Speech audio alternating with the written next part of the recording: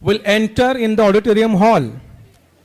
Please stand up and offer with a deep sense of gratitude as a standing ovation to their distinguished chairs.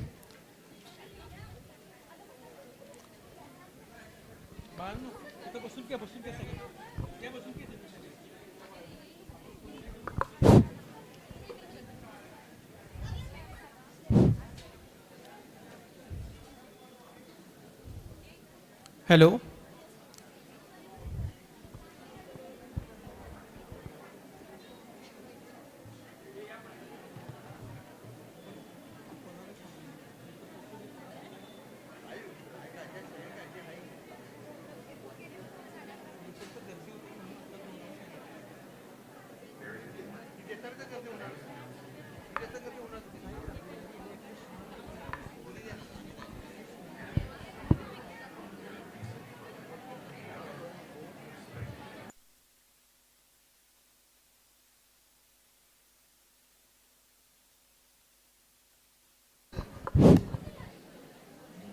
Students, over there,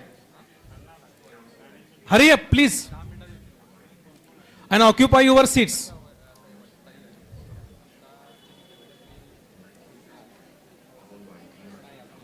Hello, madam.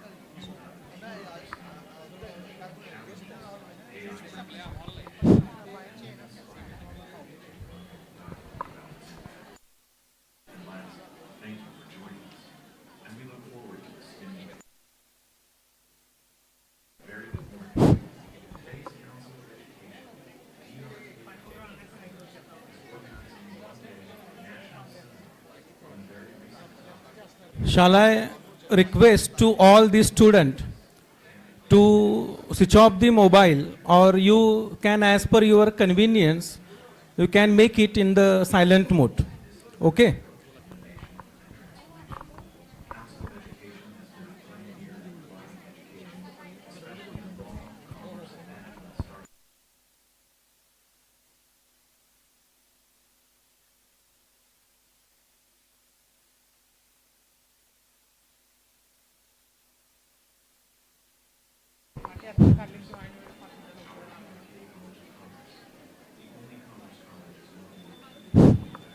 We are going to start the program within 2 minutes.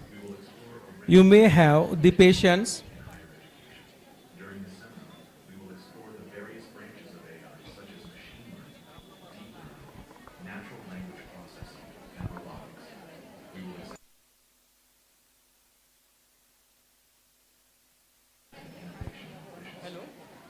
Once again, I welcome you all.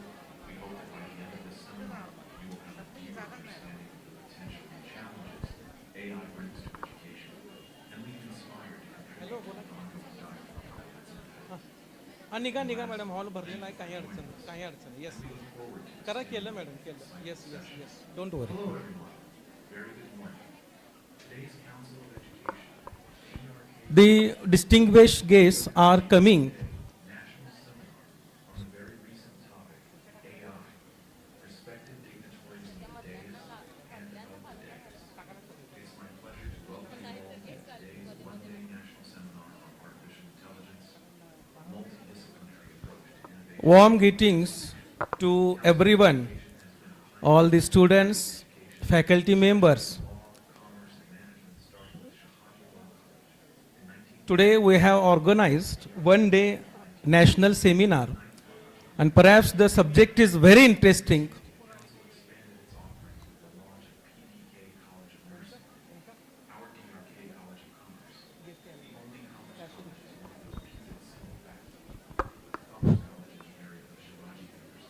During this seminar, we will explore a range of topics related to AI in higher education. During this seminar, we will explore the various branches of AI, such as machine learning, deep learning, natural language processing, and robotics. We will examine how AI is being integrated. All the faculty members, please sit down. Students standing there outside at the auditorium hall, please come inside. Challenges AI brings to education, and leave inspired to contribute to the ongoing dialogue about its impact. And last, thank you for joining us, and we look forward to a stimulating and insightful session. Hello, everyone. Very good morning. Today's Council of Education, PRK College of Commerce, is organizing a one-day national seminar on the very recent topic, AI, respected dignitaries on the dais and of the dais.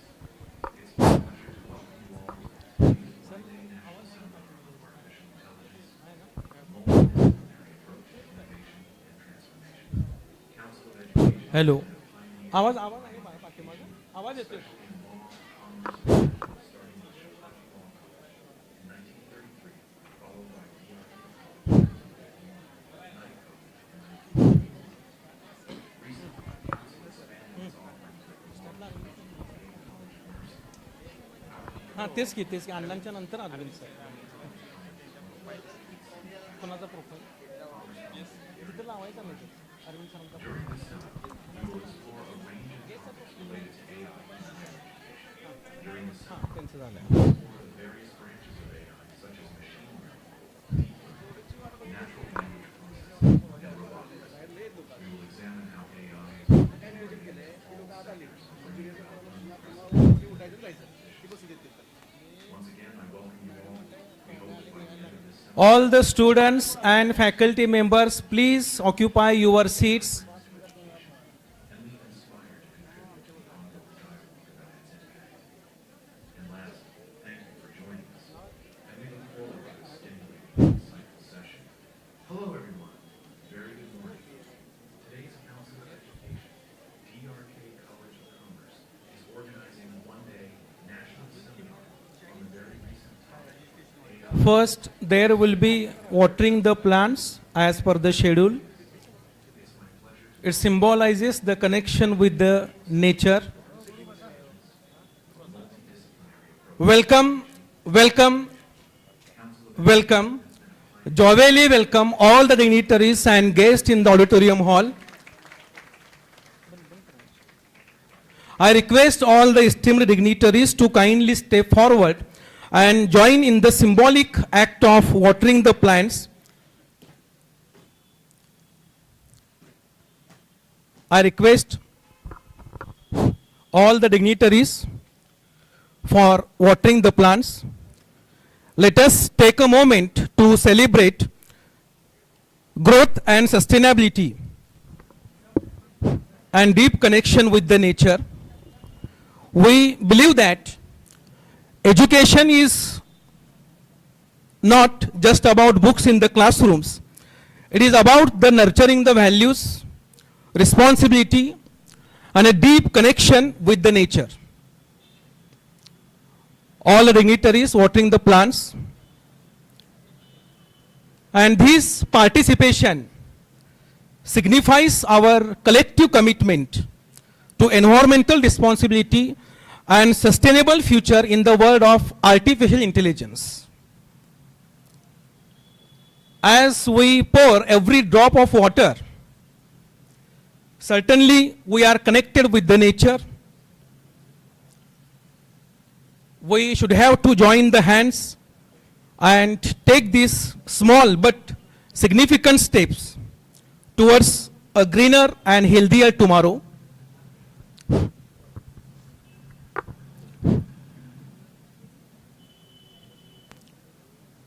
After watering the plants, I request all the dignitaries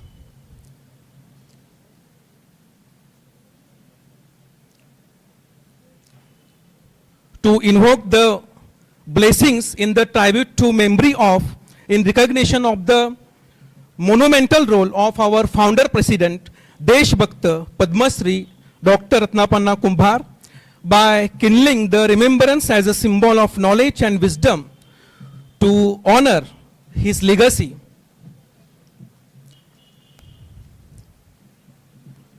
I request all the dignitaries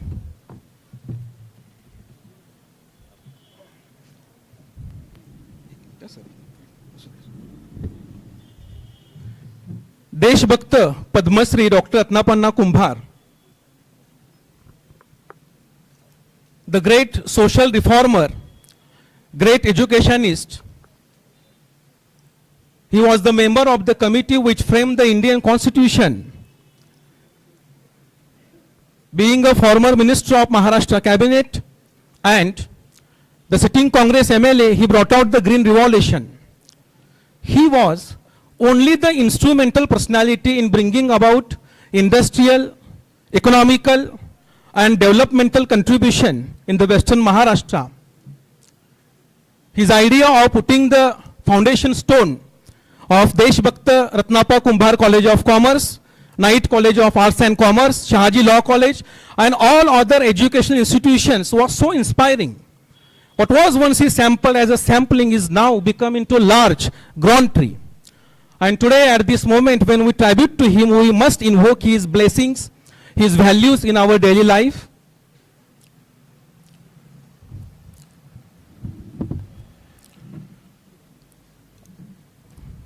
After this tribute,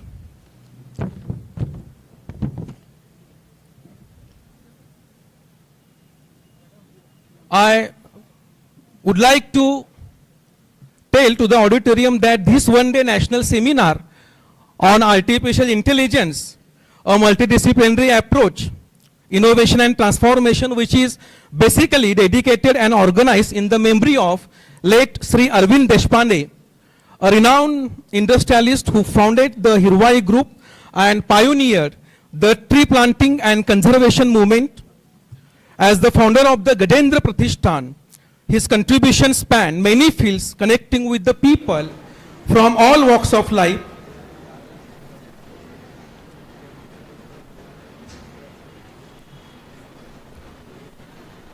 Honored with the prestigious award, Ratna Bhushan Award for his efforts recognized in his memory, today we have organized this national conference.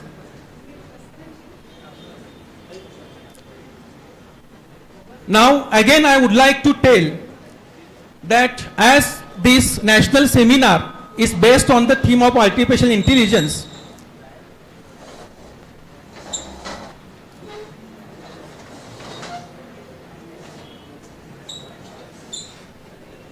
let's proceed towards the inauguration ceremony without further ado. Without delay, I meekly request Honorable Professor Dr. P.S. Patil, Pro Vice Chancellor Shivaji University Kolhapur, to officially inaugurate the conference. As we are surviving in the digital era where technology bridges distance, it is not only fitting to inaugurate the national conference in the routine way.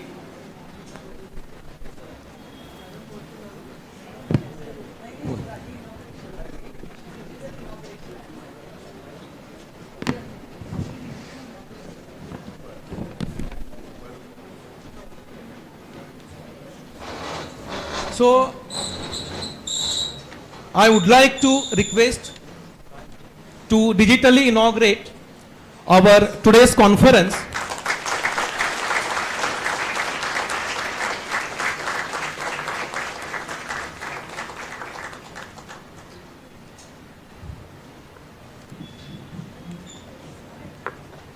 Now proceed towards the main ceremonial function.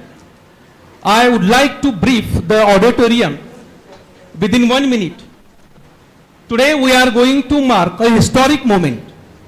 This national conference on artificial intelligence is the first of its kind in Western Maharashtra, bringing together esteemed scholars, researchers and industry leaders to explore the possibilities of AI.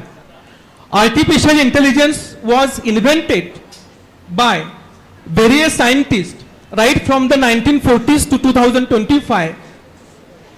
They coined the term artificial intelligence in Dartmouth conference which was the first ever conference on AI, right from the Marvin Minsky, Herbert Simon, Alan Neloy, Jan Lisson, and no doubt Geoffrey Hinton, who developed artificial intelligence system. Now, I am very happy to mention that it is the first of its kind conference which is being organized in Western Maharashtra. Now, I would like to request Principal Dr. Varsha Maindargi, known for her innovative vision, positive attitude, to deliver the welcome address and share her valuable opening remarks about today's national conference.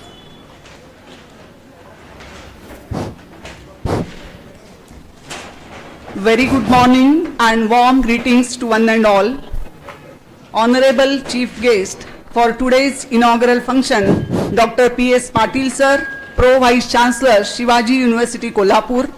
Honorable Sau Rajanitai Magdum Madam, President, Council of Education, our motherly leadership and chairperson of today's function. Professor Dr. Madhav Bilare, keynote speaker for today's seminar. Honorable Dr. Vishwanathji Magdum Saheb, Secretary and Family Head of Council of Education. Advocate Vaibhav Pednekar Sir, Honorable Director of Council of Education. Honorable Mr. Bhavik Deshpande Sir, our well-wisher and renowned industrialist. Principal Dr. Balachandra Kulkarni Sir, Parvati Devi Kumbar College of Nursing. Vice Principal of DRK College of Commerce, Dr. R.S. Naik Sir. Convener of Seminar, Dr. Supriya Chaugule Madam. Co-conveners, Dr. Desai Sir, Bothikar Sir and Jadhav Sir. Dignitaries of the dais, all my dear delegates, faculty members and students. It's my pleasure to welcome you all to today's one-day national seminar on a very transformative topic, artificial intelligence, a multidisciplinary approach to innovation and transformation, organized in the memory of late Sri Arvind Deshpande Sir, renowned industrialist and environmentalist. Our parent institute, Council of Education, is founded in 1951 by Honorable Padma Shri Dr. Deshabhakta Ratnappa Kumar, a notable figure in the history of India who worked tirelessly to promote patriotism.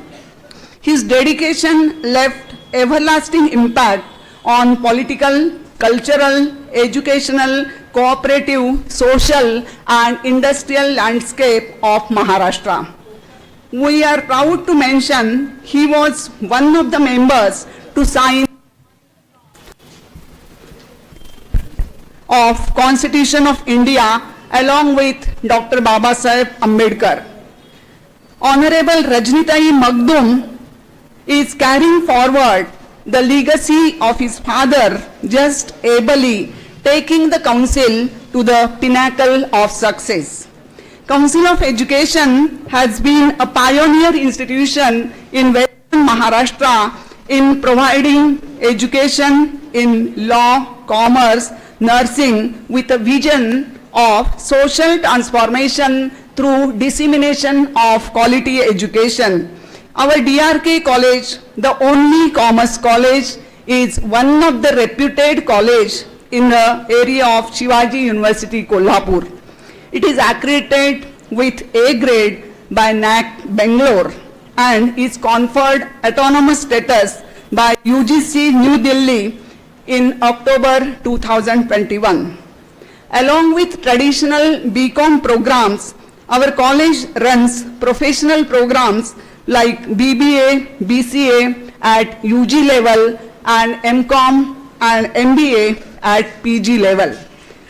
It's matter of pride that our college is a recognized coaching center and approved examination center for professional programs like CA, CMA foundation courses.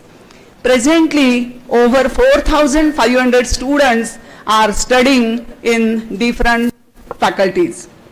Our DRK college conducts various skill enhancement programs, co-curricular, extracurricular and extension activities for all-round development of students. With excellent and high-quality infrastructure for creating conducive environment, the outcome of all these is reflected in prominent alumni of DRK comprising MLAs, IPS officers, CAs, CMAs, entrepreneurs, players, actors at national and international level. Is very keen in promoting research culture among students and teachers. Today's seminar on artificial intelligence is the next step in this direction. As we all know, in today's technology-driven era, AI is revolutioning the way we think, the way we work, and the way we interact with our environment. AI is rapidly reshaping various sectors: manufacturing, healthcare, entertainment, finance, from self-driven cars and intelligent virtual assistants to medical diagnostics and data analysis, and of course, higher education too. From personalized experiences to AI-driven administrative tools, the integration of AI is creating new opportunities, but at the same time raising some crucial and critical issues. The present seminar will explore the fascinating world of AI and its branches. For this, we are fortunate to have a lineup of resource persons and experts who will share their knowledge, research, and perspectives on the evolving role of AI in transforming higher education. Once again, I welcome Dr. P.S. Patil sir, and specially welcome the keynote speaker, Dr. Bilave sir.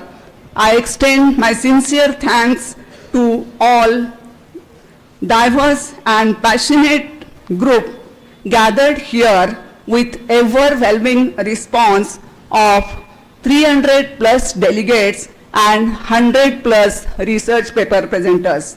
I hope this seminar will provide you valuable insights through meaningful discussions and exchange of ideas.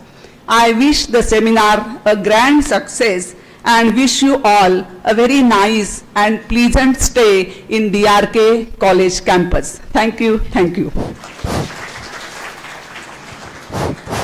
Hello. Thank you, madam, for sharing your exceptional insight and support. We sincerely appreciate your valuable guidance. Now, it gives me an immense pleasure to call and introduce a distinguished personality whose contributions have filled us with pride. With an illustrious career as a prominent surgeon in Maharashtra, a respected professor, acclaimed author, dedicated researcher, and the Secretary of Council of Education, his visionary and dynamic leadership and stout passion for the development of students, teachers, and society, I request Honorable Dr. Vishwanath Magdum sir to bestow his vision and guidance.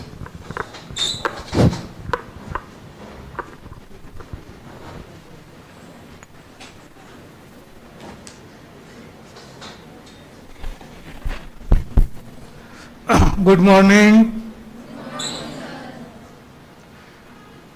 I welcome to all for this very important seminar on artificial intelligence, and we are fortunate for this.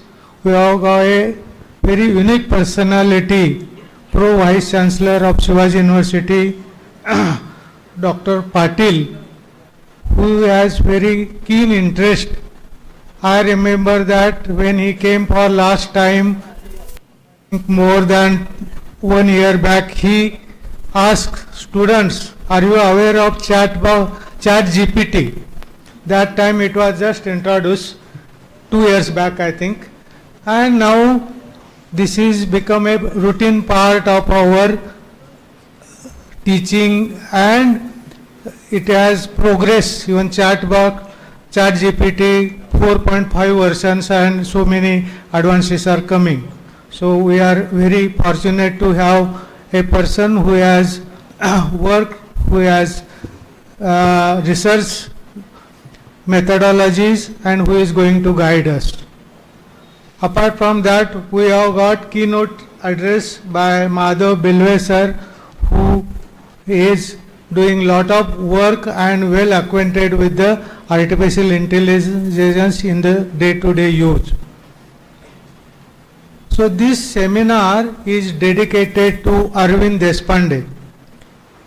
Arvind Deshpande is a industrialist, and not only industrialist, he has a lot of interest in the environmental issues, and he has played very vital role in the plantation, not only plantation but how they will sustain in the Shivaji University campus.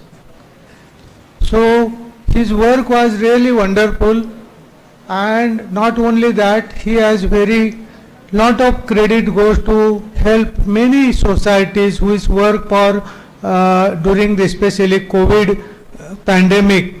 He was very instrumental to provide food and shelter to so many patients, those who are working in the there were lot of problems people were facing, and that time through the help of White Army he has provided a very support to these families and patients also.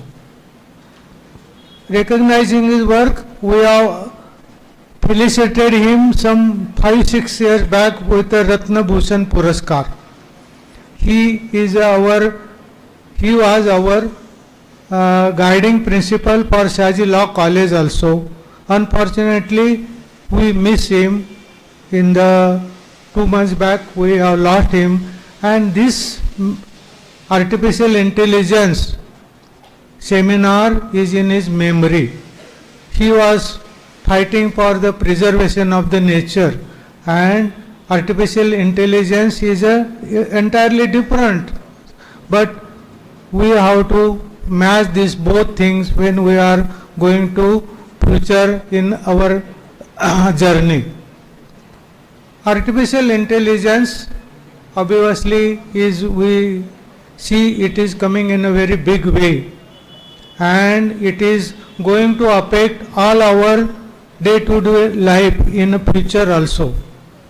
As a medical practitioner, we see that we are using this technology. Everybody is using it. We may be not aware of this artificial intelligence use, but it is evolving more and more, and it is in the medical field we are using it for the report. For example, CT or MRI reports can be given by the now AI, and which are more accurate than the human. Even for this seminar, when I was planning this seminar, I inquired whether this seminar can be possible online without human resource person. This was my thought on that, whether is it possible to convey this with the help of artificial intelligence. They said, answer was that is it possible, definitely, but human touch is required, because this is a interaction. To become a lively discussion, to question answer session, all these things can be possible only by the human. You can take help. It may be a hybrid type of concept also. So obviously artificial intelligence, even in medical, you will heard that robotic surgery. Robotic surgery is not done by robot, it is done by the doctors, but the robot help in very precision. The movements of the hand which are not possible with our routine can be done by the robotic hand. The 3D dimension, very magnified field, everything is possible with the robotic surgery, and this is the routine part in our urology. We are using robotic surgery for more than 10 years now. So But now the artificial intelligence is coming in various fields, and I think now it is a time for education, for teachers and students to get acquainted with this. So this is our theme for this today's seminar or workshop is a use of AI in teaching and learning. So obviously AI is used in every field, as madam told that it is used in all sorts of life, but it is more responsibility of the teachers and students also to know this technology and how this can be used to increase the teaching ability of the teacher and understanding the subject matter by the students. So with this, what are the obviously benefits of the AI? Obviously it make the teaching and learning. Previously you are aware that with the only blackboard teachers teaching. Now came with the PowerPoint presentation. Smart board came, all these things. This is extension of beyond because you can actually see the things. Just in the primary school in UK, where Darwin's theory of evolution is taught by Darwin itself. He comes and teaches how to introduce this concept. This is now possible because 3D reality, all this can be possible with the AI. So obviously the teaching and learning will be very interesting and there will be more interaction rather than one way. We know that lectures are forgotten immediately when you go out of the class. 50% or rather than 50%, 90% lecture is going from this year and going. That is means once you see, you participate means interaction to interaction, then chances that you may remember more or you can it apply also. So this is going to be very teacher also.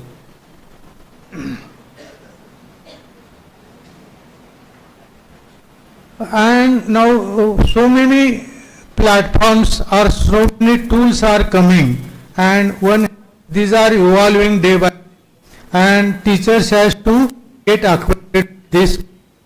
For example, for NLP means we are very weak in the English language and especially in grammars, but that can be taken care by this platform. You can check your whatever the essays are writing in that. So many things are available. Then you can just order what you want to give a lecture, what are the PowerPoint presentation, what are the things to be discussed. Everything can be obviously is available with the AI. And AI is not only just a data. You have to understand majority of the AI is depend upon the data. Whatever we provide the data, that will take the decision. But not, it is not stopping that at that level. Just like our human brain has thinking, reasoning, rationalizing, so now this part is also taken care by AI, and it is the most beautiful part. So it can have a taking capacity.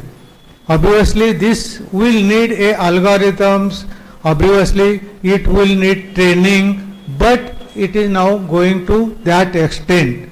So obviously what are the challenges? Now there is always fear that with so many AI taking care of the so many things, whether jobs will be lost. Yes, jobs will be definitely, some jobs which are doing repetitive work, they will go to the AI obviously. Just like we say that driving may be auto cars where there will be no need of drivers. So many jobs will be taken care by the AI technology, that is obviously true. But there will be lot of opportunities also. Human factor cannot be taken out. And this is very important that obviously whenever we are using AI, we have to keep this in mind. Just like I told that doctors are not going to be obsolete. Even the robot and so many diagnostic things can be done by AI. Still, similarly, teachers will be there. There will be interaction. There will be participation. Problem solving means interaction will be required. So many things will be there, and teachers and students only we have to use this technology so that our learning, teaching will be very joyful, interactive, and there is a lot of future for development. So many things are coming, evolving. This technology is evolving day by day, and obviously there is going to be a revolution in all. But obviously, especially in countries like us, where there is a division between India and Bharat, you know that this is a lot of disparity in the rural area, urban area, metropolis, 3-tier cities. So many things. Means students are not getting all opportunities. So while using this AI technology, obviously we have to see that it is available to everybody. Even recently held Paris, there is a international conference on how AI can be used. So many developing countries obviously has going to be have problems, and so there will be equal opportunities. Everybody should have a given equal opportunity when we are. So it is a great future, and you are going to enjoy that. This seminar is that teachers should learn how AI can be used into day-to-day practice, how it can be used. We are using AI in various other fields also, but this can be used in teaching, learning, and understanding. So I thank you once again for all so many participants, and we are going on this by experts. Thank you, sir. वनानी दहतो वन्हे सका भवति मारुतम स एव दीपनाशाय कृषे कस्यास्ति सौरुदम. As this proverb goes, when a forest is ablaze, the wind becomes an ally, fanning the flames and carrying them far, yet the same wind can snuff out even the finest spark in the instance. In the similar way, Honorable Dr. Vishwanath Magdum sir and his resolute leadership and visionary guidance truly illuminate our inner strength and chart the path to progress and success to organize these seminars. Honorable sir has covered in his remark in a very excellent way. He has covered machine learning models, transforming education, e-learning, robot teachers, AI-powered diagnostics, medical imaging, drug discovery, robotic surgeries, Industry 4.0, and hence, where is AI? Everywhere is AI. Sir, your expertise and wisdom have left an paramount mark, and we are truly honored with your collaborative, collective, analytical, and systematical support. Thank you, sir, for being our guiding light. Now, let us proceed towards the felicitation ceremonial of respected chief guest and all the dignitaries. With heartfelt gratitude, I request to Honorable Sir Rajnitai Vishwanath Magdum, President Council of Education, to welcome and felicitate by presenting a commemorative book along with welcome bouquet, which symbols of our commitment toward the environmental sustainability, toward our esteemed inaugurator and chief guest, Honorable Professor Dr. P.S. Patil, Pro Vice Chancellor, Shivaji University, Kolhapur.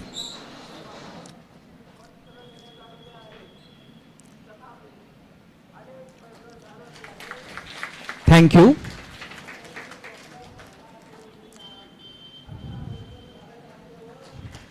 Thank you. Now, with utmost reverence and respect, may I request our beloved leader, Honorable Dr. Vishwanath Magdum, Secretary Council of Education, to welcome and felicitate by offering an honoring book along with the welcome bouquet as a token of respect and admiration to the distinguished guest and keynote speaker, Honorable Professor Dr. Madhav Bhilare, Shivaji City, Kolhapur.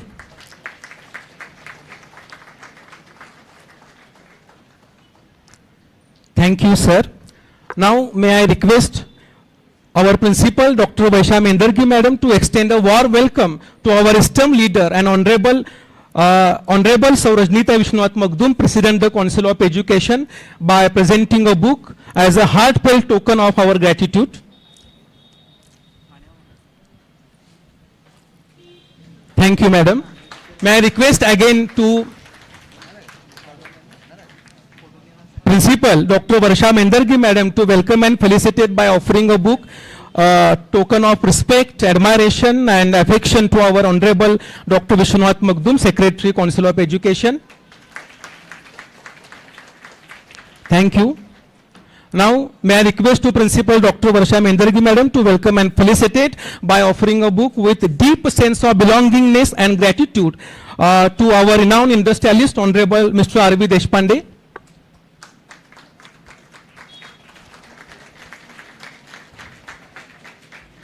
Thank you, Madam. Now, shall I invite to convener of this conference, Dr. Supriya Sogle Madam, to welcome and facilitate Principal Dr. Praveen Patil Sir.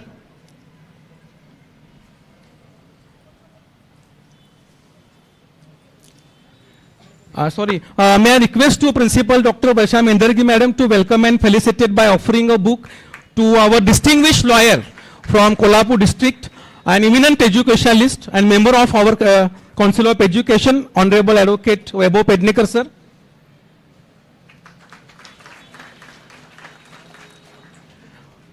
Shall I invite to the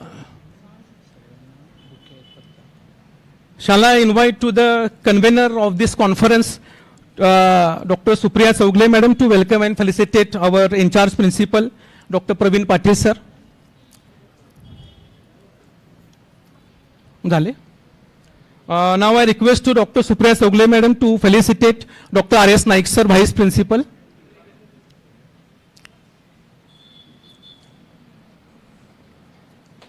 Thank you. Thank you all. Now, attention for a while for the journal publication.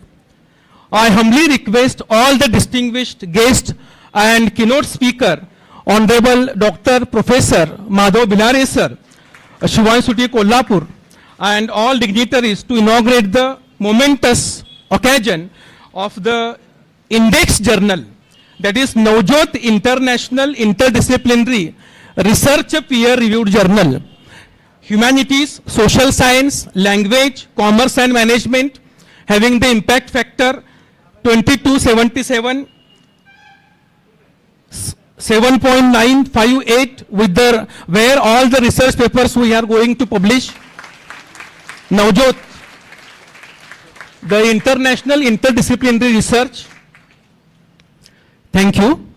Without further ado and delay, I would like to invite our conference convener, Dr. Sogle Madam, to introduce the esteemed guests.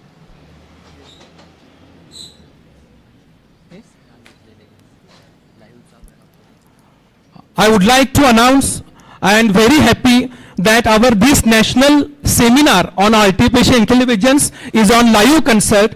I request all the students, faculty member, researcher, delegates, please subscribe to our channel. Good morning. Live in Council of Education, Kolhapur. Thank you. Good morning to all present here. We are deeply honored to have with us our esteemed chief guest,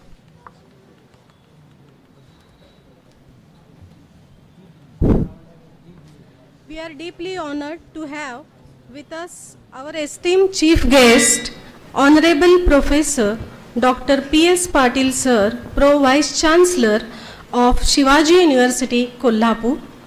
Sir, your presence today is truly inspiring. I extend my warm welcome to our guest of honor, Dr. Madhav Bilave Sir, Professor, Department of Zoology, Shivaji University, Kolhapur. We are also privileged to have among us Honorable Sau Rajnitaiji Magdum Madam, President, Council of Education, Honorable Secretary Dr. Vishwanath Magdum Sir, Honorable Member of Council of Education Advocate Vaibhav Pednekar Sir, and Principal of Law College, Shahaji Law College, Dr. Praveen Patil Sir, Principal of Parvati Devi Kumbhar College of Nursing, Principal Bhalchandra Kulkarni Sir, and in the late memory of Arvind Deshpande Sir, we have organized this seminar. The guest of honor, Mr. R.V. Deshpande Sir, a renowned industrialist. Also, in absence, Mr. Pramod Jagtap Sir, Secretary Maji Vidyarthi Sangh. I extend my heartfelt welcome to all our respected dignitaries, faculty members, students, and esteemed guests who have graced this occasion with their presence on dais and in the audience. Today is a momentous occasion and we are privileged to have a distinguished personality among us, our esteemed chief guest, Honorable Professor Dr. P.S. Patil, Pro Vice Chancellor of Shivaji University. Dr. P.S. Patil Sir is a visionary academician and a dynamic leader in the field of education, research and administration. He has made a significant contribution such as research, student development and institutional growth. It's an honor to me to introduce our chief guest, Dr. Pramod Patil Sir, Pro Vice Chancellor, Shivaji University, Kolhapur. He has completed his MSc and PhD in physics. His research areas are nanoscience, solar cells and electrochemistry. He has published over 901 research papers in 553 plus international and 25 national journals. He has 25,363 citations and his H index is 82 and I-10 index is 452. He has worked as lecturer to professor at Shivaji University since from 1989 and he is shouldering responsibility as Pro Vice Chancellor of Shivaji University from 2020. He has worked as coordinator of Nanoscience and Technology School and director of IQAC of Shivaji University, Kolhapur. Under his guidance, 50 PhD students have been awarded their PhD degrees. He has completed more than 18 funded research projects which fund were amounted to more than 8 crores rupees. He has 6 national and international patents. He has authored many books on nanotechnology and solar cells. He has been awarded as Best Teacher in 2014, DAAD Fellowship, Germany, Brain Pool Postdoctoral Fellowship, South Korea, and Cover Page Award from Nano Today and Materials Today. As we gather here today for National Seminar on Artificial Intelligence, a multidisciplinary approach to innovation and transformation, we couldn't have asked for a more fitting guest. Sir's insights and experiences will undoubtedly enrich our understanding and will motivate us to strive for greater achievements. Thank you, sir, for accepting our invitation. Also, it's been a great pleasure to introduce our keynote speaker, Dr. Madhav Bhilavi, sir. He is professor at Department of Zoology, Shivaji University, Kolhapur. He has done MSc in Animal Physiology and PhD in Aquatic Toxicology. His research domain is Fisheries Science and Aquatic Toxicology. He has published 107 research papers in national and international journals. He has 335 citations and his H index is 8 and I-10 index is 7. He has attended 19 national, 19 international and 43 workshops. He has completed 2 UGC funded research projects and 1 university funded research project. Under his guidance, 10 PhD students have been awarded. He has total 34 years of teaching experience and he has worked with Government of Maharashtra too. At present, he is working as a professor. He has authored 13 books and 7 book chapters he has written. He is a life member of 23 academic bodies. We are truly grateful to Professor Madhav Bhilave sir for accepting our invitation as at a such short notice. Despite a busy schedule, your willingness to be here today is a testament to your dedication and generosity.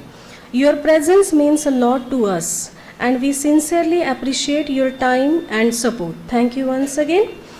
All the members present here or on the dais, we all know that our Council of Education Chairperson, President, Honorable Sir Rajnitaiji Magdum is a motherly figure to us and Honorable Secretary Dr. Vishwanath Magdum sir is a dynamic personality who always motivate us to adopt technology and do some innovative things. Also, our member of Council of Education Advocate Vaibhav Pednekar sir is continuously guiding us for making so many different activities. Also, I welcome once again all and thank you for giving me opportunity to introduce today's guest of honor and keynote speaker, honorable all guests present over here. Thank you one and all. Thank you, madam. While maintaining a flow of this national conference, now it's moment for which we are eagerly awaiting for the inaugural address. May I request Honorable Professor Dr. P.S. Patil, Pro Vice Chancellor, Shivaji University, Kolhapur, to express and share his intellectual, knowledgeable and extensive experience. Please, sir.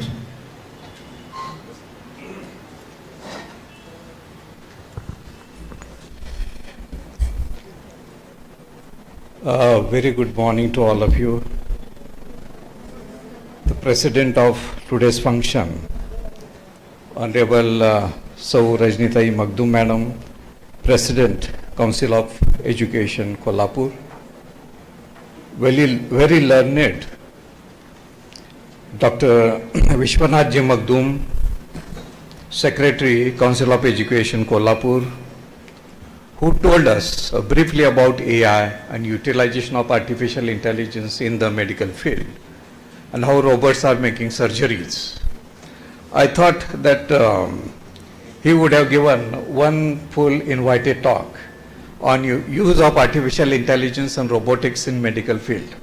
That is one of the interesting topic, and in Kolhapur we are already using it, and therefore it would be better for you to visit some of the hospitals and see exactly how AI is in action. Okay, because looking into the AI in action is wonderful experience, and you have to look at it instead of getting only theoretical experience. Instead of only reading about AI, you have to get some practical experiences, and those labs are already here in Kolhapur. You have to identify those labs and visit those labs. Probably Dr. Vishwanath Ji Magdum sir will help you to visit some of the hospitals in which the robots are in action. They are performing very complicated operations. I'm not sure whether you will be allowed, but special efforts will be made by Honorable Dr. Vishwanath Ji Magdum, and probably next time you can keep his entire invited talk on robotic surgery and artificial intelligence. These are the changing paradigms of science and technology. Here we have the chief guest, I can say, Professor Madhavji Bhilave. I am surprised because he is a professor of zoology. He is a very well-known scientist in the field of zoology. He is operating many animals. He is culturing many aquariums and other things. And I'm surprised to see him here because he is here as an expert in artificial intelligence. So in a true sense, your conference is a multidisciplinary. here you would like to prove that it is indeed a multidisciplinary, because a zoology person is talking on artificial intelligence. Then we have Honorable Vaibhav, Advocate Vaibhavji Pednekar sir, Dr. Supriya Chaugale, convener. We have various dignitaries on the dais, Dr. Pravinji, all the principals, and we have special person, a renowned industrialist from Kolhapur, Mr. R.V. Deshpande, the principal of this college, Professor Dr. Varsha Mendargi Madam, was also Management Council member of Shivaji University, Kolhapur, in which she did actively participate in various decisions that we have taken on the level of management of university, and her participation was very welcome participation. And here we also see some of the eminent people in the audience, Dr. Heavy, former director of Institute of Science, Bombay, all the faculty members, teachers, research scholars, and my dear student friends. I'm indeed very happy to be here on the occasion of inaugural function of one-day national seminar in the memory of renowned industrialist and environmentalist late Sri Arvindji Deshpande on artificial intelligence, a multidisciplinary approach to innovation and transformation. I would like to give one suggestion to Honorable Magdumsi and Varsha Mendargi Madam, that the artificial intelligence, a multidisciplinary approach to innovation and transformation, please add 1.0. So this is the first conference in this particular AI expedition of your college. Maybe after 6 months you can have 2.0, in the next year you can have 3.0, because artificial intelligence is going to invade into our day-to-day life. It is going to come everywhere in our life, in the student's life, in the parent's life, in the teacher's life, and everybody's life. AI is going to invade, and therefore we need to definitely get some knowledge about artificial intelligence and what good it can do and what bad it can have. And therefore you can also be sure, and you can also get some of the knowledge where you can avoid the bad of AI. For example, there are many good people, many intelligent people in the world, in the country, they are using AI for hacking. And therefore, nowadays, cyber security is one of the important and challenging aspects in front of all of us. There are separate conferences, there are separate various sessions which are organized only in cyber security.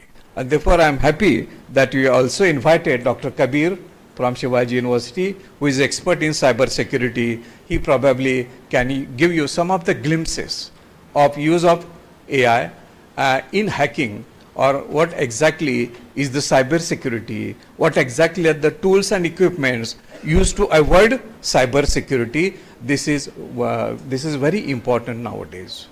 I am also touched to learn that this conference has been organized in the memory of renowned industrialist and environmentalist, late Sri Arvindji Deshpande sir, to whom I was personally knowing him. I personally had lot of friendship with Honorable Arvindji Deshpande. As a faculty of Shivaji University, we used to organize lot of conferences, national, international, regional, state level. One fine day, we decided to organize an international conference in the year 2008. And I was a convener. And in that particular expedition, I visited Honorable Arvindji Deshpande sir. And I told him that, sir, we have invited about 30 scientists from all over the world, and we are falling short of the funds. He immediately invited me to his industry. I went there, we discussed, we had a lot of discussions, and he suggested some names, and one of the name is Honorable Pi Foundation, Panditji, Pandit Rao Kulkarni sir. Yeah. Then we approached him, and he gave a generous donation to our conference. And from there, That was the starting point of our friendship, and from there onwards, we used to interact with each other. And he was such a dedicated person. His devotion, determination, and discipline was wonderful. He used to come to our university campus on his own. He planted many plants on the university campus. From his own pocket, he spent the money. Lot of expenditure he made only to preserve the environment of the university and to strengthen the environmental things on the university campus. And he was putting in selflessly, and many students, many research scholars, and even many faculty members joined his expedition, and that he named Hirvai. So that whenever we used to have a lot of discussion, I also used to invite him to our departments, and he said, sir, if there are some good students, if the student is from rural background, and if he is in need of some financial support, please let me know. If that student is really doing some research work, good research work, and if you tell me that he is doing good research work, I will believe in that and I will donate some money to that particular student. So he was always thinking in terms of elevating the standards of the rural students who were hardworking students. We don't want a casual student today. We want a student who is sincere, who is disciplined, and who is dedicated, who in a true sense. Nowadays we have thousands of students, but only 10 of them are good. And that was the discussion that we were putting on, and we have, with the help of Honorable Arvindji Deshpande sir, we helped many students from Shivaji University, and that's why I'm really touched to be here, because this conference has been organized in his memory, and his photograph is there. And I really pay a lot of tributes and my all the homages, and my respect is in terms of Arvindji Deshpande. So I'm happy that Mr. R.V. Deshpande, who is the son of Arvindji Deshpande sir, is here to present in this conference. Secondly, this conference is, as already Vishwanathji Magdum sir has told us, the importance of artificial intelligence. You might have heard about ChatGPT. DeepSeek was the wave.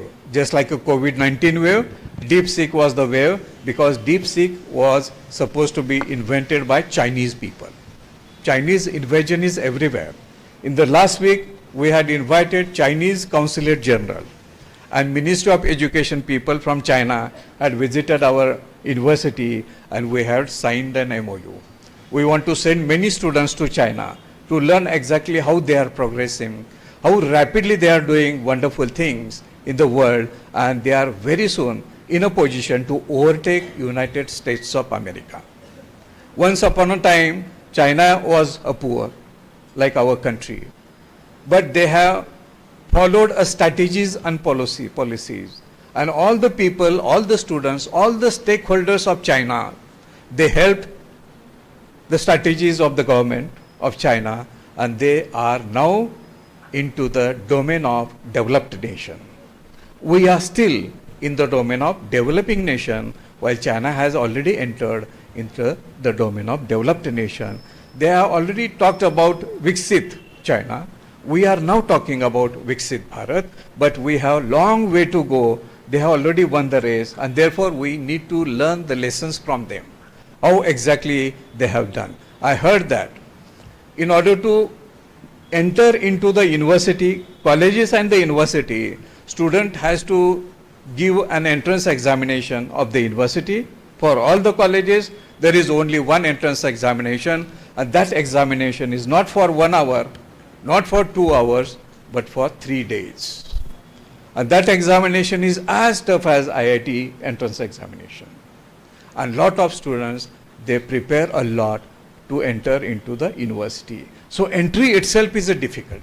And once you enter, you can do better. That is their strategy. Because they want good students, they want a hardworking students, they want a sincere students, they want a student with high level of cognitive ability. Not only that, they also have fine band of teachers. They also need good teachers. They send teachers outside, mostly to the developed countries like United States of America. They go there because the highest population in United States of America is Chinese. Second is Indians. Normally Indians don't come back, they come back. Why they come back? Because they have conducive atmosphere in China. They have all the facilities in their country. And therefore they would like to come back to China. They would like to come back and serve their own country. That particular spirit is there in their teachers also, in their scientists. And when they come back, they do wonderful things. One of the scientists in our field is called as the Zedel Wang. He is one of the renowned scientists and professor in good lab in USA. He was on the visit of China, Beijing.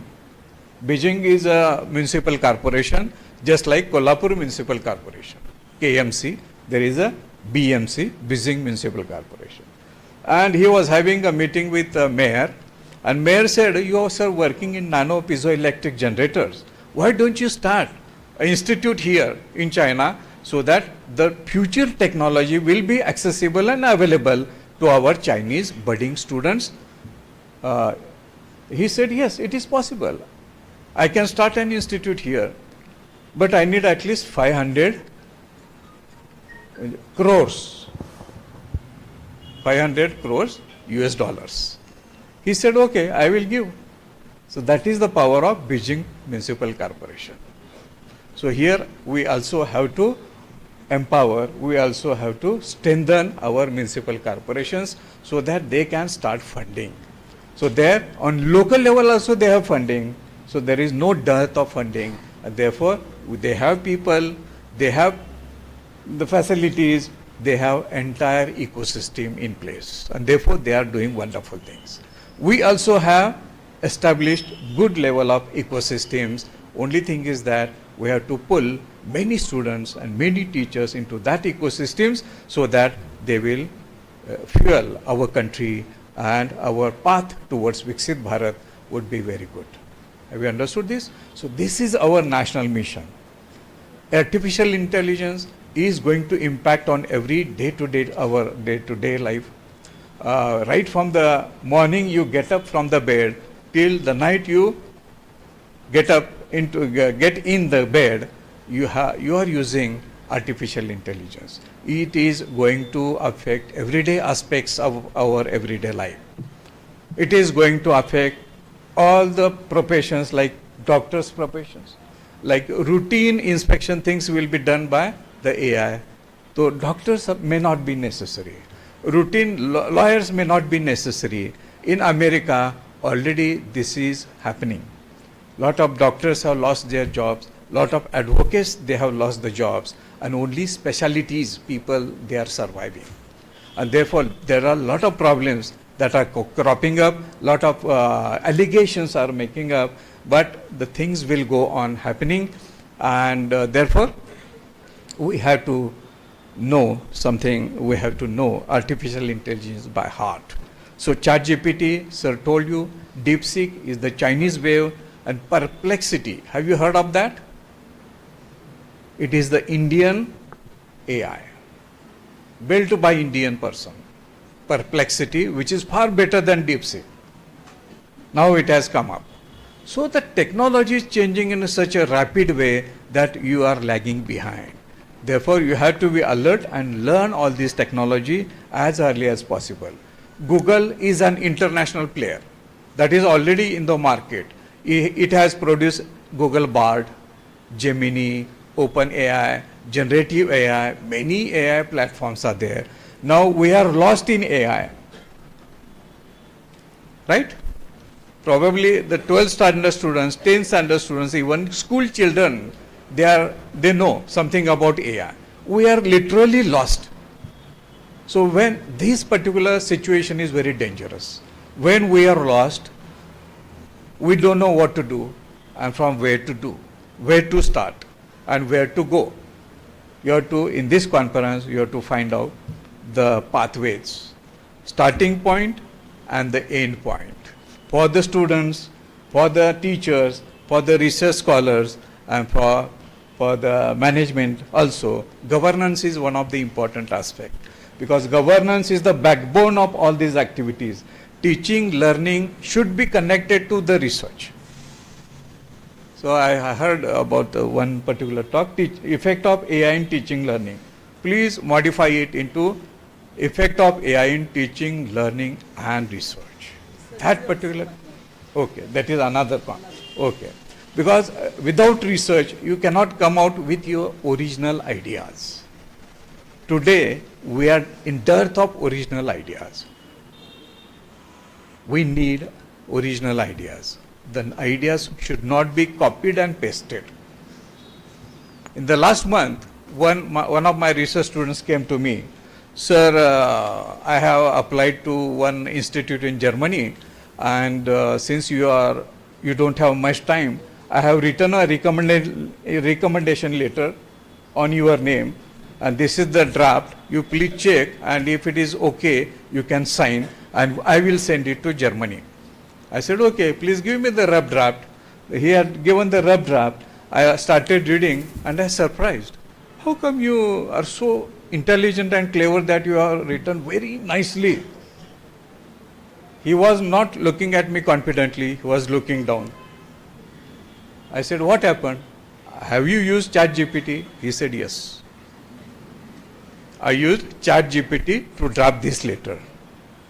I said, "Okay, you can use ChatGPT, but before that you should draft the similar quality letter without using ChatGPT."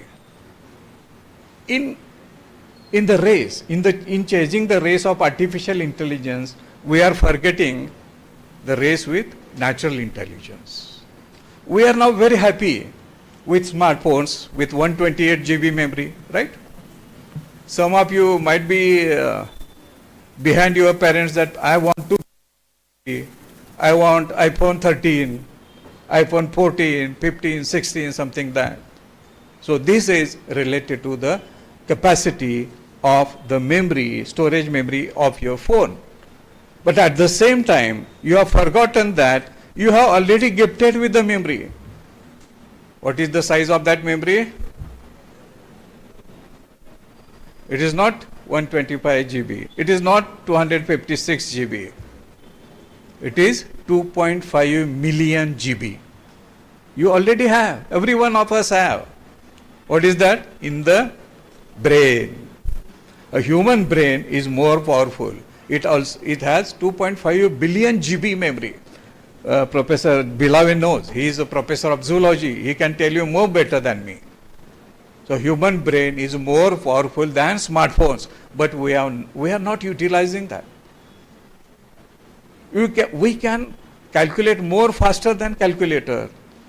We can think more faster than AI, but we are not utilizing that. I don't know what will happen, but it is the problem. And what is the solution? I don't know. It is an open-ended question as far as today is concerned. So what I told you is, yes, this is the way we are swimming in the sea of AI apps, chatbots. Where to start is the one question. Where to stop? Take a pause, and if you are good, if you are good in AI, start writing a proposal for AI. Probably you said, "Sir, I don't have any access to the computers. So how can I start any things?" Right? So access to the computers is there. Probably your college has, our university has. But you have to understand what should be the computing power of that machine that you require. Can you do that particular homework? That is important. If you say, "I need a tremendously huge computing power of that machine," okay, I can give you one machine with tremendously huge computing power. What about data? Which data will you work on? Because the AI will work only on data. You should have data. Like COVID-19. was a pandemic. Many good and smart students like you, they converted this difficult situation into opportunities. They started using AI during COVID-19. They started collecting the data of COVID-19 affected people from various cities, and they put it into some programs and found out that these are the hotspots. These are the people required for the quarantine and something like that. Those people who are highly infected should get dosages and something like that. So they have smartly utilized, intelligently utilized the AI for during COVID-19, and they converted these difficult situations into opportunities, and they become successful. Right? That time the data was easily available. Now you need data. From where do you get the data? That is the question. If you tell me, sir, I would like to work on farmers, you should get the farmers' data, their crop patterns data, their sustainability data, something like that. So you have computing power, you have data, and then what is your idea? That matters a lot. And therefore, in India also, we are not lagging behind. We have set up Indian AI mission. We also have started quantum technology mission. That is another level of technology. If that quantum technology comes, all AI will change. Change for better, change very fast, very rapidly.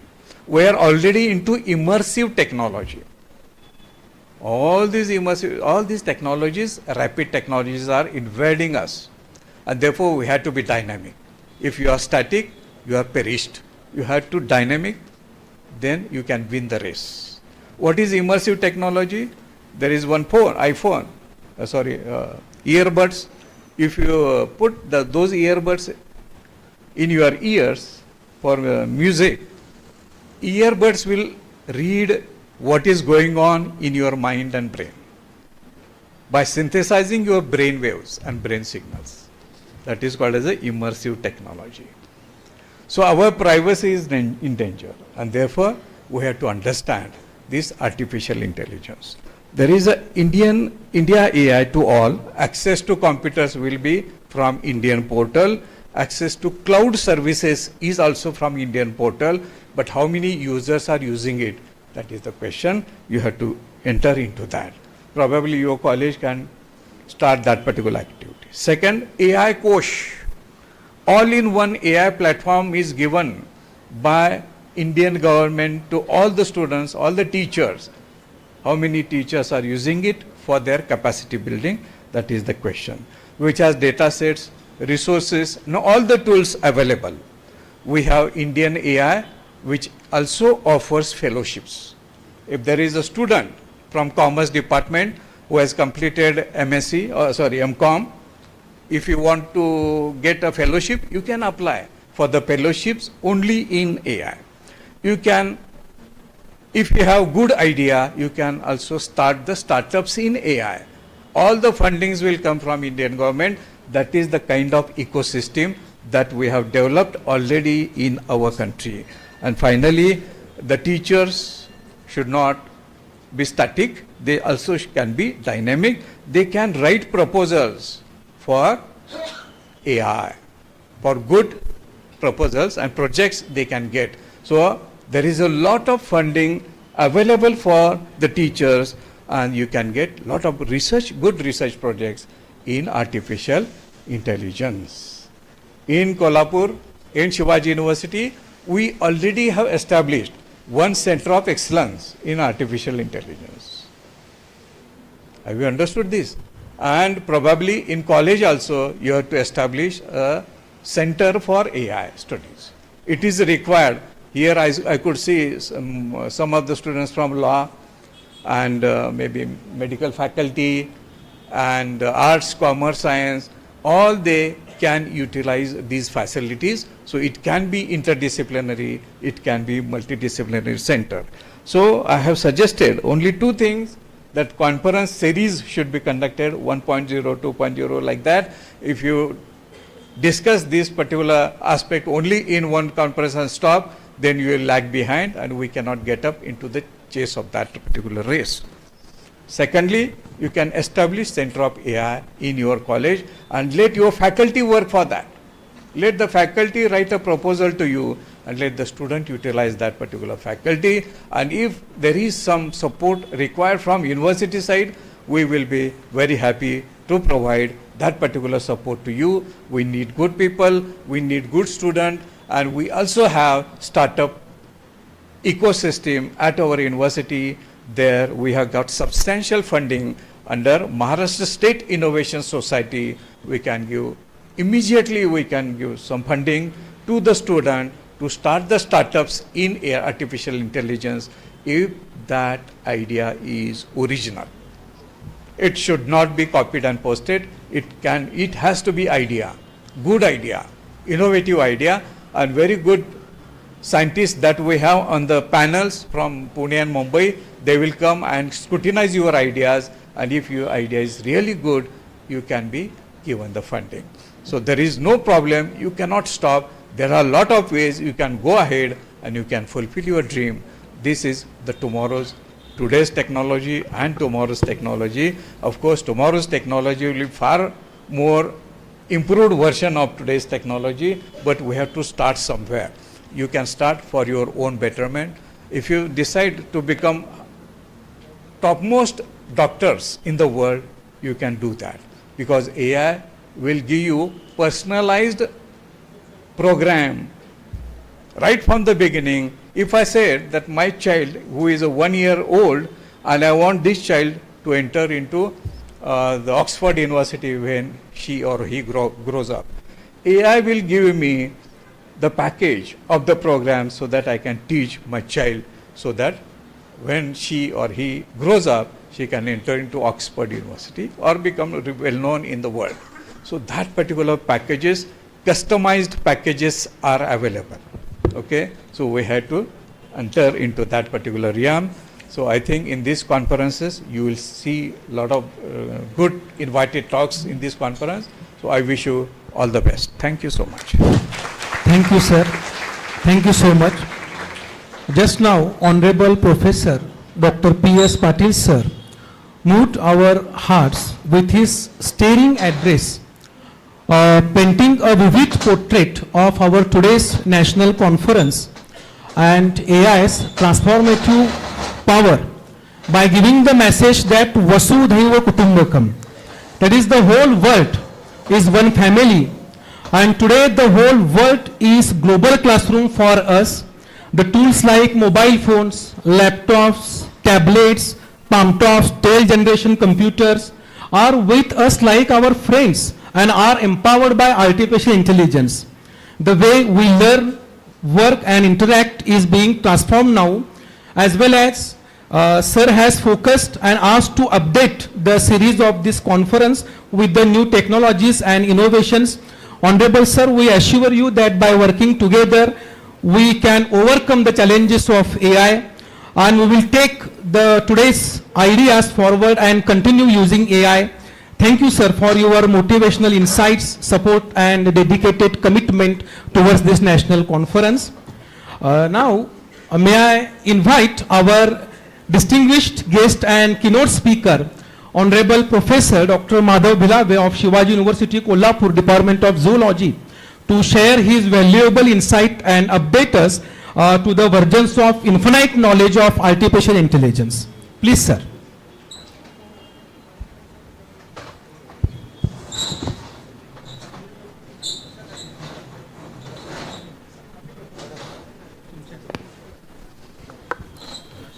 Before that, I would like to request our principal madam to felicitate Pramod Jagtap sir, entrepreneur,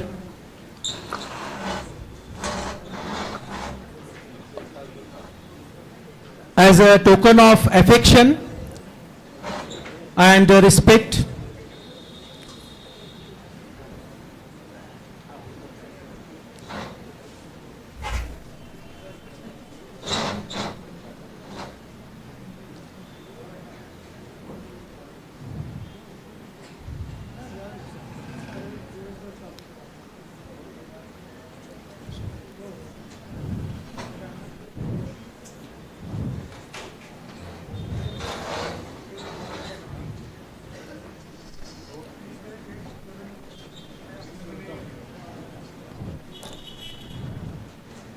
Thank you. Thank you so much. Now we are moving towards the most awaited keynote address.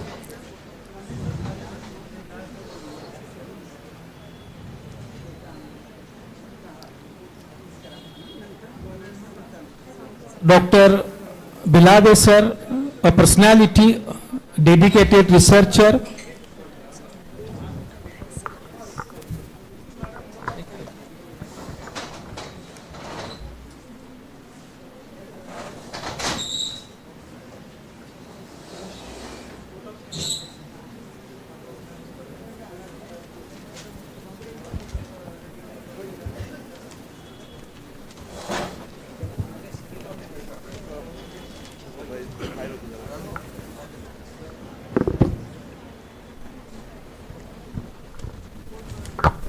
Now I request Dr. R.S. Naik sir to offer a vote of thanks. Good morning to all. Honorable dignitaries on the dais, delegates and my friends. Today we are gathered here for one-day national seminar on artificial intelligence, a multidisciplinary approach to innovation and transformation.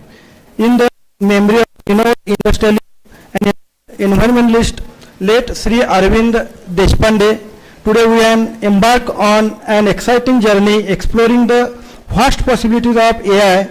I would like to take this opportunity to express my heartfelt gratitude to each and every one, to you for making this seminar a reality. On behalf of this esteemed institution, dear College of Commerce, I want to express my sincere and heartfelt thanks to Honorable Professor Dr. P.S. Patil, Pro Vice Chancellor, Shivaji University, Kolhapur, who has his precious time for us, grace this occasion with his presence and guidance. And I extend my sincere appreciation to our today's keynote speaker, Honorable Professor Madhav Bhilave, Department of Zoology, Shivaji University, Kolhapur. My sincere thanks today's chairperson and president, Council of Education, Honorable Sir Rajnitai Magdum, for being backbone and inspiring us. I want to express my gratitude to our guide, Honorable Dr. Vishwanath Magdum, sincere Secretary, Council of Education, Kolhapur, for your vision and commitment for to work and executions and valuable guidance for us.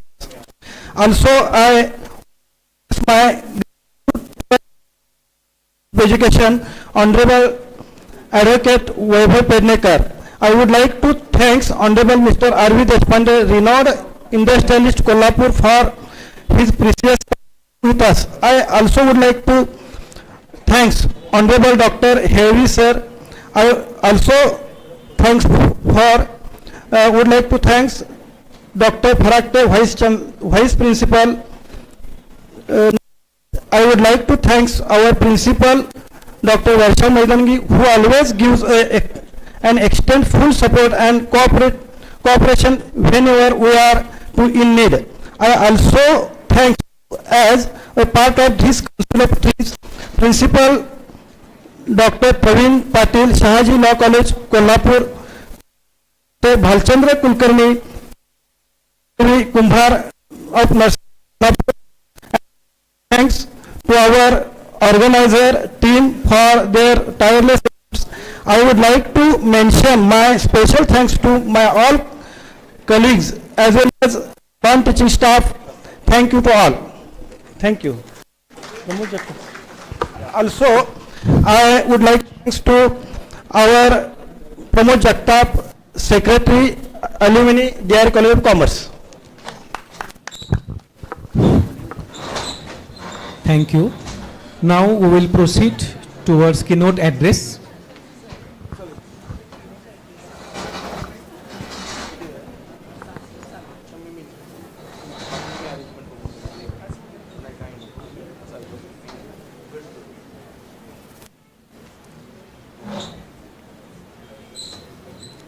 Now we are going to dive in the infinite domain of our AI. And heartfelt gratitude, sincere appreciation towards all the dignitaries who are present and who have given this time which exemplifies the artificial intelligence, and because of their presence, the galaxy of intelligence, as it is rightly said that the wise man who marks directs toward the illimitable domain of the eternal bliss. We are honored with the presence of our distinguished dignitaries on the dais of the dais.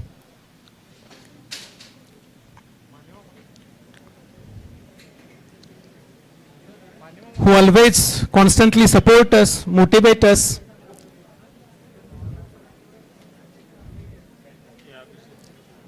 Now let us proceed toward the cover part, that is a keynote address. Yes, sir. Please, sir.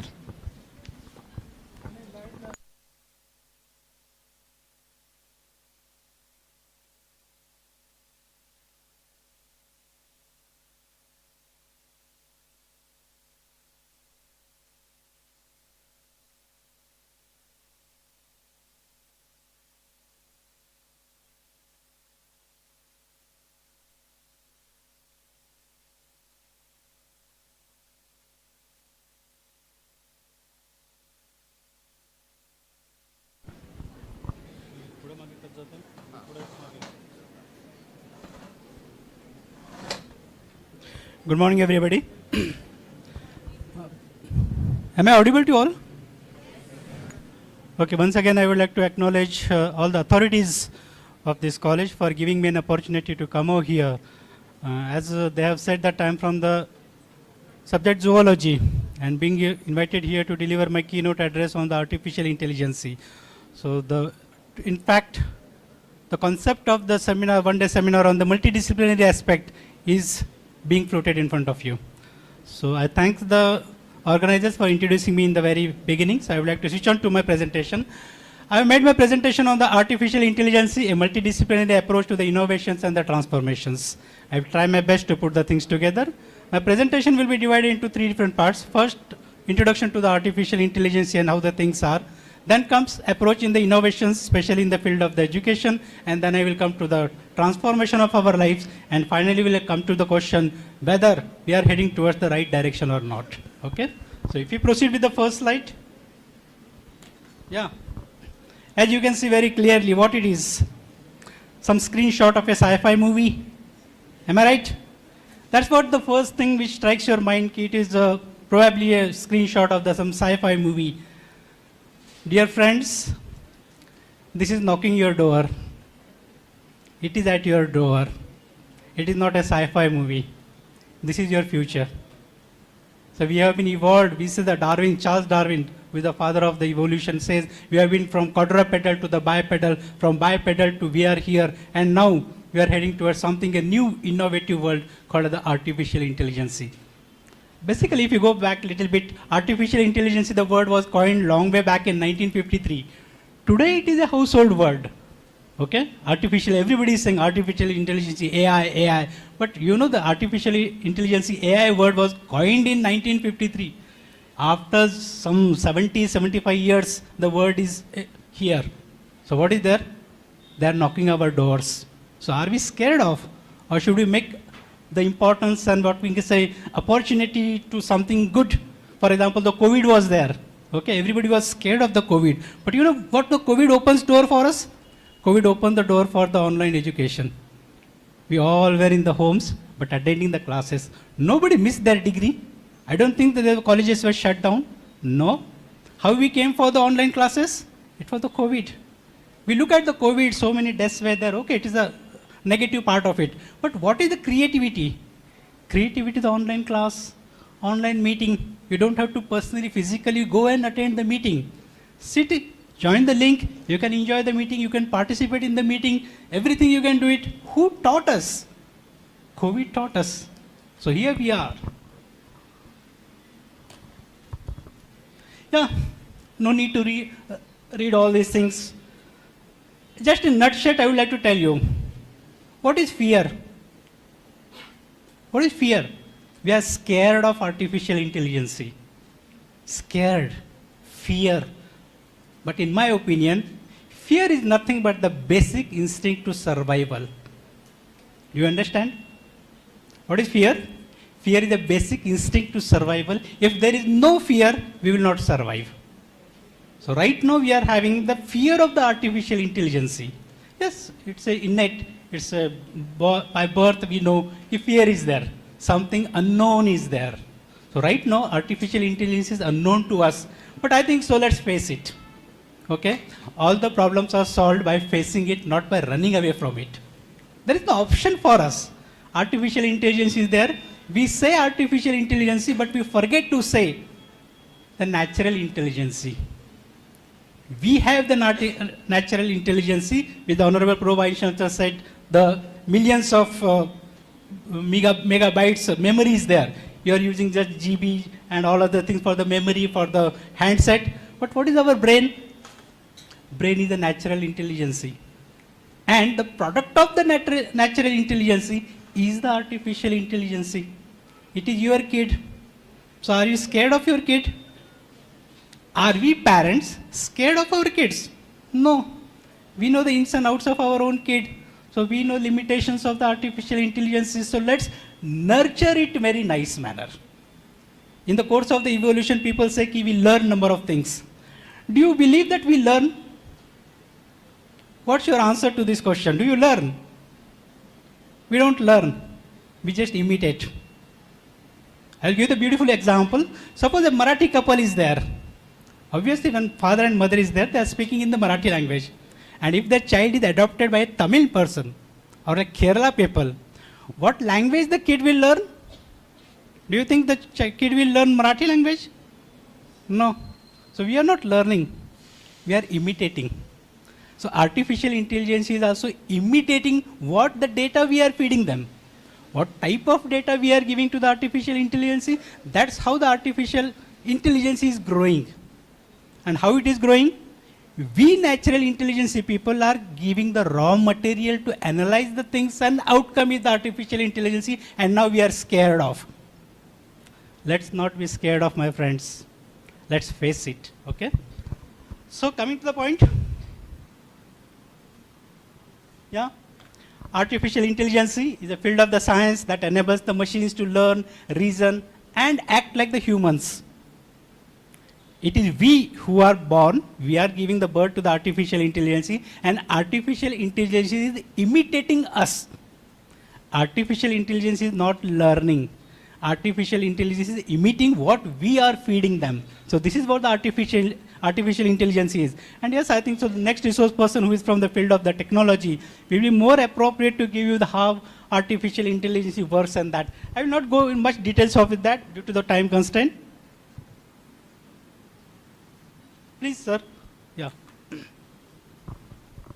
Here we are. Sir. This skipping. Okay, here we are. We have fed the data, we have given the information, and now it is in front of us. What the Charles Darwin said, from quadrupedal to bipedal. They are bipedal, na? They are just like us, they are humanoids. What are the humanoids? Human plus robot is called as the humanoid. So how they are working? They are working on what we are feeding them. They are working on what type of data we are giving them, they are working on that. So yes, here we are. Uses of the artificial intelligence, yes, Dr. Makhdoom sir has, while delivering his talk, he has said number of things on the use of the artificial intelligence, especially in the field of the medical. Just taking his support, I will go ahead with that. Yeah. Whenever your friend comes in front of you, what do you do? Hi. Hi-fi. Okay? So let's do the hi-fi to the artificial intelligence and not run away from the artificial intelligence. Let's do shake hand to the artificial intelligence. Let's welcome the artificial intelligence. There's a fear in your mind that artificial intelligence are going to take your jobs and this and that. I don't think so. Artificial intelligence is not going to take your job, but it is going to just change your job. The nature of job is going to be changed because of the artificial intelligence. You don't have to be scared of losing the job. No. Artificial intelligence will not put you in the 10 to 5 job or 9 to 5 job. It is not like that. Okay? Artificial intelligence is going to put you on the toes day and night. Just, okay, whenever the message comes, you have to prepare for this. Yes, you are there. It is going to keep you on the toes. It is not going to make you 9 to 5 office going work. You don't have to go to the office to do the work. Okay? You don't have to go to the bank to remove your salary for running your household. Money comes to your account. On the last day of the month, you get a message, or the first day of the month, you get the message, pipit. What is that? Salary deposited on your account. Same thing is there. Why you are scared of? You are not going to lose the job because of the artificial intelligence. Artificial intelligence is going to change the mode of the job. So you know who survives in the world? Not the fittest person who survives in the world. Not the most intelligent person survives in the world. Who survives? The person who has the change adaptability, who can accommodate himself or herself according to the change will survive. If you cannot accommodate yourself according to the change, you will be eliminated in the course of the time. So let's not be adamant. Let's change ourselves. Don't expect the new generation which is sitting in front of me. Yes, you are having the abundant job. But it's not like our parents. They are going in the office, taking the tiffin, coming back in the evening. No. Your nature of job is altogether different than the nature of the job which the parents are having. So I will humbly request you all, change the mode of education. Change the mode of accepting the things. Don't lose the hope that I will be unemployed. No. If you are a skilled person, if you are able to take care of the technology, the job is knocking your door. Earlier, we used to apply for the jobs and wait for the interview call, go this and that. Now you don't have to. Just put the email, put your resume, and they will call you for the interview, that too on the online mode. If you are successful, they will say just send your bank details, the salary will be deposited on your account. Just work from home. Change. Have you lost your job? No. Only the mode of things have changed. The mode of education has to be changed in the tune with the artificial intelligence. So let's welcome. Let's say high five to the artificial intelligence. What is AI? I will not go in the details. Yeah, beautiful thing.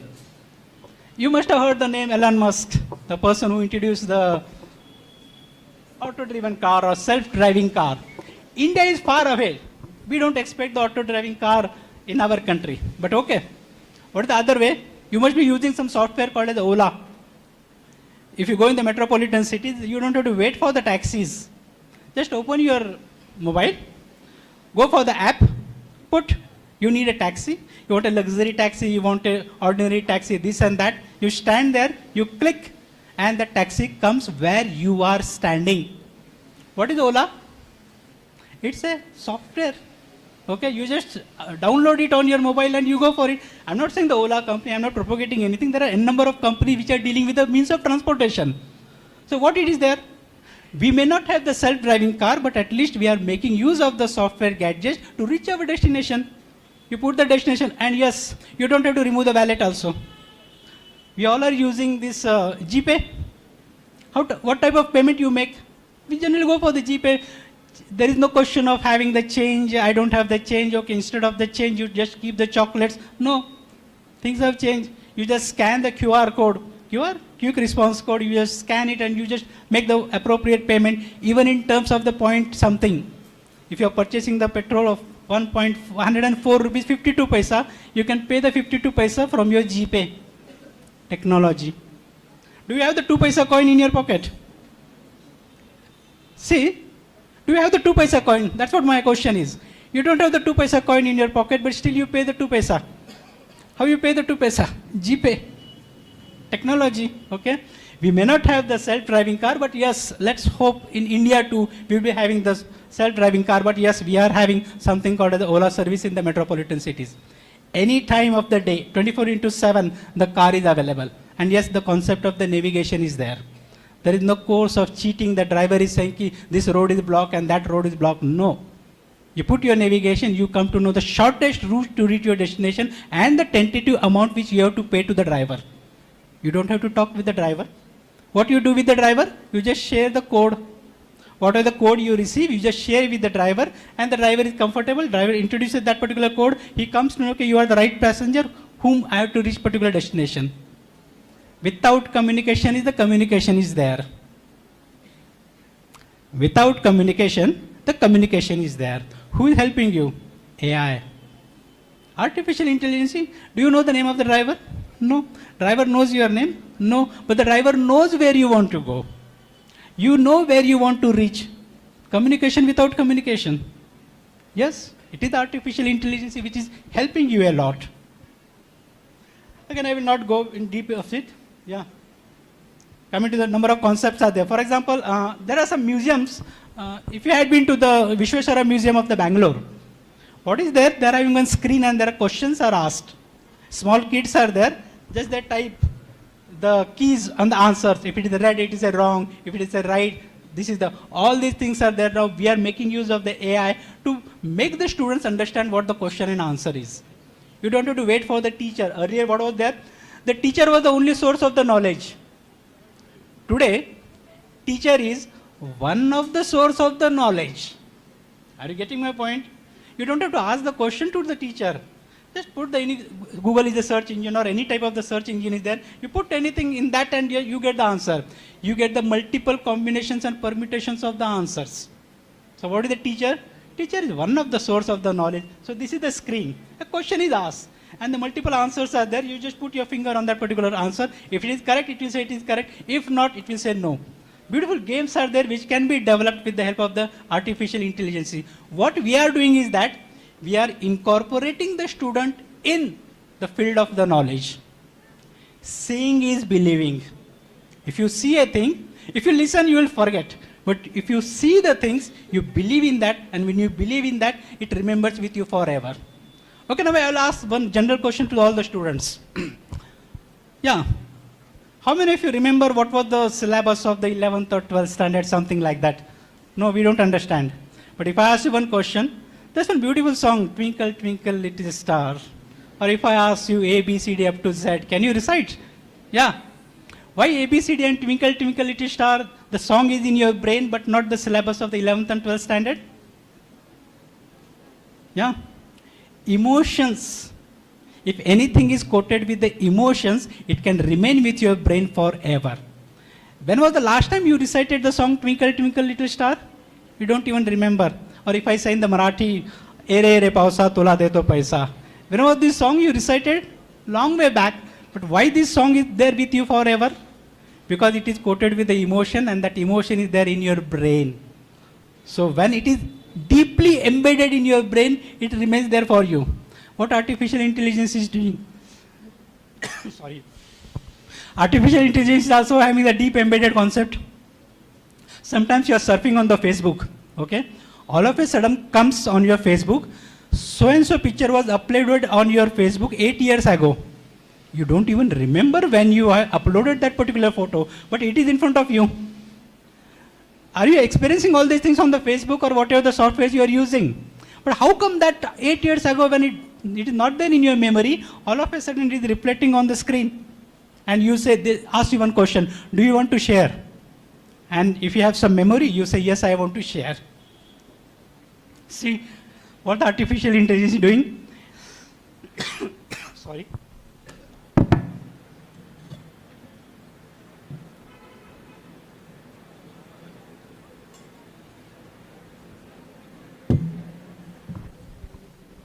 So this is how the knowledge is embedded in the artificial technology, artificial intelligence. But who is embedding that? Natural intelligence is embedding that the way we forgot some of the photographs of our childhood which were just reflected on the Facebook. Okay? So this is how the things are working in the artificial intelligence. This is the picture of the human brain. As I am from the zoology, I will not go on the biological concept of the human brain. Brain is divided into forebrain, midbrain, hindbrain, all these things. I will not speak on all these things. This is a picture of the brain from AI point of view. What we are having the AI, we are having the number of circuits. And how the brain works. Brain works on the circuit. We are having the neurons with us. Okay? Impulse transmission is there. And what is the time taken for the impulse transmission? Yeah? 7 milliseconds. 7 milliseconds is the time taken for the impulse transmission. The moment you touch a hot plate, immediately your brain gives you the command, just go away from that. we are scared of something.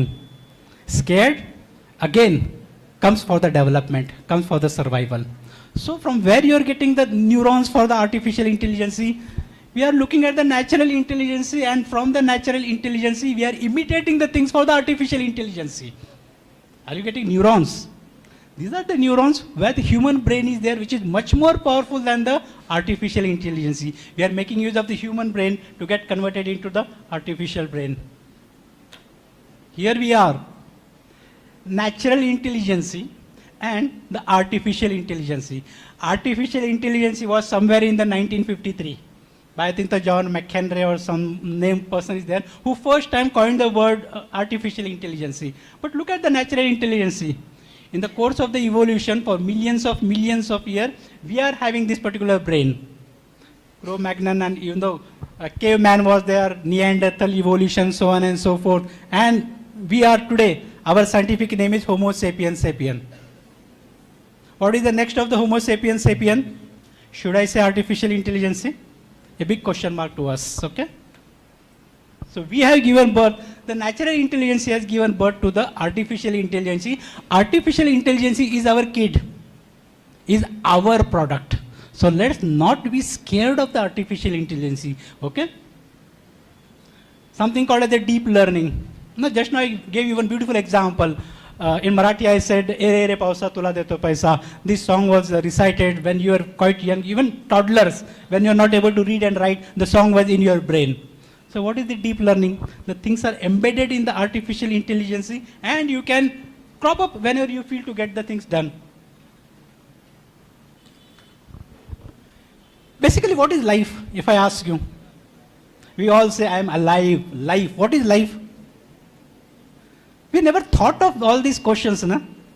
What is life? Who am I? Where I am going to go? There is one question called, is there life after death?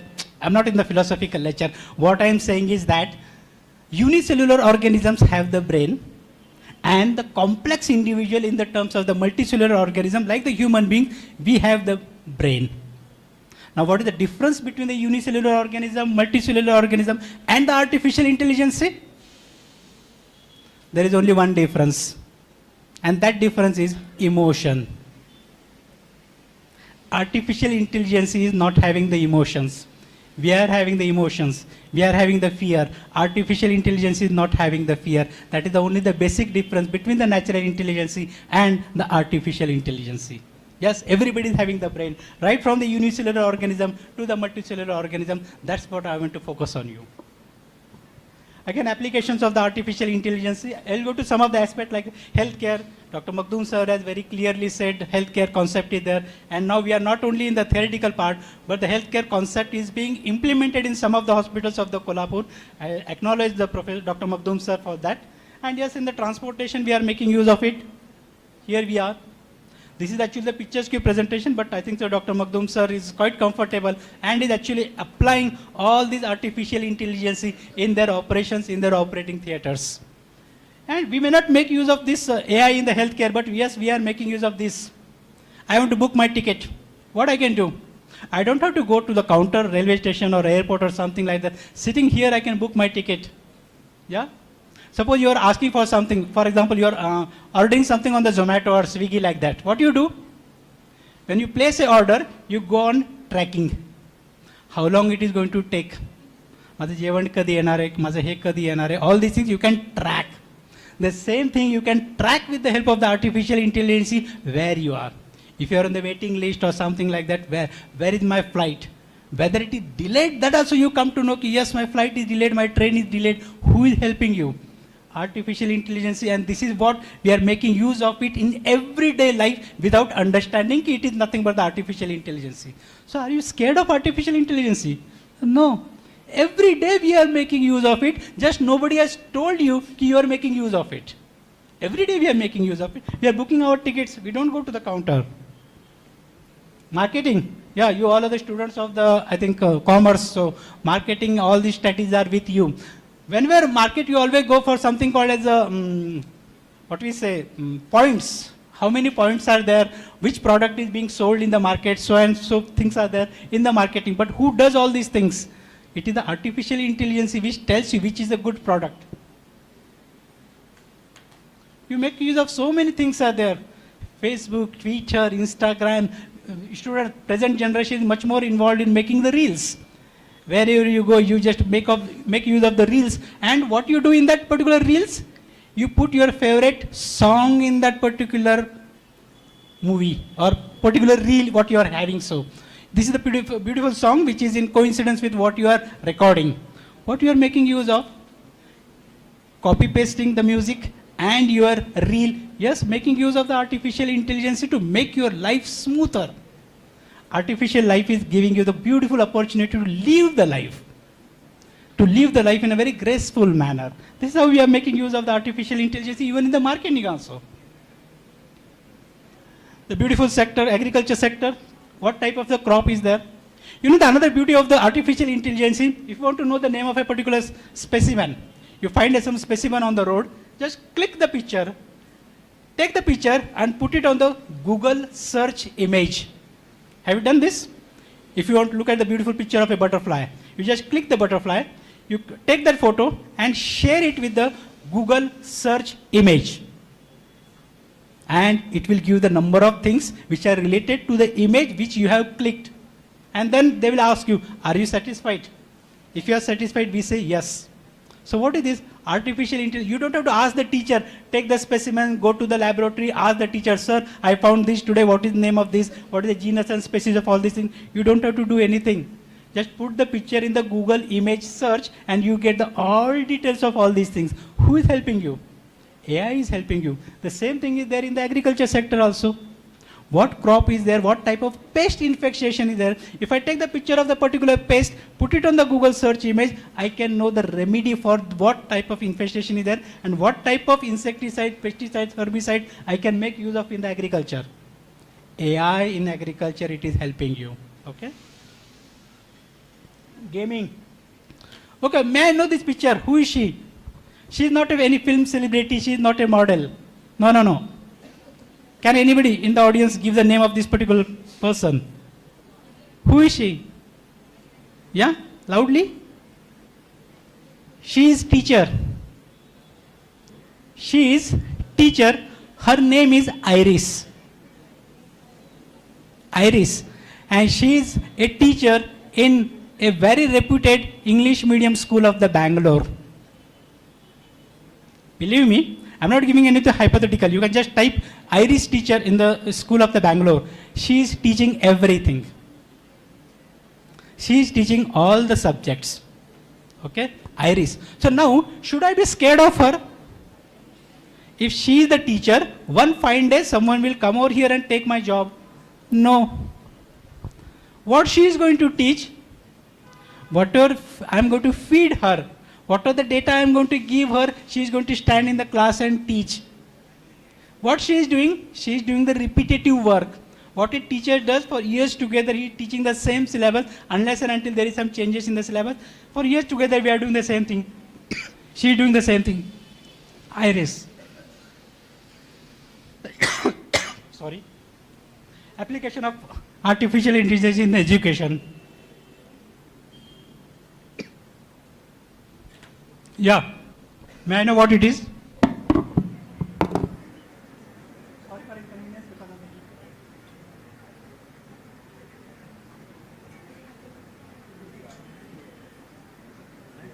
May I know?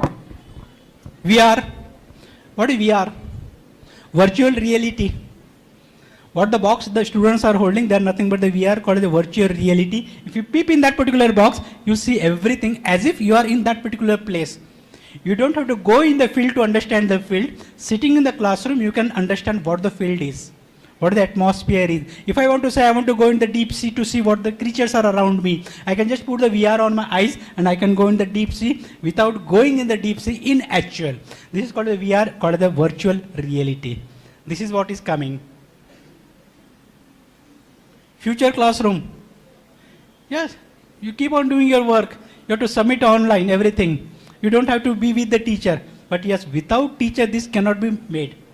Natural intelligence is there to give the data for the artificial intelligence, and then artificial intelligence works. This is the basic theorem which we are forgetting to understand. teachers are at the foremost, and supporting the teacher is nothing but the artificial intelligence. Again, benefits which have been already shared with you. Yeah. Personalized learning. Nowadays, everybody is making use of the internet. You can download the things. The teachers are not coming to your home, but they are sharing. If you share some question, okay, madam, I could not understand this, sir, I could not understand this. Whenever I will get the time, I will just go for the email. Oh, so and so student has asked me this question. I will put my answer and I will send you back the email. And at your leisure, you can just check everything is there. Personalized learning is coming. And yes, there is something called as a timer. At a particular time, the things come to you and you just open it, you understand the personalized learning. And yes, the college is also running. College is also making use of the administrative and the professionals in the AI. You keep a number of documents, we forget the hard copies of it, but if you put it in the software, and yes, anytime you click, what's your name and year, you just put it there and you get the information of that particular student. We are again making use of the AI in the administration also. Gamified work, you play the games. But if you have the virtual reality, you can put as if you are doing some boxing, as if you are doing swimming in the water. You can do it with the help of the artificial intelligence. Efficient classroom management. I don't have to take your attendance. Nowadays in the offices also we are having the biometric attendance. What is the biometric attendance? You just stand in front of the machine, it scans you and say thank you. And again in the evening you go there, again the machine says thank you.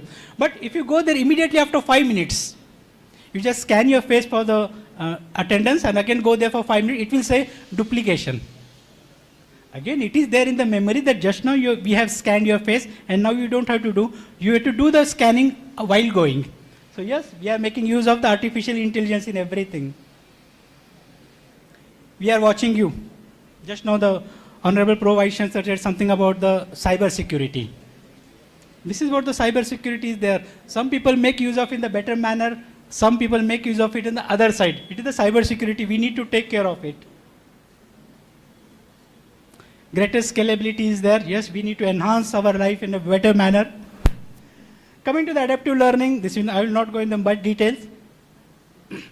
Seeing is believing. When you see something, you believe in that. Virtually, you cannot remember number of things are there. But if you see, oh, this is fish, this is butterfly, this is the nocturnal animal. If you see, you may not see in the field, but you can see it on the virtual reality. Then it remains with you forever. Assistive learning. Assistive learning means what? It is assistance. They're helping you. Okay? You want something to be done, they're helping you. Yes, you can make use of the Google, you can make use of certain things, and you can understand what to do it. Classroom management is there. Virtual 3D classrooms are there. We are having something called the digital learning. And yes, very fortunately, very recently, I think so, there is a 13D photographs at the Panhala Fort. The entire Panhala Fort is in the picturesque manner. That is something called the 13D virtual. So what we are doing, latest version, the information of our forts are now all there on the software. Digital, making use of the AI to understand what our forts are. The history of the forts are there. Very recently, I think our Chief Minister has inaugurated at the Panhala. That is the 13D. From where the 13D concept is coming, it is coming from the artificial intelligence. We are making use of this too so that it makes in the form of the reality. As if you are visiting all the forts of the Maharashtra, you can enjoy the beauty of the forts. Not necessary to go at each and every place. Virtual campus activity. You can interact with each other. Okay, I will ask, make you simple things. You make a video call. When you make a video call, what you do? It's one-to-one. But when you make a community call, something called as a group call, what is that particular thing called as a group call? Everybody there, you can see each other. That is nothing but the virtual campus activity. You can be together. It is not one-to-one, but it is in the group, we say group activity. You can have it in the virtual form. You can interact with each other. Finance, cyber security. We need to protect our hard-earned money. So what we can do? Be safer on the site. Yes, get speakers on the events. Thank you for inviting me. I think in the coming time, what the sir said, activity 1.0, maybe somewhere in activity 2.0 or activity 3.0, I may not be here, but a robot will be standing here and delivering the talk. Or I may be in somewhere else, talking with you or interacting with you on online mode. but you won't enjoy the grace of someone who is physically present in front of you. Emotions. We lack emotions in the artificial intelligence, and this is the foremost thing which we must appreciate. We must not have the inferiority complex as far as the artificial intelligence is concerned. Please remember, artificial intelligence is your kid. A father is never scared of his son or daughter. So why we are scared of the artificial intelligence when we have made it? Natural intelligence have created the artificial intelligence. Please remove the fear from your mind. Okay? Now coming to the next part called the life transformation. You know what is this? Yeah. There is one word called as the tailoring of the baby. Yeah, it may not be in terms of the ethical concept. There are a lot of legal complications are there when you go for the tailoring of the baby. Yes, but yes, there are something called the syndromes. How many of you know what is syndrome? Inborn errors of metabolism are there. Syndromes are there. Deformity in the chromosome number is there. That can be taken care of.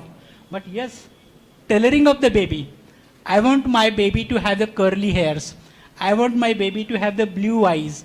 I want to have my baby a fair color of the skin. And yes, the baby is biologically yours, but I can tailor it. I can make use of the artificial intelligence, incorporate only those genes which I have taken from the parents and manipulate. Basically what we are, it is nothing but the expression and the suppression of the genes. If some genes are present, it is expressed. But there are some genes in our body which are not expressed, they are expressed in the next generation. Number of times we say ki natu janmala ala, naat janmala ali. All these terms we are making use of. What exactly it is there? It is something called as a zoology alternation of generation. Here we are making use of the AI to have the child as per your wish and will. But yes, ethics comes in. We cannot just go forward. We can make use of the artificial intelligence to get rid of the syndrome-like concept. The chromosomal abnormality things are there. For that we can make use of. But just for your information, we can tailor the baby also. Home automation. This is also coming. Before you enter your home, you can start your AC. Before entering your home, you can start your geyser. By the time you go there, you can have a cool shower. You can have a nice shower. Your room is cool. You are taken care of. How? Smart home is there. Yes, we are making use of this. Okay, how many of you go to the TV and shut it off and change the channel? Forget about the home automation. What is remote? Forget this. Remote. We change the channel sitting on the cushion. You don't have to go there. What is there? Same concept is there, only the distance is far away. The TV is in front of you, home is far away. Within that prescribed limit, you can make your home automation. You can make all these changes. Healthcare, as sir has rightly said, your history is there with the AI. Right from your birth history is there, what type of allergies you are there, and the medicines too can be prescribed for you. Personalized medicines are now gaining the roots. Yeah, smart homes. Future of the artificial intelligence. Where you see the artificial intelligence in the coming times?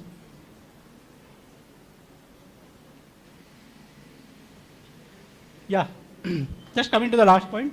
India is on its way to becoming a powerhouse in the global AI landscape. You know, we say landscape means what?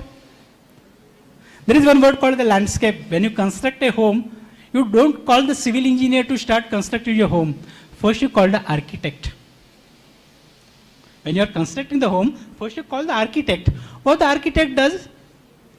Architect says, okay, if you believe in the Vastu Shastra, okay, it will go for it. Actually, what is Vastu Shastra? In the scientific terms, it is nothing but the making use of the dimensions, making use of the east-west direction where the maximum sunlight can come in your home. The wind flow. In our tropical country, in our Maharashtra, the wind flows from the easterly to the westerly. We have the monsoon coming from the westerly winds. So this is nothing but what people call in the vernacular language as the Vastu Shastra. But it is taking into account the ecology. We make use of the ecology to construct our home. So before we invite the civil engineer, we invite the architect. What the architect does?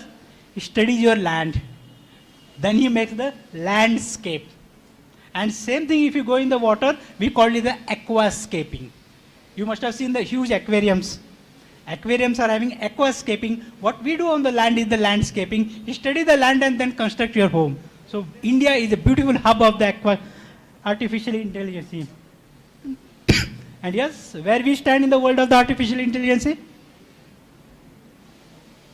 As I am a person from the biology or the zoology, what the sir has said, it is a multidisciplinary approach. So definitely I will be approaching my biology in the artificial intelligence. Here we are. Charles Darwin, the father of evolution. What he said, from the quadrupedal to the bipedal, from bipedal to here, we are Homo sapiens sapiens. And now, Homo sapiens sapiens are getting converted into the robots. Robots are getting converted into the humanoids. Now what is humanoids? The word human plus robot is called as the humanoid. Yeah. You must have seen one movie called as the Cyberborg. Cybercop. Another movie is there. Arnold Schwarzenegger movie you must have seen. All these things are there in the Arnold Schwarzenegger movie. Yes, it is knocking your door. It is taking care of your homework. It is taking care of everything. But yes, don't be scared of. Unless and until you give the command, they will not work. It is we, the natural intelligence, having the command in our hand, then I think why you are scared of artificial intelligence? Unless and until you put the on button of your TV is not going to work. Your AC is not going to work unless you put the on button. Who is going to put the on button? Natural intelligence is going to put the on button. Without on button, the artificial intelligence is not going to work. So please don't be scared of the artificial intelligence. A teacher is sitting and taking care of the students, but I don't have to be scared of losing my job because I am making him to sit there and I am going to tell you, this was what I have taught you, now you please take care of the next batches. This is the smart working. You don't have to go for the hard working. Your generation is not meant for hard working. Please believe me. If hard working is key to success, the donkey would have been horse today. Yeah, donkey is donkey and horse is horse. Because horse is doing the smart work. Donkey is doing the hard work. Your generation is not molded to do the hard work. Your generation is molded to do the smart work. Make use of the artificial intelligence to make your life cozy. Don't run away from it. You can take it in the laboratory. And now my question to the August gathering is that in the coming times, are these humanoid robots and the artificial intelligence going to replace the human beings? What is your answer to this now? You don't have to answer me. Thank you very much for your kind presence and attention. Thank you, sir. After that, we are going to immediately start our first session. I request all the dignitaries to kindly occupy the seats on the dais.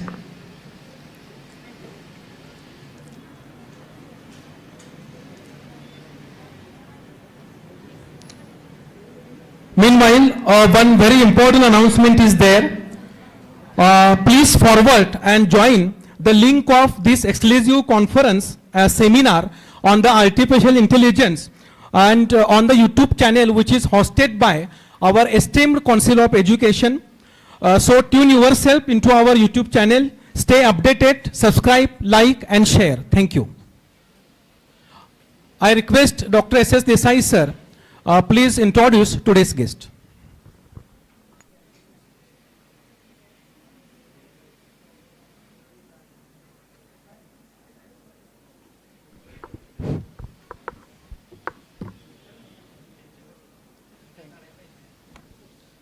Thank you, Dr. Zari sir. चालू केले? Hello, hello. Hello. Thank you.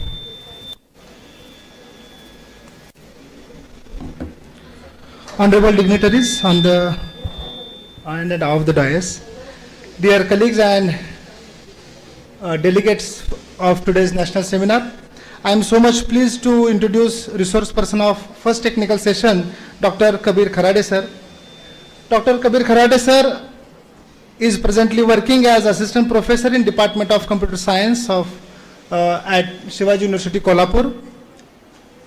Sir has obtained his PhD in computer science from Shivaji University, Kolhapur in year 2019.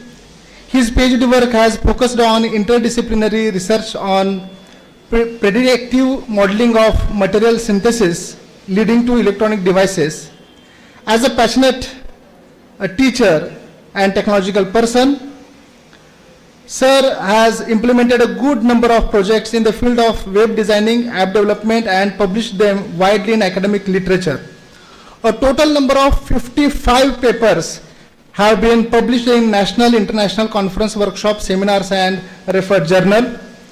A very interesting range of topics have been covered in his 13 books and 33 books chapters.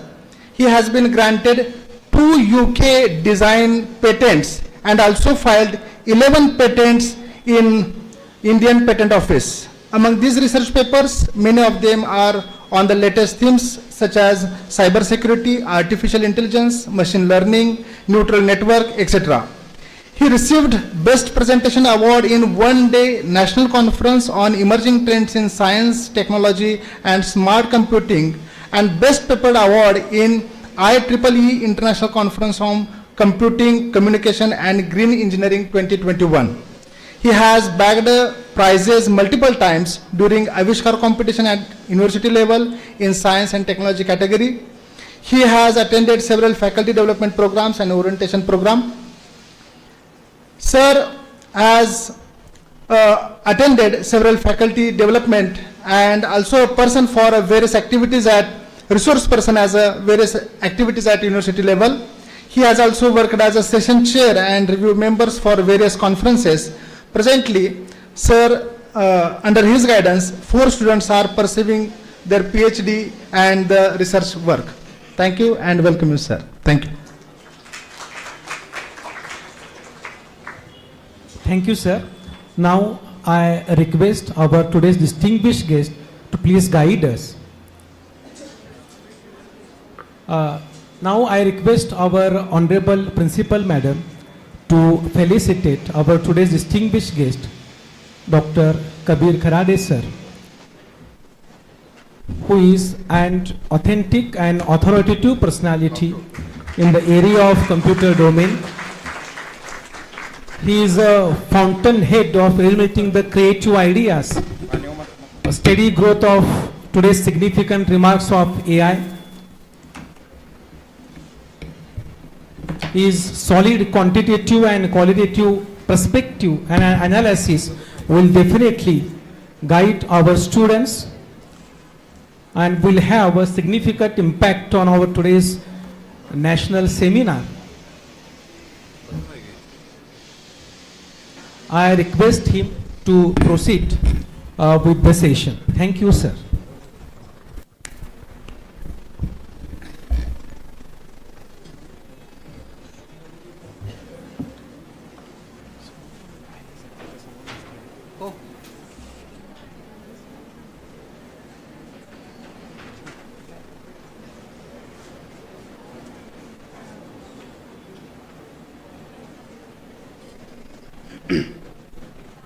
Good afternoon, everyone. So before I start, I would like to thank Magdum sir, Mahindarki madam, for inviting me for this particular occasion. And basically, I have been assigned a topic on how AI can be used in research. Okay. So I know you must have learned many things about what exactly AI is. Okay, from our previous esteemed resource person. Okay. So during my presentation, I will skip some of the points where the informative part is given related to AI. So I will focus on some practical sessions, demonstrations related to AI. Okay, please allow me to give some hands-on sessions based on this AI. Okay, so my very first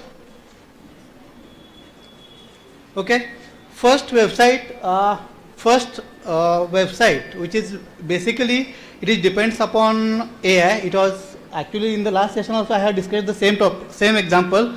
So just as a part of this seminar, I will just start with this game.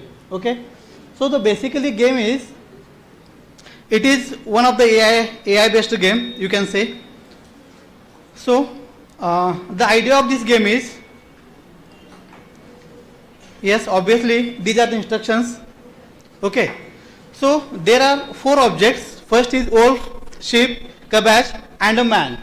Okay, he is standing on the one side of the river and he has to cross this river, but the condition is he can only move to the next side with only 2 objects at a time. So he can make any combinations, but you know, if you make combination like sheep with cabbage, obviously cabbage is the food of sheep. Okay, so this is the worst combination. I will give you the demo. Second thing is, if you keep together this wolf along with this sheep, okay, this is also worst combination, because if you put together sheep along with wolf, sheep will be the food of this wolf. Okay, so see, if you try like this, you are failed. Okay, so in the same way, you have to apply some rules and regulations based on this example. So what I will do, I will go to the direct conclusion. I will make such a combination that first I will go with this sheep. Okay, I will cross the river. Okay, again I will come back to the original source. Then in this time I will go along with this cabbage. I will move to the next side. Okay, again I will come back with the sheep. Okay, again with the wolf I will cross the river. Again I will come back to the main location, that is the first side, and okay, and done. Okay, now what is the use of this game? See, this game is basically used to enhance your analytical skills. Okay, so as a part of AI, the main important thing is analytical skills. Okay, so this is one of the example. Then I will discuss some of the tools that can be really used with your research. Okay, my first favorite tool is napkin.ai. Okay, so there are napkin.ai. You can simply search napkin.ai. So this is my first tool. Get napkin for free. Yes, obviously it's a free tool, but only thing is you have to sign in with your Gmail. Not only Gmail.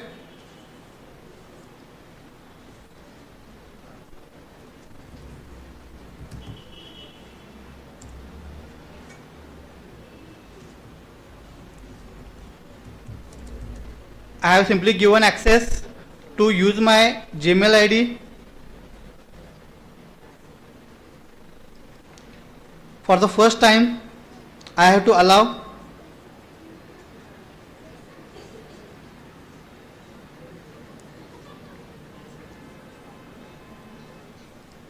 Okay.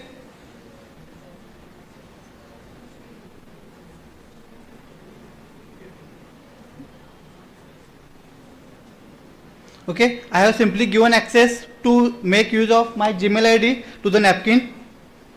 So what is this napkin website? So I will give a small demo. Okay, new napkin. Okay, for the first time, this is blank napkin.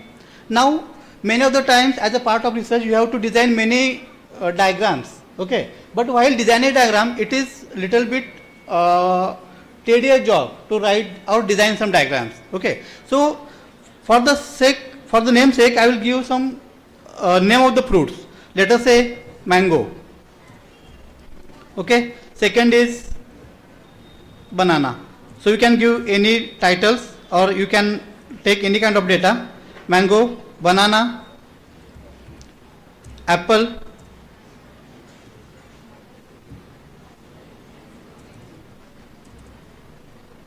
okay, these are my fruits. And simply this is, you can say,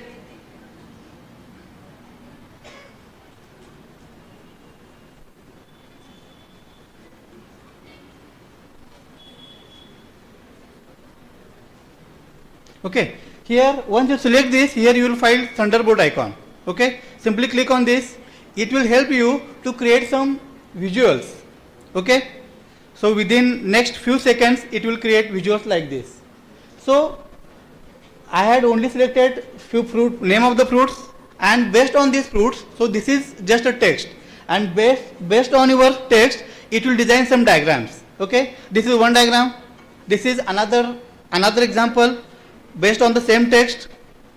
So these are the various examples that has been designed with the help of AI. So only thing is you have to give only text, and based on your text it will design some text, and obviously you can convert this into the text, or you can copy these images and you can make use of these images during your research, and obviously it's a plagiarism free. Okay. So this is the first tool. So I will not discuss in detail about each and every tool because I have to cover multiple tools. Second tool is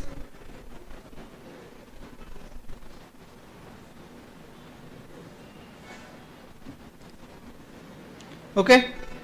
Second is Julius.ai.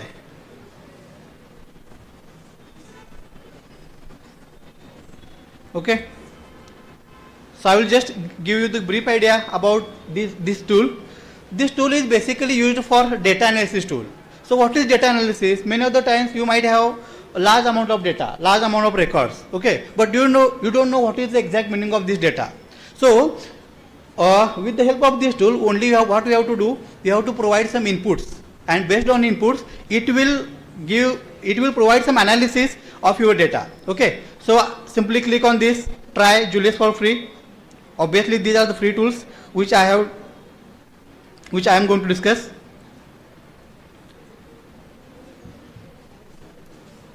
Okay. Now simply click on new thread. Okay. Once you click on this, so what you want to do, whether you want visualization, whether you want to clean the data, or many things are there. So first I will start with quick visualization. Okay. So for this, what you have to do, only you have to provide some Excel file. Okay. Your Excel file basically contains combination of row and columns. So I will upload one of my file. Okay. I have one sample file. Okay. It is in Excel format. Simply upload your data. Once you upload your data, my basically Excel file contains few columns. Okay. It's a sales data. And now once you upload your data, it will start analyzing your data. Okay. Simply click on this. Okay. So first it will try to get some basic knowledge about what kind of data you are having. Okay. You don't need to write even a single line of code. This tool will take care of all these things. Okay. It's going on. Now if you observe, if you simply click on this tool, table. So this is the sample data. My original data might have contained many rows. Okay. But it will simply consider only few records. My file contains sales of TV, mobile, laptop, and this is the total sale. Okay. Now after this, okay, scale down. I want to know, simply write what you want. Display TV sales in histogram. Okay. Whatever you want to do, simply write a prompt. Okay.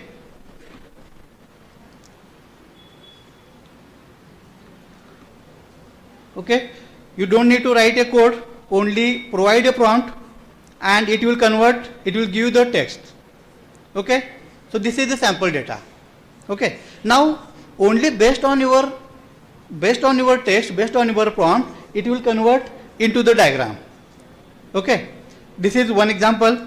If you want to see the data, this is the data. So it has considered minimum sale and maximum sales. Okay. So you have to write a proper prompt, and accordingly it will convert into the image.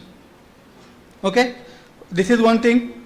So this tool basically provides many facilities. As I said, data analysis, data cleaning is there, and many facilities are there. So only you have to explore each and every facility provided by this you can say application, AI application. Okay. So if you want to learn, the next research person will talk more about how to write prompt and all. Okay, so I will not give you the detailed idea about writing of prompts. Okay, my third is paper guide. Okay, third tool is paper guide. Now this is very interesting tool. Now many of the times if you want to prepare your research paper, okay, so while preparing research paper, many steps are there, like you have to first start writing with abstract, then literature review, then you have to identify the gap of research, and many methodologies you have to mention. While doing this, doing such kind of things in a manual way, it takes time, okay, but if you employ AI for this purpose, it will take very less amount of time. So this basically tool provides three facilities, that is literature review, chat with PDF, and extract data. Okay, so if your paper contains many many data is there, so you can make use of extract data. Now I will simply start with chat with PDF. Okay, so here I have to upload one of my PDF, or you can say one of my research paper. So I have my one sample research paper. Okay, only thing is you can upload any research paper which you are interested in. So what I have done, I have simply uploaded one sample research paper. Okay, once you upload this, it will get uploaded. Okay, simply click on proceed. It will start analyzing your research paper. Okay, so as I said, each and every research paper basically contains objectives, methodologies, tools used, and many things are there. So it will analyze your research paper. Okay, so this is my paper only. So for the sample I have considered this. Now I want to extract, I want to know the methodologies used in this research paper. So simply you have to give a prompt. Okay, what is the conclusion, or you can say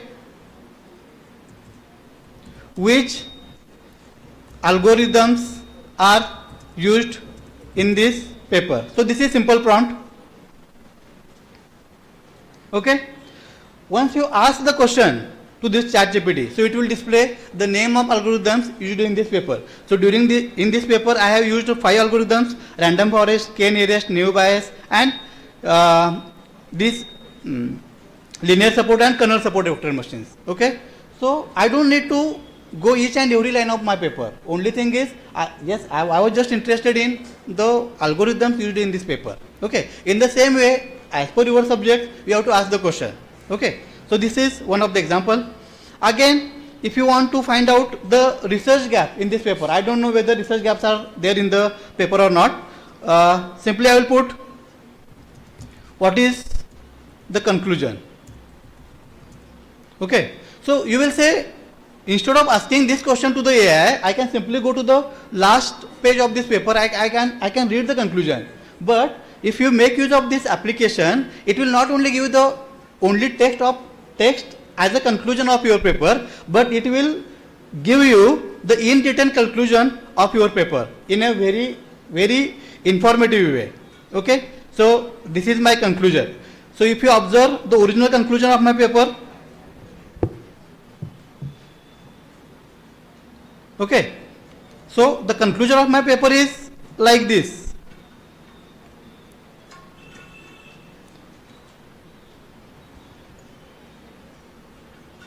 Okay, so this is the conclusion of my paper. But this tool has converted this conclusion in a very effective way, in a very informative manner. Okay, so if you are a research student, you can make use of this tool to complete or this is just assistance for your research. Okay, another tool is there, Elicit.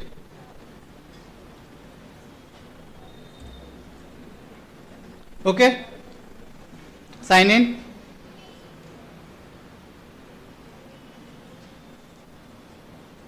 So this is also one of the most interesting AI tool that can be used during your research.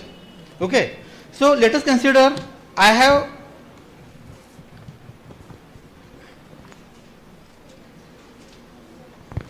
okay, so let us consider I have written a paper.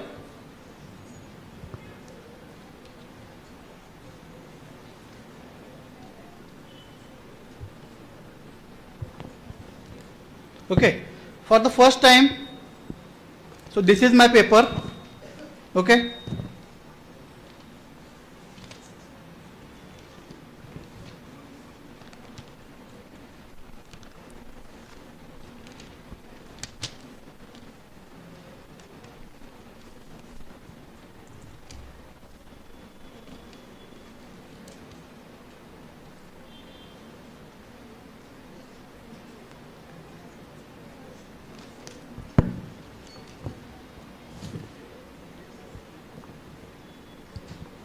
Okay, add new step.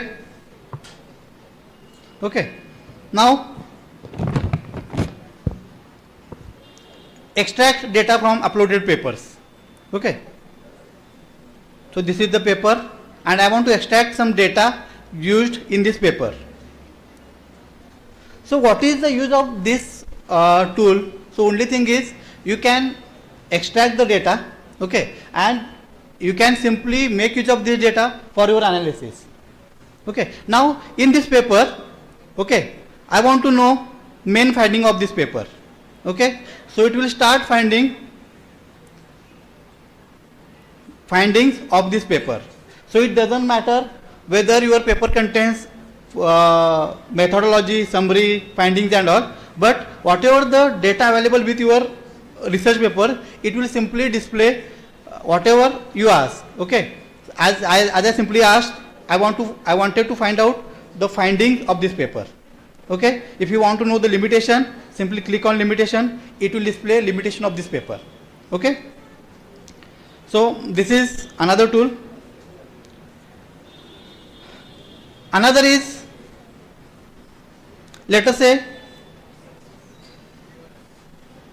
size space.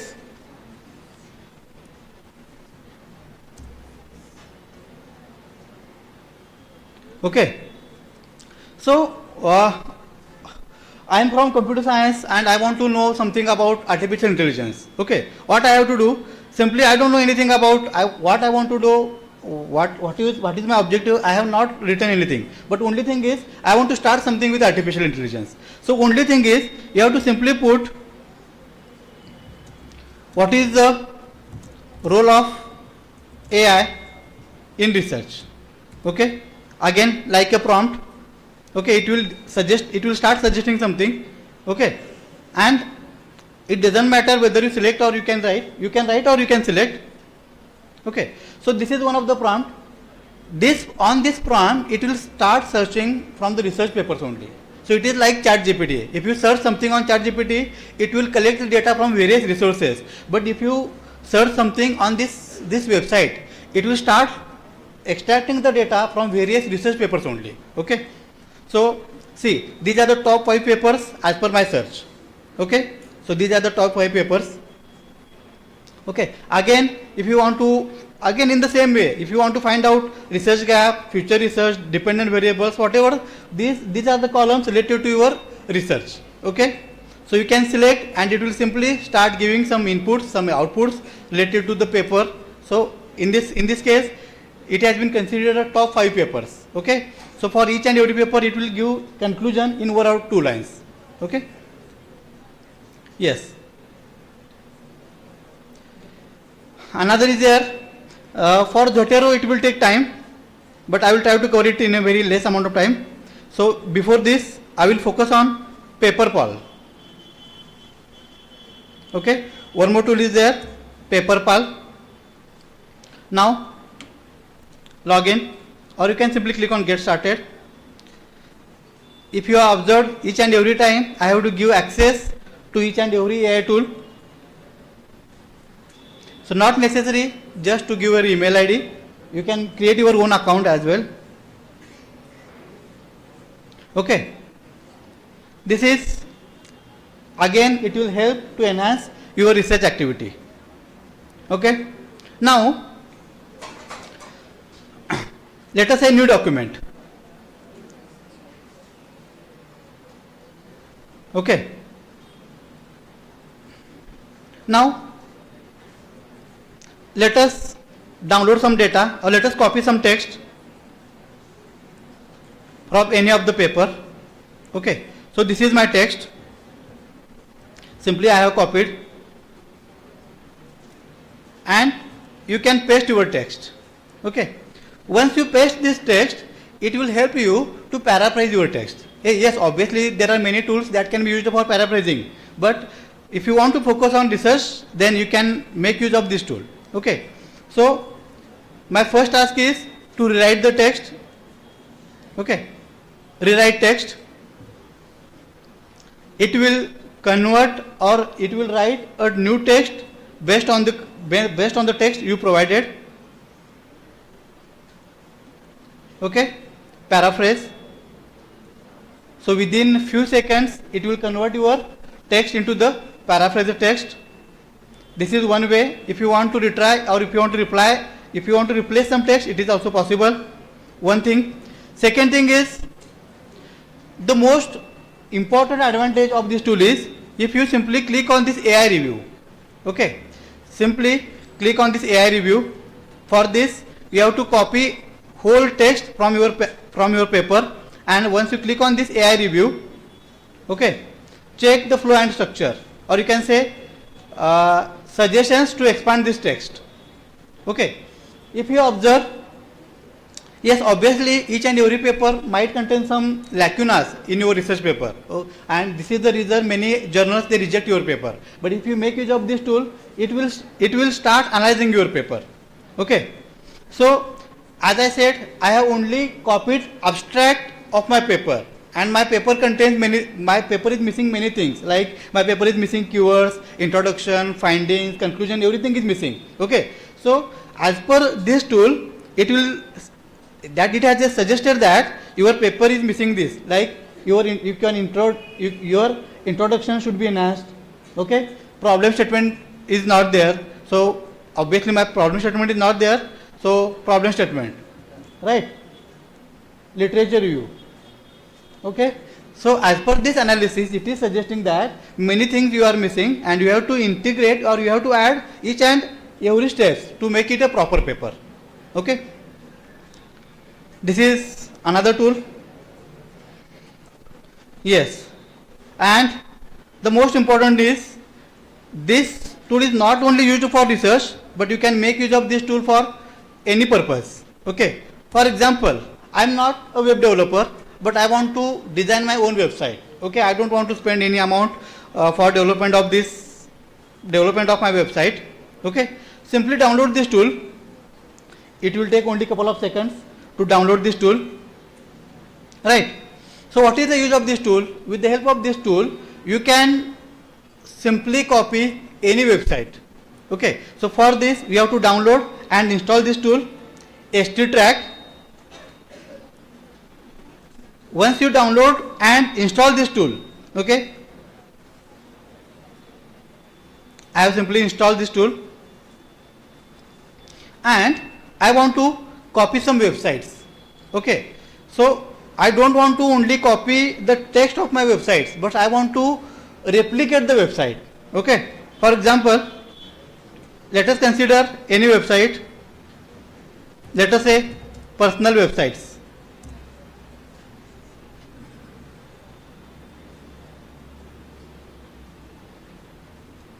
Or you can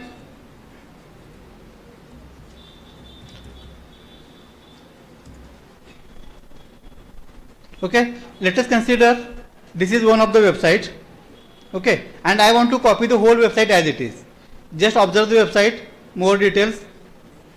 Right, this is the original source of my website, and I want to design the same website as it is. Simply click on next. Demo website, you can say. It will get stored in C drive, my websites. Next, simply paste your URL. Okay, this is the URL of my original website. Once you click on this and once you click on finish button, it will start copying, or in technical words it is calling as scraping, web scraping. Okay, so the whole website will get copied and it will get stored on your local machine. Okay, within few seconds, within few minutes, it will get downloaded. Okay, the time is depend upon the size of original website. Okay, so I don't know how big website is this. Okay, some errors are there. this website might have downloaded in my websites, demo website. Okay, so this is the website. If you observe, this is not I am not opening this website. Okay, so this is the website which already downloaded on my local machine. Okay, and if you want to open this website, you don't need any internet at all. Okay, and in case if you want to modify this website, it is also possible. For example, okay, about us. Okay, I want to modify this website and I want to relaunch my this downloaded website. Okay, but only thing is you should know the basics of website designing. So only what I will do,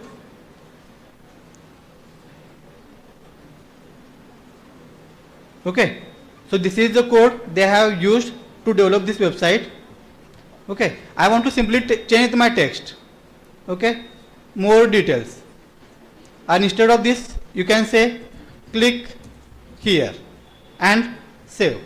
Okay, now this more details text will get converted into click here. Okay, so in the same way you can download the website and you can modify the website. Yes, obviously after redesigning, after developing this website, you have to host it on a website, means some web servers. Okay, but the main thing is you can download and you can modify any website. Okay, yes,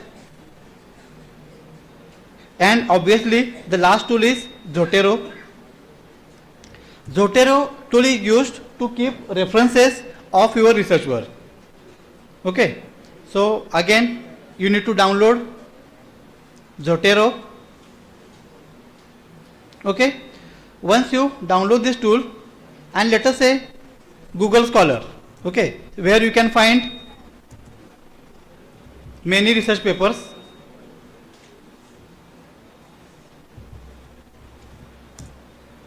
Okay, Google Scholar, and you can search any research paper,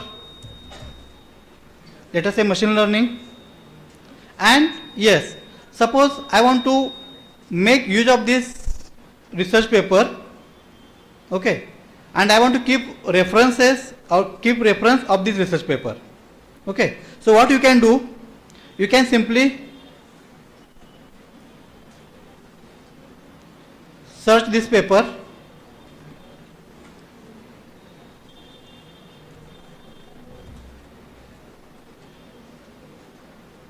only required thing is you should have your paper must contain DOI, let us say sample document object,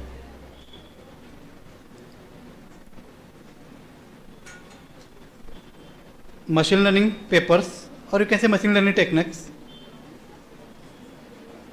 Yes, okay, so I will find out a paper with DOI.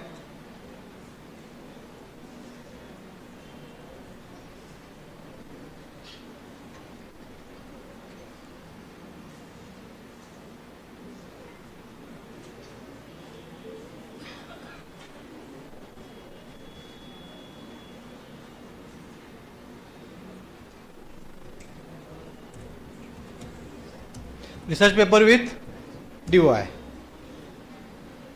Okay,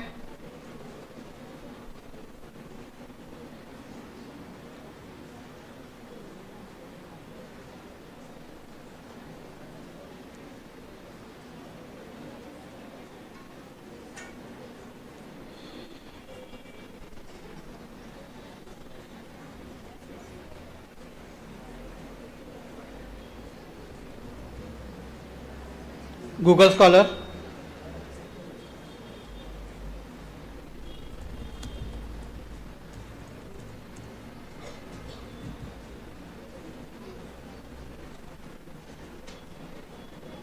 Okay,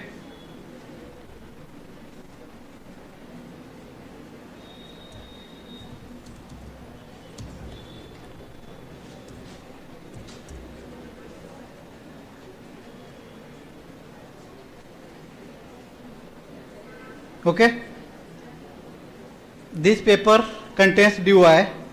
So what I will do,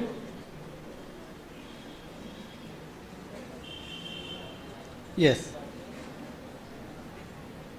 okay, so this is DOI. Simply copy this DOI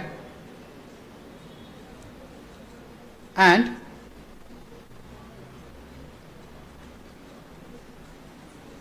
first I need to install Zotero application. Zotero.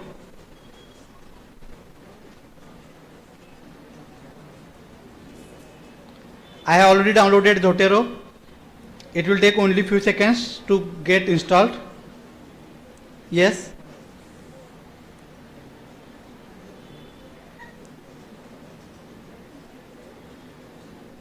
Finish. Okay. If you want to maintain references of your research, only thing is, see,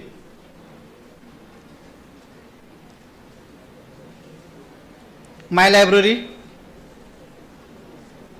new collection, let us say, create collection. Okay. Here you have to click on add atom identifier and paste this DOI. It will start searching your paper. Okay. And automatically it will convert your this research paper or this reference into the bibliography. Let us observe, just right click and create bibliography from this item. Okay. What kind of methodology you want to ask? Let us say APA style. Okay. Click on copy board, copy, and in MS Word you can paste. So only thing is, you don't need to write, you don't need to create your references manually. Simply if you have identifier, it will create references, and in case if you want to convert it into the in-text citation, for example, again create bibliography, and this time I don't want bibliography but I want citation. Simply click on this, okay, and observe this is my citation. Okay. So for each and every paper you can create in-text citation about your research, and if you have multiple items you can create bibliography at the same time. You can keep record of number of papers at the same time. So this is one paper, you can enter, or you can add n number of papers as a part of your collection. Okay. Yes, I know this is very high time. So at the end, at the conclusion, you can, if you need, you can take references of these tools for your further study or for further work. Okay. So thank you for listening patiently. Once again, thank you, sir, for inviting me for this particular session. Thank you once again. Thank you, sir. I request all the dignitaries to kindly occupy the seats on the dais. Just now, Dr. Kabir Kharade, sir, has explained the artificial intelligence. He demonstrated in very practical way, and he remarked that artificial intelligence is much more than a simple tool. It is a powerful force that can transform our society and drive sustainable growth. He reminded us, in today's fast changing world, the industry, education and society must work together with AI. Without wasting the time, I express sincere thanks towards him. And now, today we will have a very exciting session, that is question and answer session. I request all the students to join, as it is an opportunity for you to ask any burning question related to AI, technology, its practicality, its impact on education with today's resource person. Thank you. Okay, so I will start asking question first. Yeah, thank you, Kharade sir and Billare sir also for very nice talks. The most important aspect is the research. If you don't publish, you perish.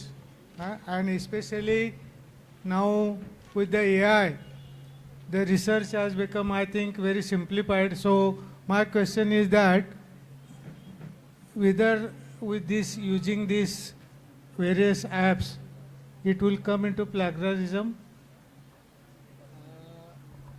No, sir. So these are the assisting tools. Okay.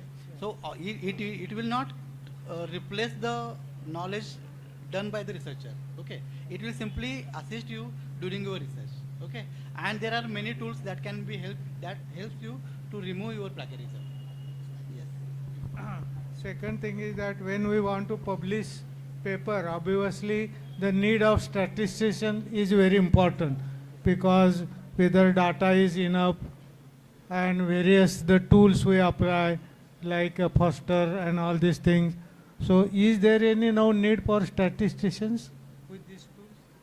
Yes, sir. Actually, these tools will give you the statistical analysis in a simplest way. But if you want to go into the deep, then obviously human intervention is there.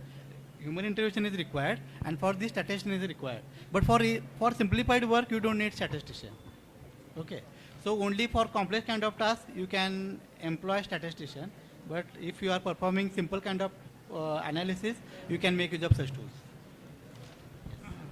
Okay. Sir, how AI can help us in collecting the primary data? Actually, there are many tools like SurveyMonkey is there, even Google Form is there. So you can make use of these tools for collecting the primary data. But with the help of AI, it is known as web scraping. Okay, if some data is already published with some websites with some different resources. Okay, so with the help of web scraping, you can extract the data from those sources. Yes. Yes. Yes, go ahead. Take this. Come. This session is very important because interactive session is very essential. Yes, go ahead. Hello. Does web scraping amounts to plagiarism, and also what about the IPR? Because we are directly copying all the thing from that particular website, and how it actually works in the dynamic websites, because what we seen in this particular thing is this is just the static website we can copy, but what about the dynamic websites? For dynamic websites, it will not work. Okay, because they have the developers, they have already taken care about their security. Okay, so for static websites only you can make use of such tools. And as far as copyright and some other issues are there, so obviously these issues are there. Means the use of this tool is not to copy the text, okay, but to collect the data. And you can make use of this information as a knowledge, and not to make use, not for making what you can say. It is not supposed to make misuse of this data. Yeah. One more interesting question regarding this only. Yes. You have given this paperpal.com and some other websites. Yes. Say if I took your paper, which might be available on the website, Yes. and I put it there and I used the paraphrase thing, Yes. and then I converted whole the text to the new thing, which is not actually your paper, but I submitted it to some other Yes. publication, and it is getting used. So how we Yes. can restrict this, and how, whether again this amounts to plagiarism or not? No. Yes. Again, it is considered as a plagiarism because there are some tools. It will identify whether this is paraphrased text or not. Okay. So there are some tools that those will identify whether it is paraphrased text or original text. So again, it will be the part of you can say. And last question to I think yes, Bilavi sir. We discussed many things about like the applications of the AI in particular thing, but what do you think, like where do you see the generative AI in this particular context, because what we've seen is not related to the generative AI. But in the generative AI, it is actually bringing in some emotions also. It is writing like very good content over there, and it is not at all actually using or copying any data provided, because it is like working like the brain only. So in that case, whether we need to fear or scare about the AI or not in that context. Sir, thank you for a nice question. You just raised the something called as the emotion. There's one humanoid robot is there. I think her name something is there. She got the citizenship of the UAE very recently. So somebody remembers her name? She was, Sophia. Okay. We say Sophia is having the emotions, but the total number of emotions she is having 236. But the human brain is having the emotions much more than that. Who has incorporated the emotions in the Sophia? We, natural intelligence, has incorporated the emotions in the Sophia. Sophia will read us and that replicate the emotions. Are you happy? I am happy. But if the child, whether they are hungry or not, who can understand? The mother can understand even before the child cries. So can these emotions be incorporated in the Sophia? No, sir. That is the difference between the artificial intelligence and the natural intelligence. Artificial intelligence has the limitations. Human intelligence has no limitations. For example, even if I look at you, you may be very angry from the inside, but still you are smiling at me. I can understand. The Sophia cannot. Because she has the limitations of the total number of emotions. So sorry to interrupt please, on please. this, because I have attended some sessions where a few experts from the HR field, like in some other countries, in some big companies, they are using AI to understand whether the person is lying or giving the correct answer. Because see, what question generally asked in the IT companies is like, for how many years you would like to work with us? And persons generally lie that will stay longer, like 4 years, 5 years. But in the background, it is not the actual thing. Correct. They left the job just in 6 months or a year. So that is getting understood just by the AI thing, but not by the human. How we will challenge this? This is the tricky question. And one more question. One of the friend called me one fine day and asked me whether my job will go with because of AI, because he is working in loan processing department of the bank. They just scanned the paper of thing, and what time they took is 2 hours, 3 hours to analyze one form, and it took only a minute.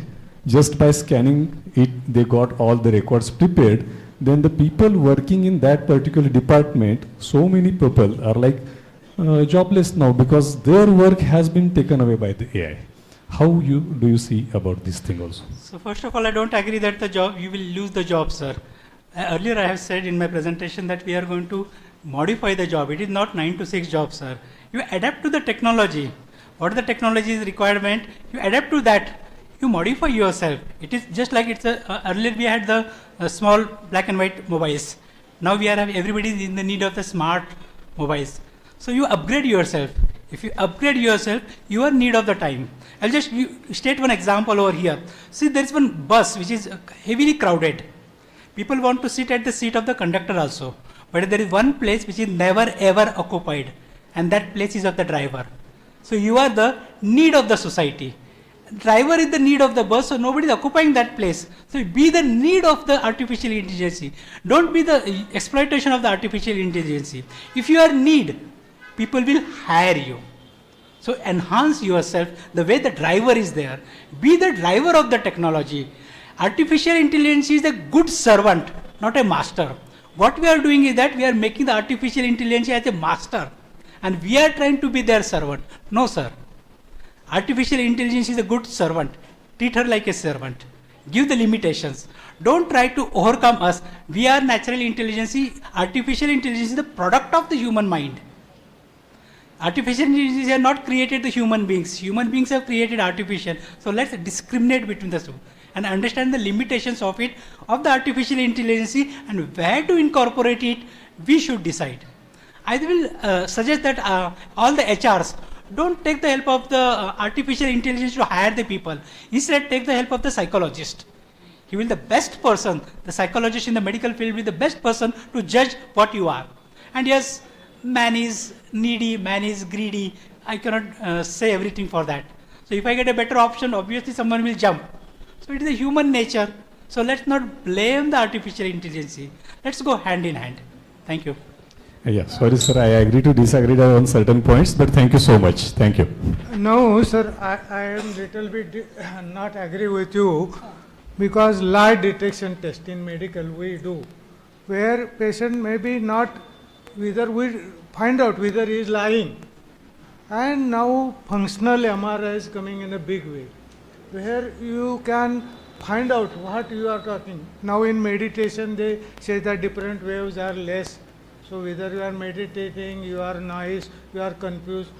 Functional MRI is now doing lot of things. And where this AI is going to use this. So AI, why people are worried about AI is that they are using this technology which is now very fast developing. So what is your take on that? Sir, again I will say, what are the interpretation the AI is giving? Okay, all the interpretations are based on the data which we are feeding it. Okay, larger the data, larger pinpoint interpretation will be there from the artificial intelligence. But the way you as a psychologist can read the human mind, there may be n number of tests to lie detector, something is there. But if I train myself, I can cheat the lie detector also. Yeah, I can. If I am trained like that. For example, we have the spies in the world. They are trained to do something. They can cheat the lie detectors, but the human mind, it is just not possible to cheat the human mind. One or the other point, if I keep on talking, for example, psychologist is there. Psychologists keep on asking you, at one point you break. This cannot be achieved by the artificial intelligence. So let's accept the merits and demerits of both the things and let's go hand in hand. That's what my say is there. Thank you. I hope I have satisfied.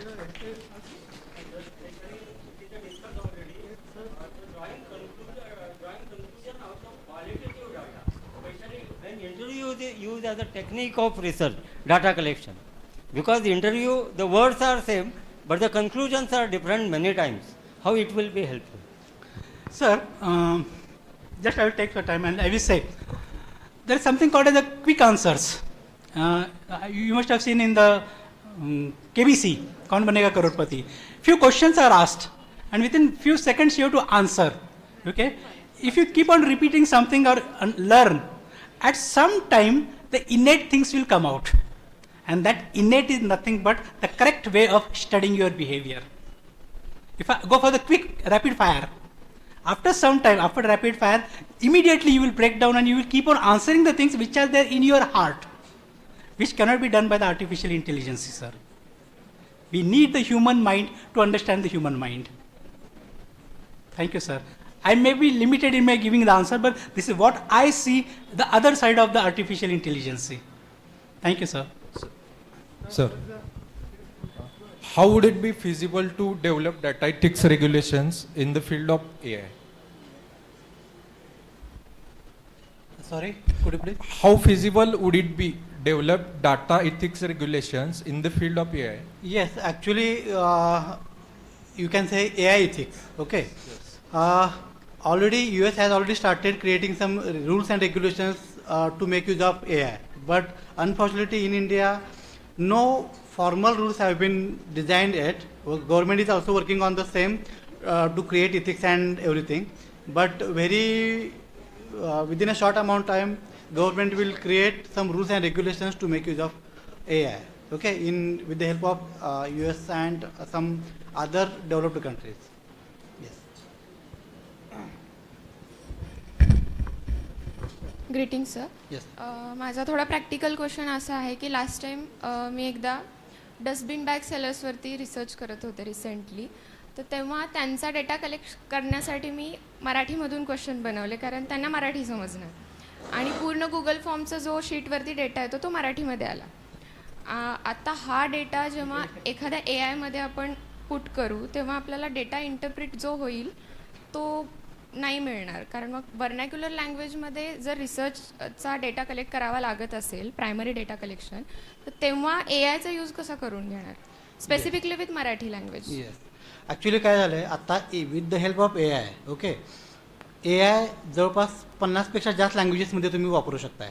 म्हणजे conversion हे पॉसिबल आहे. म्हणजे you can simply convert any text from one language to another. Okay, आता तुम्ही बोलता ते vernacular language वगैरे असेल तर त्याच्यासाठी काही स्टेप्स असतात ज्याला आपण प्री प्रोसेसिंग फेज असं म्हणतो. ओके, जेव्हा तुम्ही डेटा कलेक्ट करताय तो झाला रॉ डेटा. तो रॉ डेटा हा फायनल डेटा कन्सिडर केला जात नाही. त्याच्यावरती काही टेक्निक्स असतात. समजा त्यातील काही डेटा मिसिंग असेल ज्याला आपण म्हणतो डेटा क्लिनिंग वगैरे ज्याला आपण म्हणतो, डेटा क्लिनिंग करावं लागतं. त्याच्यानंतर काही प्री प्रोसेसिंग करावं लागतं. ओके, ह्या सगळ्या स्टेप्स अप्लाय केल्यानंतर मग जो डेटा तयार होतो तो तुमचा फाईन ट्यून डेटा असतो. आणखी फाईन ट्यून डेटा मिळाल्यानंतर मग तुम्हाला पुढच्या स्टेप करावं लागतात जे तुम्हाला ॲक्च्युअल करायचं होतं त्यानंतर ते करावं लागतं. So raw data to the fine tune data ह्या ज्या प्रोसेस आहेत याला आपण टेक्निकल वर्डमध्ये प्री प्रोसेसिंग असं म्हणतो. Without pre processing you should not go to the final research. One more question. जेव्हा प्लॅगरिझम रिपोर्ट मागतात तिकडून जे कमिटी असते ऑर्गनाईज करणारे, तेव्हा जो प्लॅगरिझम रिपोर्ट बनवला जातो त्याच्यामध्ये लेस दॅन 10% लागतो प्लॅगरिझम रिपोर्ट राईट ॲटलिस्ट. तर तेव्हा मी 8% वगैरे आला होता आणि जेव्हा रिपोर्ट बघितला जातो ना तेव्हा काही definitions directly taken from the laws or acts right आहेत तशा घेतलेल्या असतात तरी पण त्या प्लॅगराइज्ड येतात. ओके, अशा वेळी मग जे ऑर्गनायझर्स असतात ते प्लॅगरिझम रिपोर्टकडे काय पद्धतीने बघतात? नाही, आता ॲक्च्युली हा 10%चा रूल आहे तो UGCनं बनवलेला आहे. ओके, ज्याच्यामध्ये दोन गोष्टी आहेत. एकतर जसं मगाशी सरांनी विचारलं की जर एखाद्याचा पेपर घेऊन मी जर फक्त पॅराफ्राईज केला तर तो ओरिजिनल कन्सिडर होणार की म्हणजे कॉपीराईट म्हणजे त्याच्यामध्ये येणार. तर पहिली गोष्ट, आजकाल जे प्लॅगरिझम डिटेक्शनचे जे टूल्स आहेत म्हणजे ॲथेंटिकेट असेल, उरकुंड असेल किंवा कुठलेही असेल, तर त्याच्यामध्ये अजून एक फॅसिलिटी आली आहे AI डिटेक्शन. तर ते तुमचं प्लॅगरिझम चेक करायच्या अगोदर ते AIनं कन्वर्ट केलेलं आहे का ते आधी चेक करणार. ओके, म्हणजे AIने कन्वर्ट केलेलं पर्सेंटेज किती आहे आणि तुमचं म्हणजे ओरिजिनल जो डेटा आहे त्याचं पर्सेंटेज किती आहे हे चेक करणार आणि दोन्हीचं पर्सेंटेज तुम्हाला वेगळं देणार. ओके, म्हणजे AI डिटेक्टेड किती आहे आणखी बाकीचं जे तुमचा टेक्स्ट आहे त्याचं पर्सेंटेज किती आहे. ओके, आता तुम्ही जे डेफिनेशन वगैरे म्हणत असाल तर त्या केसेसमध्ये तुमचं प्रॉपर सायटेशन असेल.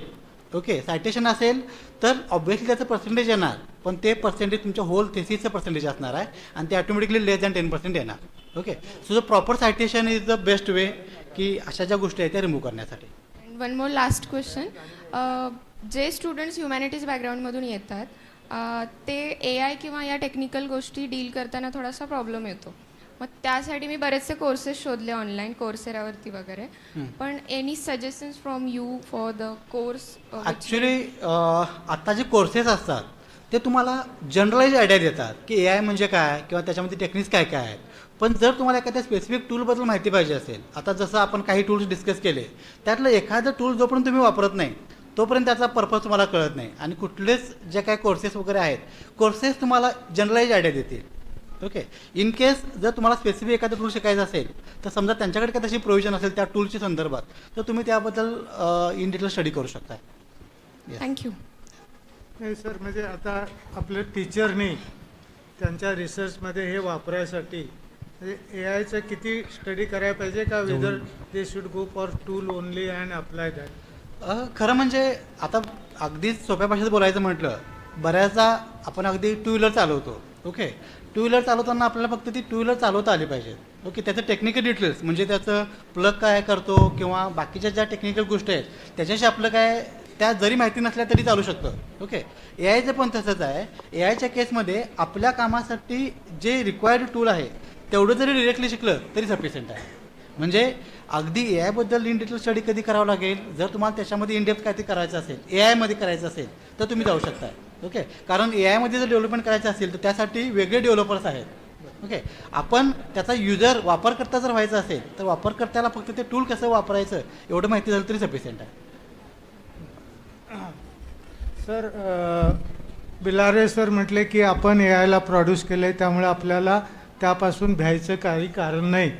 परंतु ज्या व्यक्तीने AI चालू केलं त्यांनी गुगलमधला जॉब सोडून दिला आणि ते म्हटले की मी I have done very wrong thing. हां, म्हणजे something in the mind of the human always there is that some time this AI will take over the human race. याच्यामध्ये काय सर काय म्हणजे इज देअर एनिथिंग? Sir, तुम्ही this is grand discussion. Nothing. नाही Yeah, definitely I will answer बरं. your question, sir. Sir मी बोलतो एक minute त्याच्यावर. काय झालं होतं आता तर मगाशी सरांनी पण विचारलं की AI-मुळं जॉब जातील का वगैरे.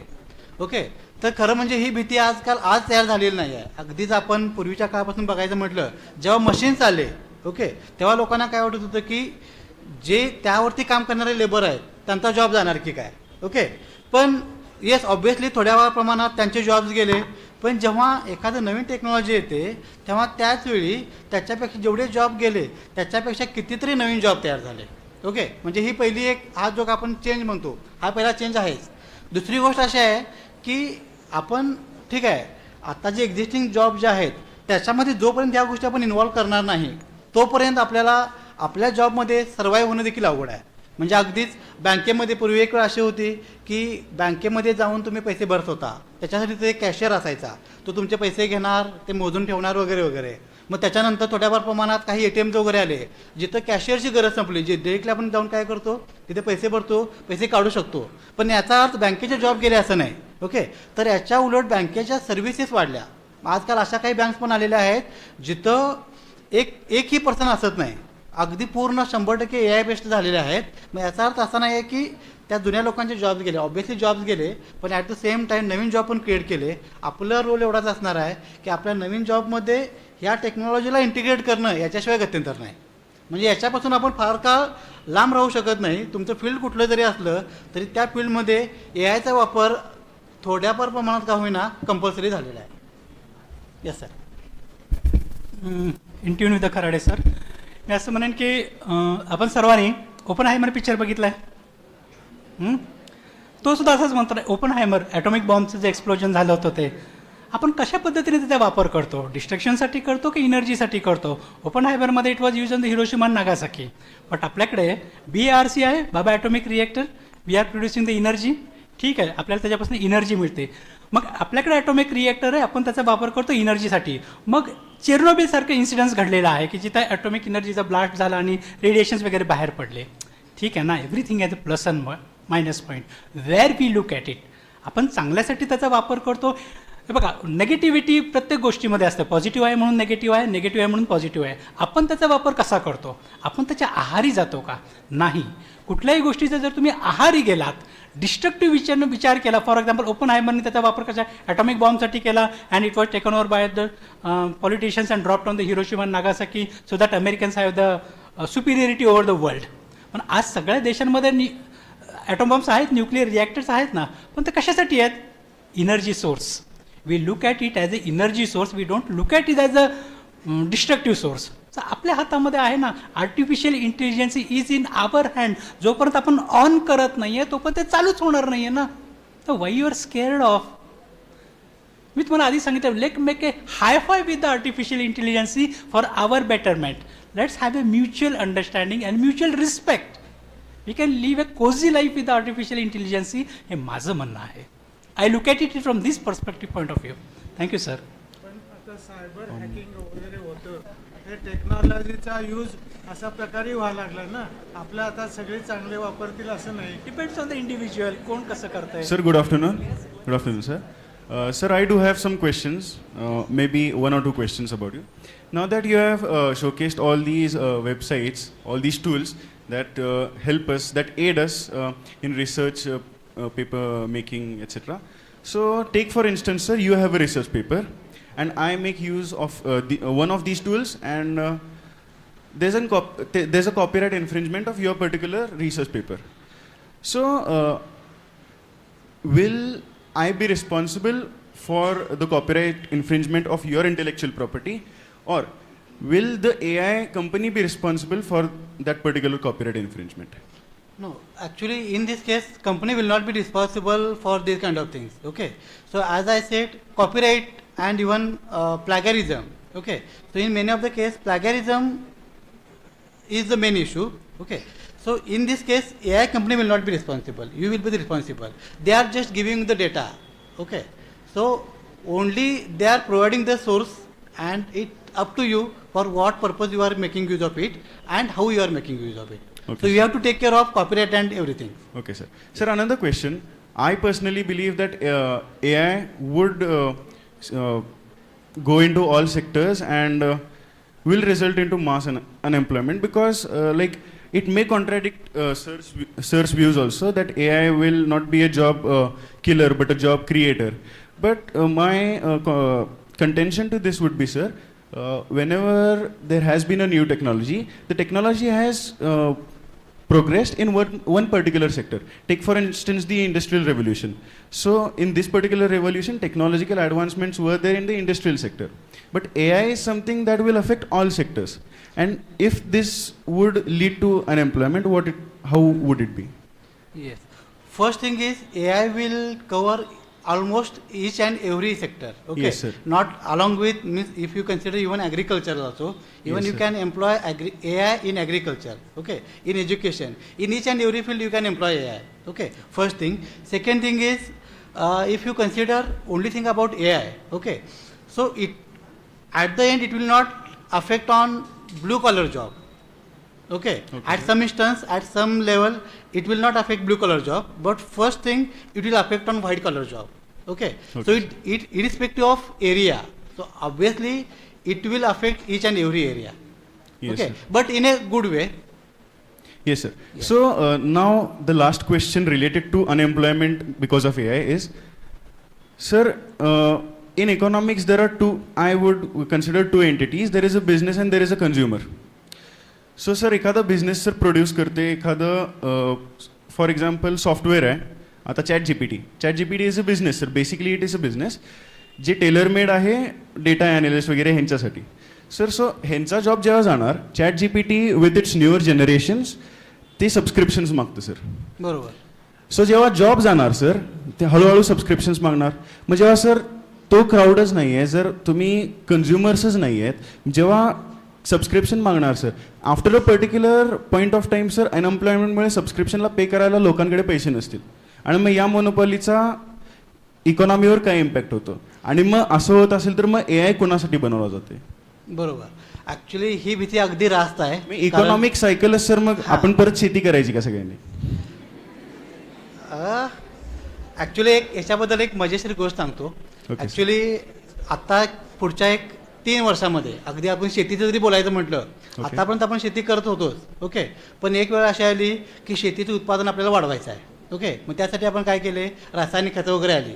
आता याच्या पुढे जाऊन इथं जर मी AIचा वापर केला तर इथं AI काम काय करेल की अगदी तुमच्या माती कोणत्या टाईपची आहे, त्याच्यामध्ये कोणतं पीक घ्यायचं हे आपण माती परीक्षणानं शोधू शकतो. ओके. पण माती परीक्षणाचे त्याचे लिमिटेशन्स काय आहेत की तुम्हाला ते फक्त सांगेल की या टाईपचं तुम्ही पीक घेऊ शकताय, पण ते झाल्यानंतर त्या जमिनीमध्ये पाणी किती आहे, त्याला किती पाण्याची गरज आहे, कोणती अजून खतं किंवा रासायनिक द्रव्ये त्याच्यामध्ये ॲड केली पाहिजेत, ह्या सगळ्या गोष्टी जेव्हा तुम्ही करताय तिथं AI काम करेल. मग आता मेन मुद्दा राहिला की जे मेन जॉब्स आहेत, जे डेव्हलपरचे जॉब आहेत किंवा असे जॉब्स आहेत, तर ऑब्व्हियसली त्या जॉबवरती इम्पॅक्ट होणार 100%. पण त्याच्यापासून आपण जे काही नवीन नवीन गोष्टी तयार करतोय, म्हणजे आपल्या मानवी मेंदूचा वापर हा रिपिटेटिव्ह गोष्टींसाठी न करता न्यू जनरेशनसाठी करणार आहे. ओके. त्यामुळे त्या डेव्हलपरचं जे ब्रेन आहे तर ते सगळं आपण नवीन निर्मितीसाठी करणार आहे.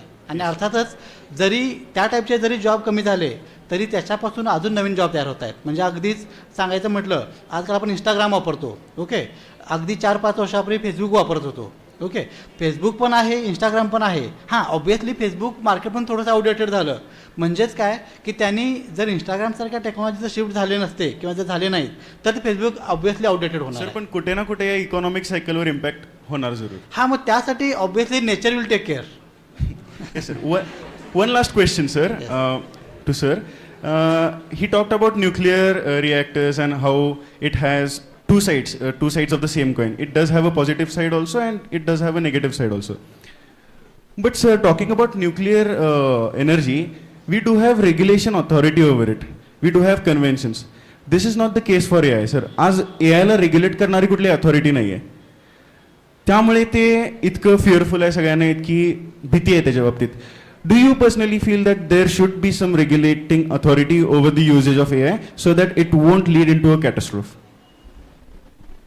Thank you for your question. I think there should be rules and regulation for each and everything.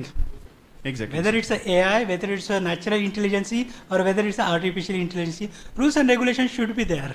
You know, I will ask you one question. We do accelerate our vehicle, okay? Yes, sir. 100 cc, 850 cc, bullet and all these things. Why we are accelerating the vehicle?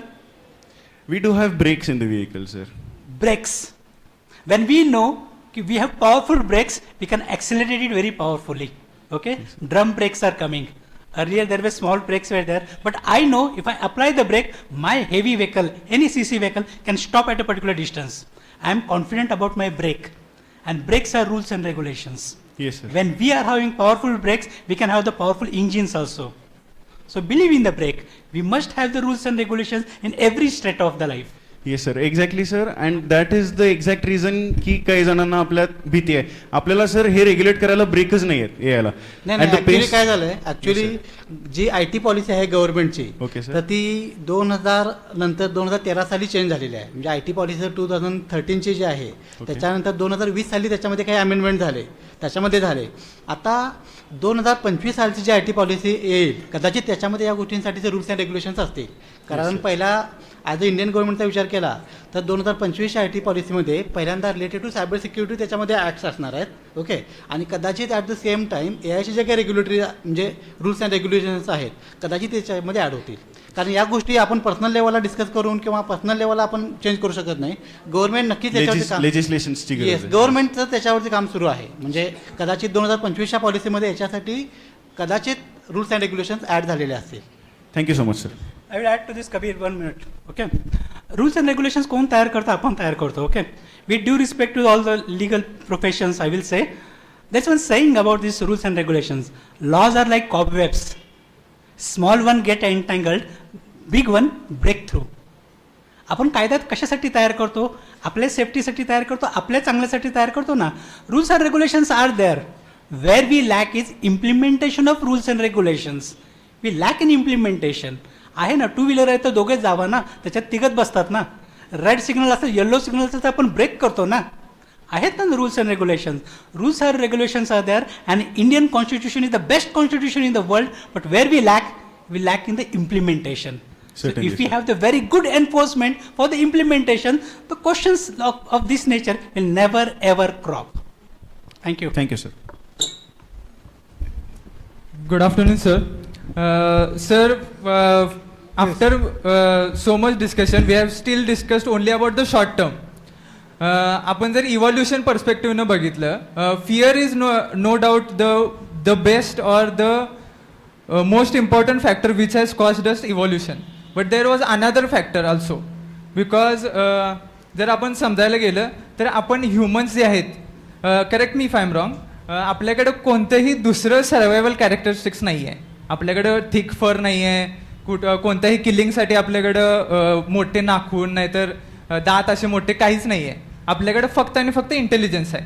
Okay, मग जर आपण जे आपण आता तुम्ही बोलताय की आपलं AI जे आहे ते त्याला आपण मुलग्यासारखं ट्रीट करतोय वगैरे, नाहीतर ते आपण त्याला जर चाइल्डसारखं ट्रीट केलं तर ते आपल्या पुढे जाणार नाही.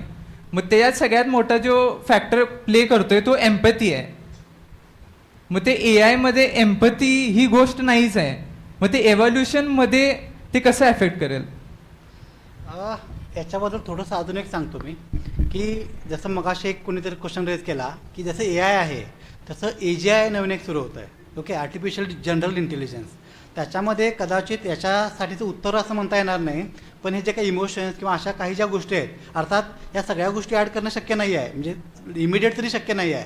पण आजकाल एक हे सांगतो की अगदी मेडिकल फील्डमध्ये जे ऑपरेशन्स वगैरे तर आहेतच, जे जीन्स वगैरे असतात की आजकाल त्याच्यावरती पण काम सुरू आहे की आपण AIमध्ये काय, पहिली गोष्ट काय आहे की we are trying to mimicking the copy of our brain. ब्रेनमध्ये जे काय फंक्शनॅलिटीज आहेत किंवा जो डेटा आहे, जे काय सगळं आहे त्या ॲज इट आपण कॉपी करायचा प्रयत्न करतो आहे. ओके, ते जर कॉपी करणं जर सक्सेसफुल सगळं झालं तर कदाचित तुमच्याकडं त्या इमोशन्स किंवा त्या ज्या गोष्टी आहेत त्या पण यायला सुरुवात होतील. ओके, मग आता प्रश्न राहिला की याचं पुढं काय होणार. ओके, आता पहिली गोष्ट अशी आहे की पूर्वीचं जनरेशन जो टाईम होता तो मोठा होता. म्हणजे अगदी एखादी जनरेशन बदलली आपण कसे म्हणतो, तो सुरुवातीला 50 वर्ष, मग 20 वर्ष, 10 वर्ष, 5 वर्ष. आता कदाचित हे 2 वर्ष पण असं म्हणता येणार नाही. अगदी 6 महिने 3 महिन्यांच्यापर्यंत हे टाईम आलेला आहे. फक्त आपल्याला याच्यातून मार्ग एकच काढू शकतो की आपण याचा वापर आपल्या कामासाठी कसा करून घेता येईल. ओके, हेच आपल्या हातात आहे. ओके, कारण आपण एक वेळ ठीक आहे, आपण जरी काय कंट्रोल केलं, काही गोष्टी केल्या, पूर्ण जगाला आपण कंट्रोल करू शकत नाही. ओके, आणि त्याच्यासाठी रूल्स रेग्युलेशन येणं, सगळ्या गोष्टी ह्या प्रॅक्टिकली आत्ता तरी पॉसिबल नाही आहेत. ओके, त्यामुळं best way is to adapt the technology. Okay, आणि जेवढ्या लवकर अडॅप्ट करू, एकतर पर्याय तर नाहीच आहे, पण अडॅप्ट करत असताना आपण आपला त्याचा किती मॅक्झिमम बेनिफिट करून घेता येईल हे आपल्यासाठी महत्त्वाचं आहे. सर, मग असं कधी होऊ शकतंय का की AI ला एम्पथी आपल्याला एनबेड करायला लागेल त्याच्यामध्ये, नाहीतर एम्पथी शिवाय AI आपल्याला वापरता येणार नाही? या गोष्टीचं आत्ता तरी उत्तर येस आणि नो असं आहे. कारण कसं मगाशी म्हटल्याप्रमाणे याची डेव्हलपमेंट याच्याशी रिलेटेड ऑलरेडी सुरू आहे. मी अगदी पूर्ण अमेरिकी किंवा ह्याच्यात सांगत नाही आहे, अगदी शिवाजी युनिव्हर्सिटीमध्ये सुद्धा आम्ही जे काय ब्रेन मिमिकिंग ज्या अशा गोष्टी आहेत त्याच्यातला एक पार्ट आम्ही तो म्हणजे एक पार्टवरती आम्ही काम करायला सुरुवात केलेलं आहे. आणि ऑलरेडी याच्यासाठी काही ज्या मोठ्या इंडियातल्या इन्स्टिट्यूट्स आहेत, जसं IISc वगैरे असेल, IIT वगैरे असेल, यांच्याशी कोलॅबोरेशन करून याच्यावरती काम सुरू आहे. आणि एक मोठा प्रोजेक्टवरती काम सुरू करणं आहे की ज्याच्यामध्ये हेच काम आहे की ब्रेनमधलं जे एक्झॅक्ट स्ट्रक्चर आहे त्याचं जे काय कॉपिंग आहे ते जर कॉपी करायचं नाही, अगदी प्रयत्न सुरू आहे. जसा म्हणजे आपण पेनड्राईव्हमध्ये कॉपी करून घेतो तसं we are trying to copy data from brain to the machine. Okay, आता अजून हे स्टेज 0ला आहे, पण माहिती नाही याचं सक्सेस किती मिळेल किंवा काय, पण याच्यावरती देखील काम सुरू आहे. आणि जर अशा गोष्टी सक्सेस झाल्या तर तुम्ही जे प्रश्न म्हणताय, सिम्पती, एम्पथी, जे काय सगळं आहे सगळं आपण त्याला देऊ शकतो. Thank you sir. थँक्यू. तर प्रिसिजन मेडिसिन म्हणून माझा विषय आला. त्याच्यामध्ये आपल्याला वाटतं की कॅन्सर म्हणजे एकच आजार आहे, परंतु आता ट्रीटमेंट ही पेशंट वाईज येत आहे. कॅन्सरमध्ये हजारो टाईप आहेत आणि त्याच्यामध्ये we are studying now genome, आणि कुठला जीन त्याच्यामध्ये डिफिसिट आहे त्याप्रमाणे केमोथेरपी किंवा इम्युनोथेरपी देत आहोत. त्यामुळं artificial AI is coming in a very helpful manner. तसंच आता मागच्या वेळेला शेतकरी आत्महत्या का करतात, कारण का शेती किफायतशीर होत नाही, आणि त्यासाठी AIचा यूज करून कुठलं कीटकनाशक किती प्रमाणात द्यावं, पाणी कधी द्यावं, याविषयी जुगळे सर आले होते आमच्या मागच्या वेळेला, आणि त्यांनी सांगितलं की AIचा यूज आता शेतीमध्ये अत्यावश्यक आहे, नाहीतर आपला शेतकरी कधीच किफायतशीर होणार नाही. तर मला वाटतं AI is a technology which is going to help and beneficial to humankind. Thank you. With that we conclude a very interesting session, sir. Thank you, sir.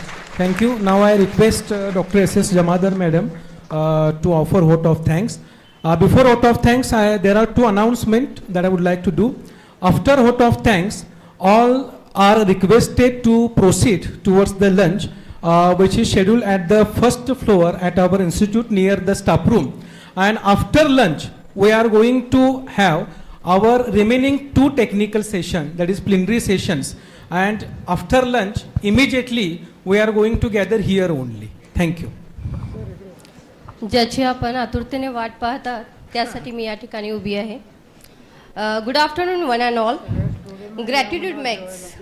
Gratitude makes sense of your past, brings peace for today and creates vision for future. Honorable dignitaries on the dais, delegates and my friends, today we are gathered here for one-day national seminar on artificial intelligence, a multidisciplinary approach to innovation and transformation, in the memory of renowned industrialist and environmentalist late Shri Arvind Deshpande sir. I would like to take this opportunity to express my heartfelt gratitude to each and every one of you for making this seminar a reality. On behalf of this esteemed institution, DRK College of Commerce, I would like to thank Professor, today's keynote speaker, Honorable Professor Madhav Bhilave sir, Department of Zoology, Shivaji University, Kolhapur, for sharing his expertise and insights with us. I want to express my heartfelt thanks to our first resource person, Honorable Dr. Kabir Kharade sir, Assistant Professor, Department of Computer Science, Shivaji University, Kolhapur, who has spared his precious times for us and graced this occasion with his presence as well as enlighten his views on role of AI in research. I want to express my gratitude to our guider, Dr. Vishwanath Magdum sir, Secretary, Council of Education, Kolhapur, for your vision and commitment to work and its execution. High benchmark you have set for ourselves and never say die attitude help us to excel in all endeavor. Thank you, sir. Then I would like to thank our lovely principal, Dr. Varsha Mahindrage ma'am, who always gives and extends full support and cooperation whenever we are in need. Thank you, ma'am, for your wholehearted support. I sincerely thanks to, as a part of this Council of Education tree, Principal Dr. Praveen Patil sir, Shahaji Law College. I also thanks to Captain Dr. R.S. Naik sir, Vice Principal DRK College of Commerce. I would like to thank Seminar Convener Dr. Supriya Chauvule Madam, Head Department of Accountancy, DRK College. And I would like to mention my special thanks to paper presenters. Those will express their views on today's world emerging issue through their papers. A warm thanks goes to all delegates, teachers and research scholars who are present and grace this session. And the end but not least, I heartily thanks to organizer for giving me such an opportunity. Thank you much. I would like to convey the message of our captain, our leader, that as a token of admiration, all the students, they are requested to join for irrespective of their registration. The lunch is scheduled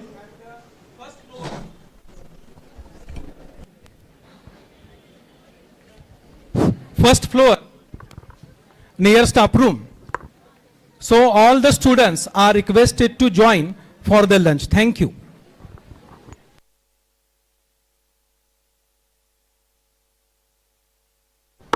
One more announcement is there. On behalf of Shahaji Law College, Kolhapur, the Women's Cell of Shahaji Law College, Kolhapur is conducting the survey to evaluate consumer awareness, and this survey aims to gather insights into the knowledge, product, consumer rights and the laws that protect. I think it is a very important and informative session. So all the students, researcher, faculty members, they must participate in this innovative campaign that the Shahaji Law College is conducting and organizing about the rights of consumers. Thank you.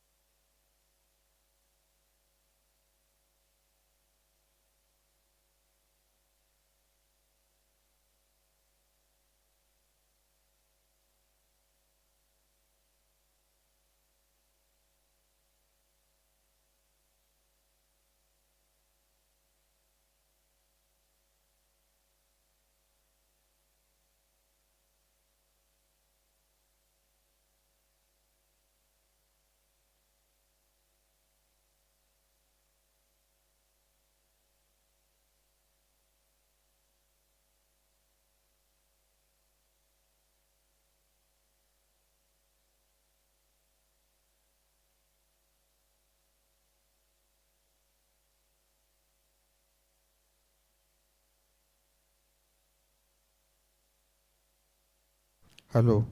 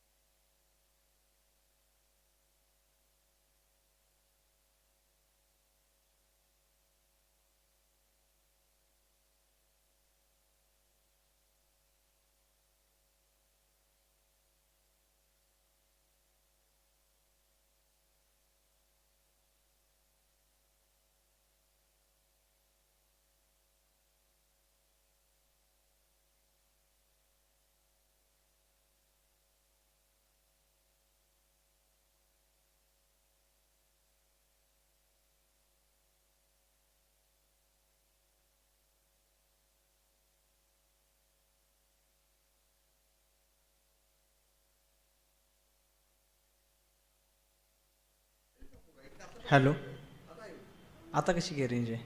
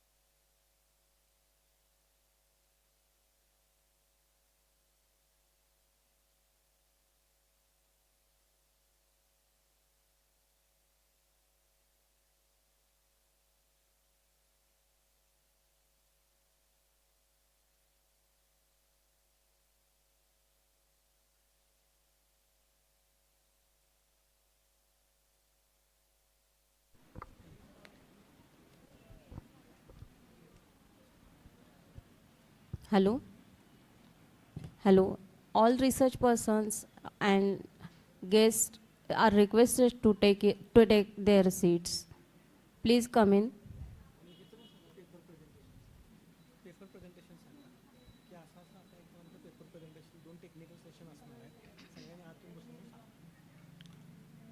Paper presentation session will held after these two technical sessions, session 2 and session 3.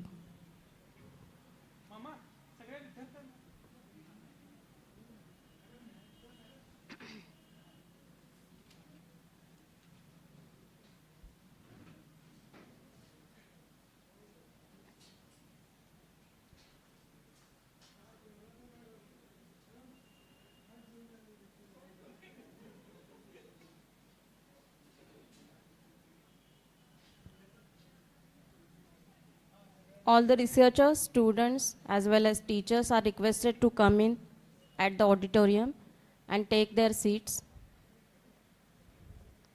This session will soon start.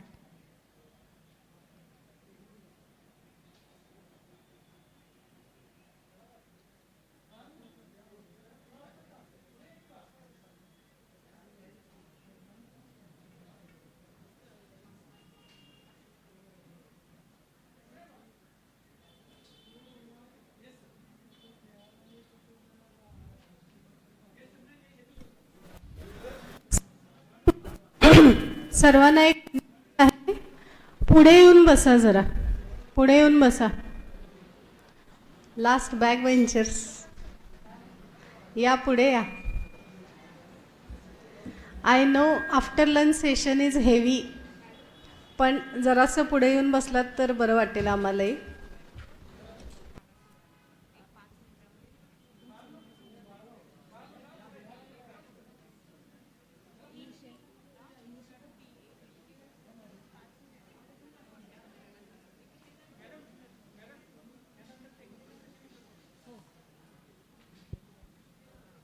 All the research persons who are going to present their research papers, please contact T.A. Hilge Madam.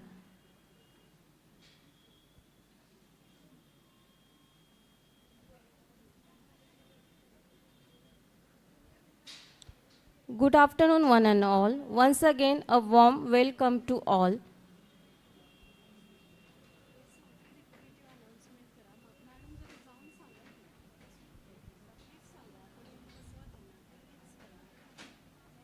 मागे बसलेल्या सर्व research स्टुडंटना, टीचर्सना request आहे की त्यांनी पुढे येऊन बसावे please.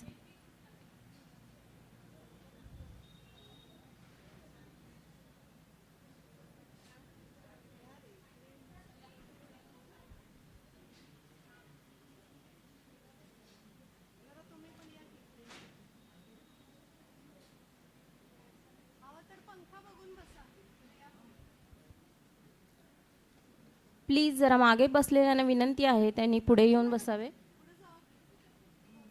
हो पास.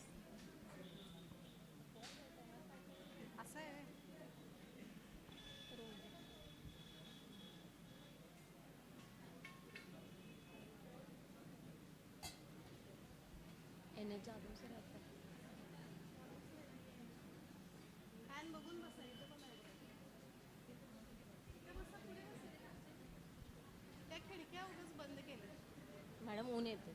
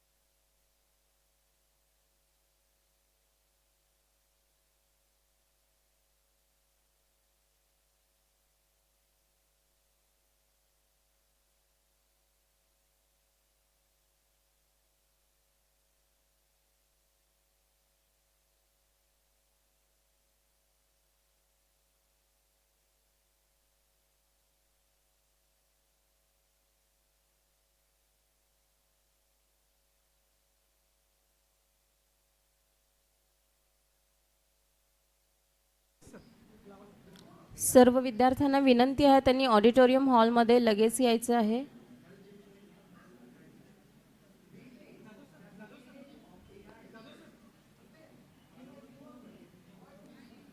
Second technical session लगेच सुरू होत आहे. सर्वांना विनंती आहे त्यांनी ऑडिटोरियम हॉलमध्ये जमायचं आहे.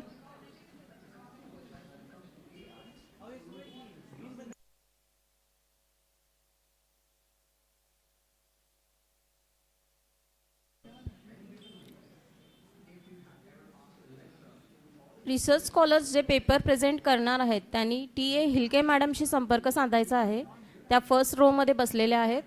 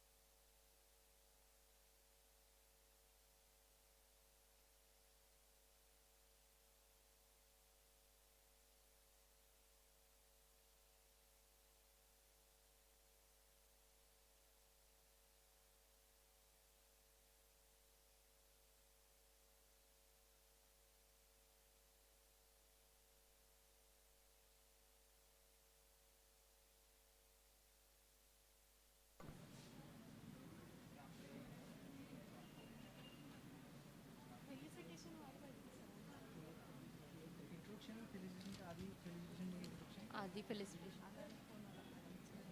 कारण कसं तुमच्या माझं नाव घ्या मी जातो वर इंट्रोड्यूस करतो. All students are requested to come in auditorium, take their seats.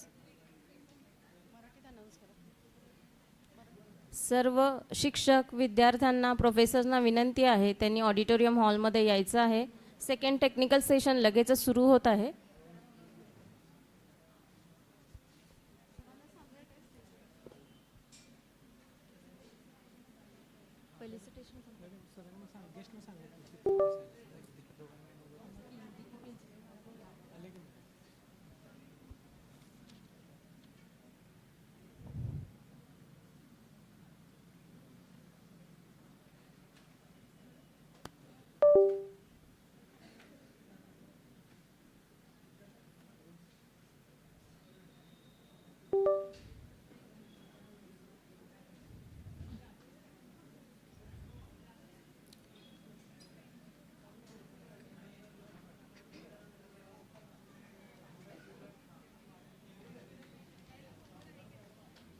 कोणच नाही.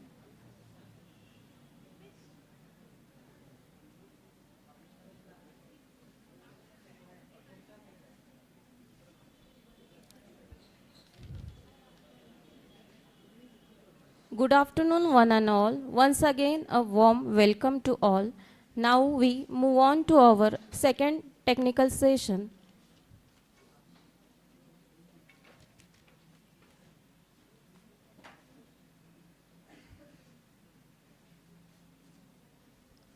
AI tools for effective teaching learning. Resource person is Dr. Mahesh Shinde, sir. I request Professor Dr. Varsha Mandati madam to felicitate Mahesh Shinde, sir. I request Vishwanath Magdum, sir, to felicitate Mahesh Shinde, sir.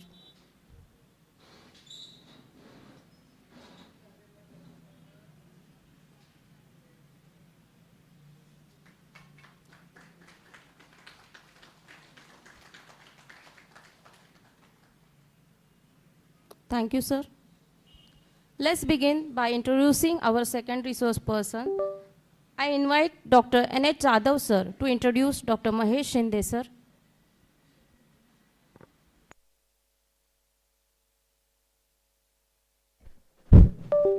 Good afternoon, all. I am here to introduce the invited speaker of this second session, Dr. Mahesh B. Shinde, sir. He is Associate Professor and Head, Faculty of English and Communication Skill, Department of Basic Sciences and Humanities, KIT College of Engineering, Kolhapur, Empowered Autonomous Status. He is a Dean of Admissions and Mentor of E-Content Development. Dr. Mahesh Shinde, sir, is a distinguished academician, researcher and mentor in English language teaching, communication skill and digital pedagogy. With the PhD in English language teaching and 17 years of experience, he has significantly contributed to enhancing English communication, soft skill and personality development among students and professionals. As a recognized PhD guide at Shivaji University, Kolhapur, Dr. Shinde, sir, is currently supervising 3 doctoral candidates. His research portfolio includes 15 international publications, accumulating 136 Google Scholar citations. He has presented his work at 3 international and 3 national conferences, including prestigious events on technology for education at IIT Bombay. Dr. Shinde, sir, has actively participated in over 40 plus UGC, AICTC, MHRD approved faculty development program and short-term training programs with a special focus on ICT in education. Sir has been actively involved in shaping educational practices. He has served as a member of advisory committee of AICT sponsored FDPs and has played a key role in international collaborations such as AICT UKRI Leadership Development Program. He was the convener, moderator and speaker for the 1-week international FDP on creating learner-centric MOOCs, a 4-quadrant approach under the Erasmus Project Central. A sought-after resource person, he has delivered 55 plus expert talks on topics including ICT in education, digital pedagogy, MOOCs, and communication and soft skill. He has been invited by premier institutions like HRDC Pune, HRDC Amravati, MSFDA Pune, HBSU Mumbai, and the University of Kerala. His expertise in further extended through guest lecture at Shivaji University, MCA, Computer Science Department, Mathematics and Biotechnology Department. Currently, he leads as an Associate Professor and Head, English and Communication Skill at KIT College of Engineering, Kolhapur. A strong advocate for e-learning, Sir has developed a YouTube channel with 4,450 plus subscribers, offering valuable resources to enhance English communications and professional skills. His contribution to digital education were recognized in October 2021 when he received the IST Most Active E-Educator Award 2020, presented in the presence of Chief Minister of Maharashtra. Such a nice personality is with us for guiding us. With this brief introduction, I take the leave. I request sir to proceed and enlighten us. Thank you, sir. Thank you, sir.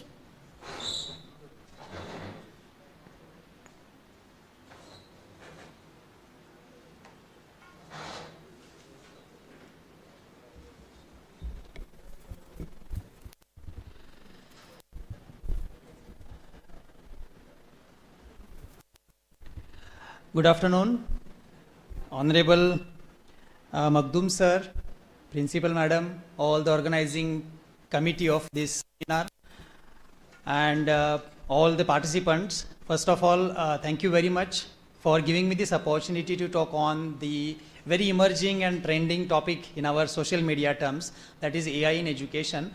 And as it is post-lunch session, actually there was a swap. My session was before lunch and AI in research was after, but due to some appointments at Akashvani, Kabir sir has to take my session and he has taken leave and he is there in Akashvani now to record about AI in education, in research and all that. So I have tried my level best to make it more interactive, and that is only the topic, that is AI for effective teaching and learning.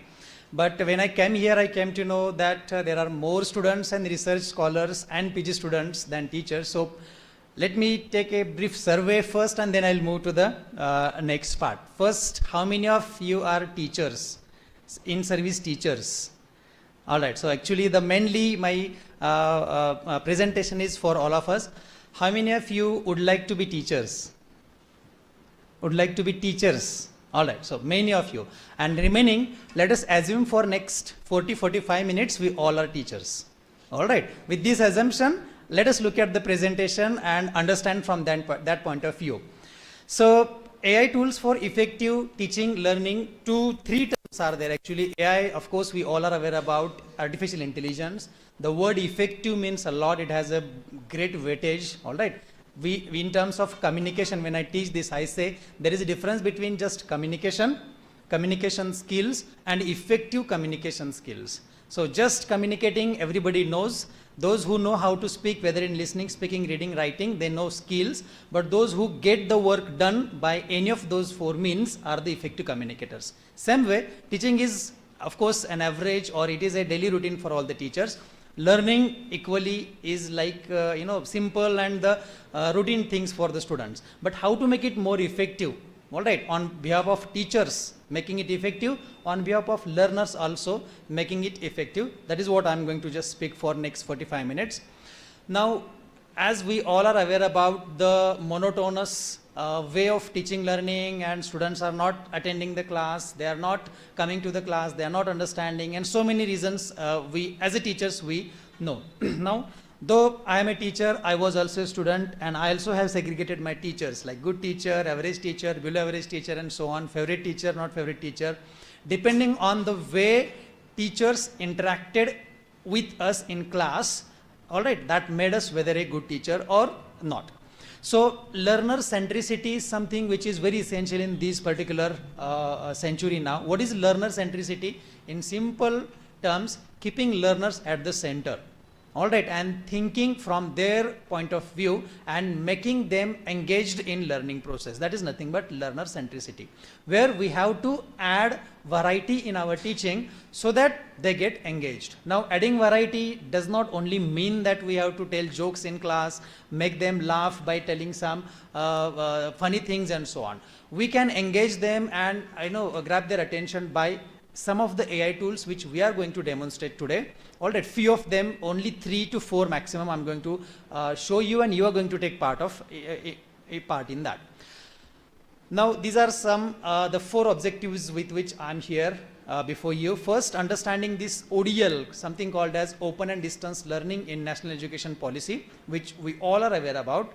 AI in education, there was a survey, and there are some insights as per those survey. We will discuss on those for 5 minutes, 10 minutes. Then there is something called as TPAC model for effective educators. TPAC stands for technological, pedagogical, and content knowledge. All right, how we teachers and every one of us has to be aware about this TPAC model. That I will talk for 5 minutes, and then remaining time we'll spend in exploring some AI tools with live demonstration, which I will show you. You will also practice in your mobile. Now, just to take a brief review about this open and distance learning, all right, ODL, which stands for open and distance learning, where the simple concept is nowadays we need to bring learning to people instead of people to learning. And that's why there are so many online courses are coming. That's why there are so many distance mode or blended modes of those courses are coming. And the simple concept is now, instead of asking people to come and sit in the class and learn, it is better to take this learning to the students, to the learners. Now, this education policy, just for the sake of information, like, we have revised it for 3 times, and in that education policy, this ODL, Open and Distance Learning, has gone through different phases. All right, in first National Education Policy in 1968, it was named as part-time education or correspondence courses. All right, the word part-time itself is dangerous and doubtful. When part-time means no weightage, and it was faced by most of the job seekers when they have done their education in distance mode, they were not given preference. With partial and little modifications in 1986, again modified in 1992, it was named as Open University and Distance Learning.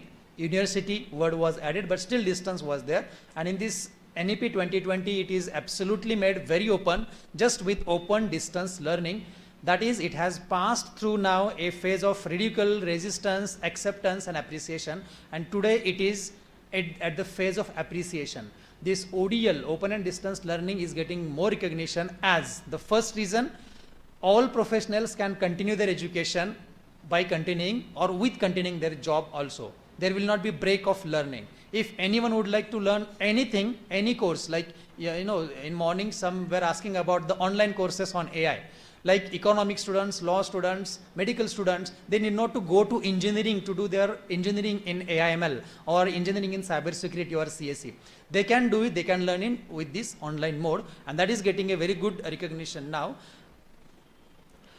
What exactly is the ODL? There are so many things, and there is a special session on this ODL in NEP, which I have just cut short in 5 to 10 minutes.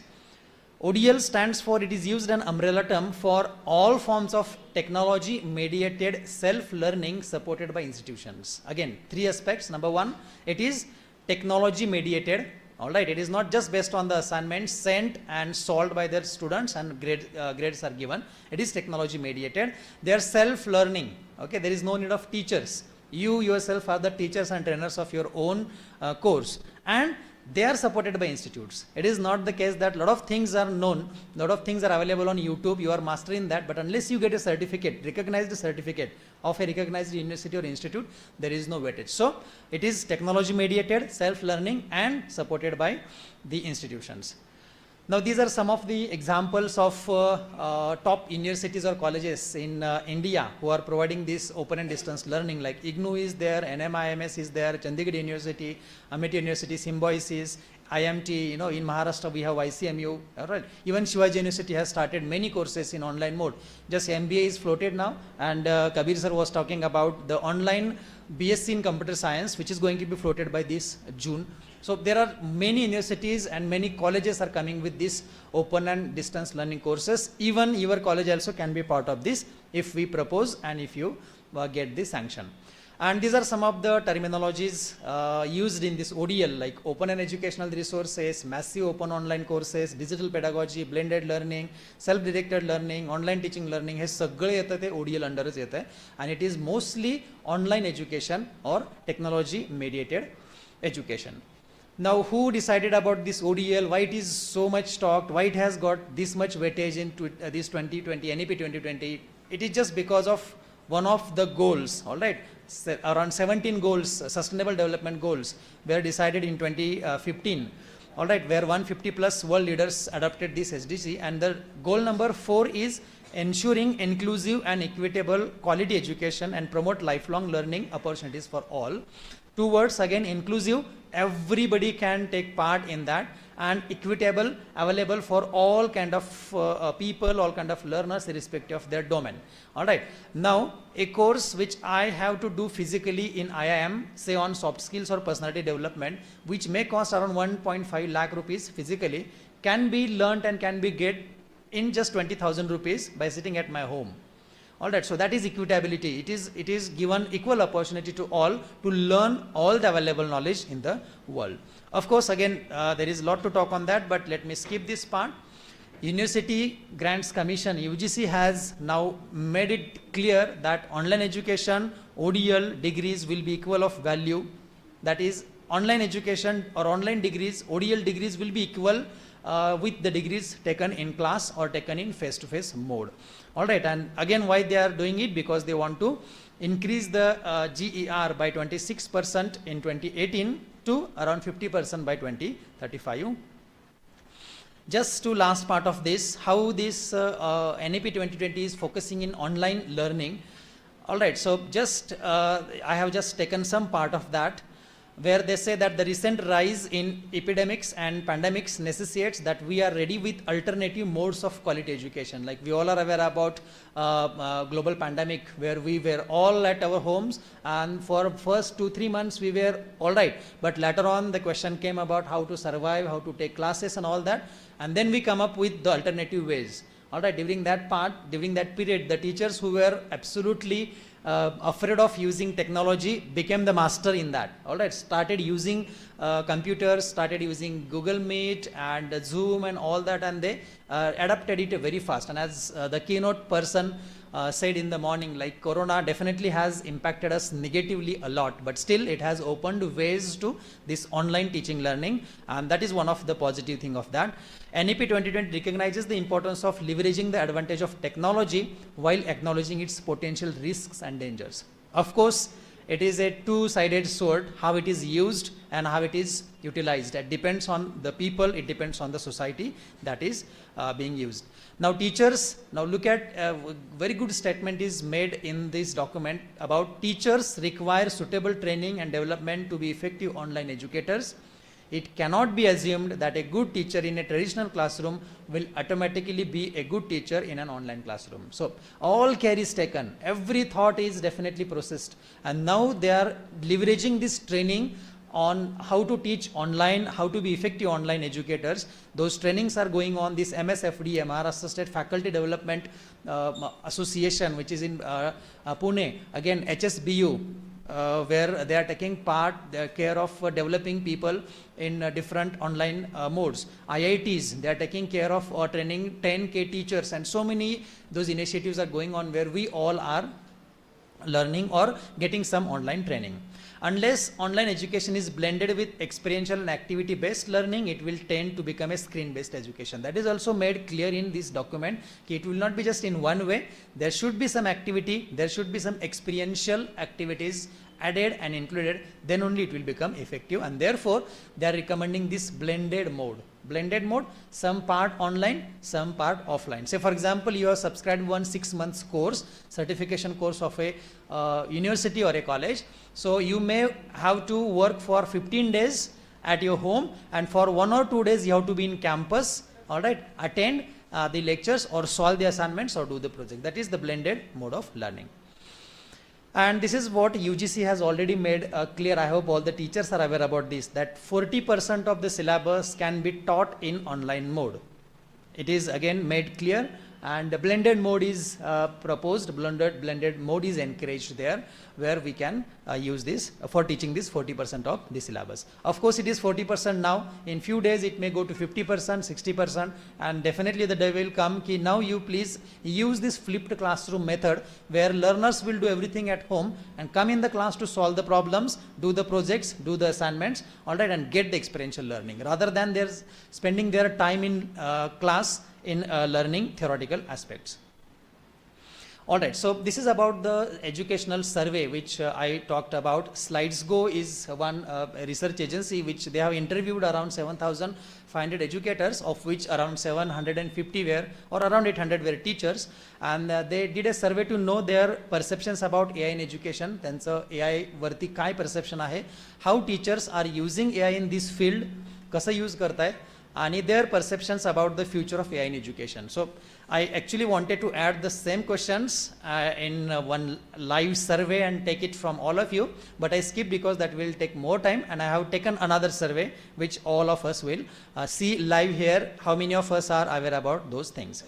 So what the survey has to say, just I'll briefly go fast about this. 71% of those 7,000 plus educators say that they agree that AI is improving the quality of their day-to-day work. Yes, there is an improvement in their day-to-day work. Simple example, I have to draft a message to be sent to my HOD, to my students, or to my director. All right, though I'm English professor, definitely I have some limitations.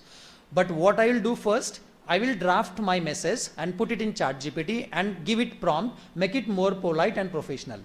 And it will convert it to a professional mode, which I may copy and will make the necessary changes. Sometimes those technical words are very heavy, all right, which we don't even understand. So I make those changes and then send it. But along with that, what I tell same to my students as well and all the trainees, ki ChatGPT is nowadays helping you a lot and saving you a lot of time if you are using it in an effective way. For example, when I copy the message and check the difference, how I drafted and how it has modified, I should learn the way it has to be professional.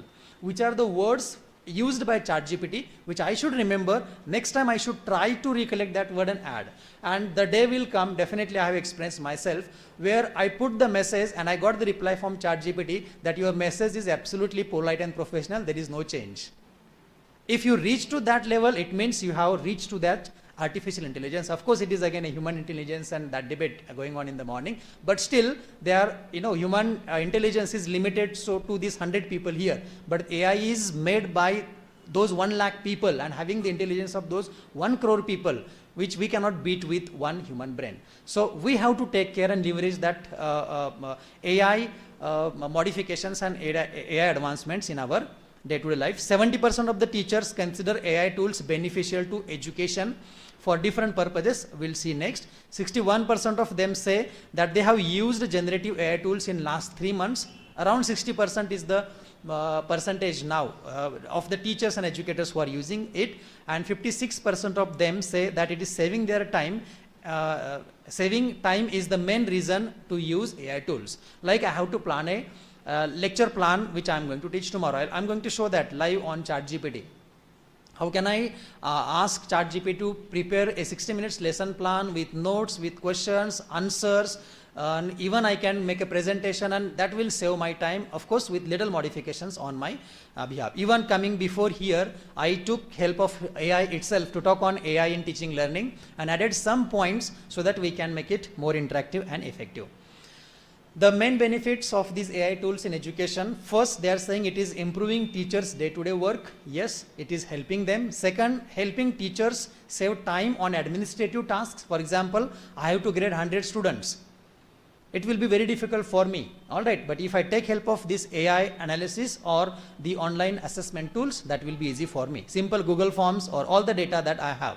Suppose I have all the marks and everything with me, I just can put it in some assessment tool and can find the mean and median and toppers and average and everything I can get, and that will save my time. Even checking of the assignments written by students physically can be done with the help of AI. Like all the students, you must be using just scanning the question and putting it in ChatGPT, attaching the file and asking to solve in this way, that way and all. Same way we also are aware about how to assess your assignments, and we can also detect those AI plagiarism and all that. All right, but again there is one more solution. We'll talk about this, how to humanize the artificial or this AI language.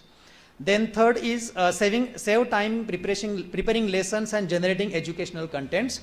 And the fourth one is source of inspiration to prepare classes. Like, I have been teaching for last 15 years. I have same notes with me, same 3-4 books referred. Now I find it little boring to go with the same contents in the class and teach them the definition of communication and so on. But when I ask ChatGPT, can you give me a lesson plan on teaching effective communication skills? It adds variety in that. And that helps me to learn something new, motivates me to tell new things to the students, which are not the same for my last 15 years. 57% generate educational content. When the question was asked how you have used the AI tools in your day-to-day life for the educators, 57% said that they generated educational content with the help of these AI tools. Organize a class or a lesson, 53%. Around 46-7% they say that get inspiration for a school assignments or college assignments. 43% say prepare a presentation of a project. All right, still the percentage is around 50%. 50% of the teachers, educators, budding teachers are not aware about it, or they do not want to learn because again of one of the fear in all of us, that is whether we will be replaced by this technology, whether the teachers will be replaced by AI and all that. Of course, we'll talk on that in a later session. Improve texts. Like I said, I am putting the message, getting the reply and using it. All right, so improving the text. Automate the administrative tasks like assessment, grading, attendance marking, defaulters finding, and all those things can be done with the help of this AI tool. Translating the text from one language to another language, that we are doing now. And of course, detecting frauds or plagiarism. These are the top usages of AI in education as per the survey. The last part of the survey talks about the challenges. 56% of, as I said, educators are not aware about how to apply it. All right, even I am sure like most of us are using very small part of this AI, say 1 to 5% of this part of this AI, and we are satisfied with that, whereas still 95% of the things are there which will help, definitely help us to improve our own profession. Of course, I am talking about education and teaching learning. Definitely it can be applicable to most of the other professions as well. 35% of the teachers don't use AI tools in the classroom, but they feel that AI tools are very useful before the classroom, pre-classroom or preparation level, not in classroom. And 22% of the teachers don't know how to prevent students from misusing AI tools. Alright, so around 22% of those teachers feel ki, sir, we do not know how to prevent it, but actually I would say there is no need to prevent it because we cannot stop students from using it. Like few days back, mobiles were banned in class, am I right? There were boards, don't use mobile, switch off and all that, but now we are encouraging that. Use mobile phones in class because that is what you can use and can make the teaching learning more interactive. Alright, I use WhatsApp in class. I use all those links, grammar links and all those are there which I post. Students definitely solve it and give their opinions. Like one we are going to see here on Mentimeter. But of course the initial things when I say open your mobile phones and do this, first the finger will go to WhatsApp and check the recent messages and status, some Insta things, and again we'll go back and at least after say 3 to 5 minutes, definitely we will pay attention to the screen and we'll do something which teacher is trying to say. Now, this is the question, will AI replace teachers? Of course, both the sides are there, where 64% of the teachers believe that AI will not replace teachers and that we still need the human factor for teaching. As we have seen, 64 means 34 or around that is 36% is somewhere else, right? Now, 11% believe that AI will replace teachers only for administrative tasks. All right, and 10% of they believe that AI will replace teachers, but in the long term, not now. Now, I'll again put it to you, like whether it will replace to teachers or not, whether AI will replace the advocates or not, whether AI will replace the doctors or pharmacists, and it is everywhere. The question, of course, is again having this, we call this as a redundancy, where answer itself is there or there is a double repetition. Like whether it will replace will depend on us. Like few years back, or let me ask you a question, how many of you go in banks now to withdraw money or to deposit the check or the things? Of course, except commerce students may be having some projects at bank, but for those routine works, we are not visiting banks, we are getting done everything, online transfer, Google Pay, Phone Pay, everything we are doing now. But 20-25 years back, we have to go to bank for everything. Even I have to deposit 100 rupees, I have to go fill the slip, deposit, get it on my book and so on. Today, look at my statement, listen carefully. Today, we need banking, but we do not need banks. All right, today we need banking, of course, but we do not need banks. Similarly, tomorrow we will need education, but not the educational institutes. That is what I feel. Do I mean that banks are absolutely closed now? No, they are changing. Similarly, is it the case that the colleges and schools and universities will close? No, they will change it. Okay, they will change their mode. After every certain time, the change is coming. All right, and that is why most of the universities are offering those open and distance learning courses, ODL courses, so that 5 years from now, say 10 years from now, at least they will be able to survive in this competition. So, of course, AI will not replace the teachers, but AI will replace those teachers who will not change themselves, those professionals who will not change themselves, and who will change or who will replace them? The person who is having mastery on AI will replace those who don't have. Simple.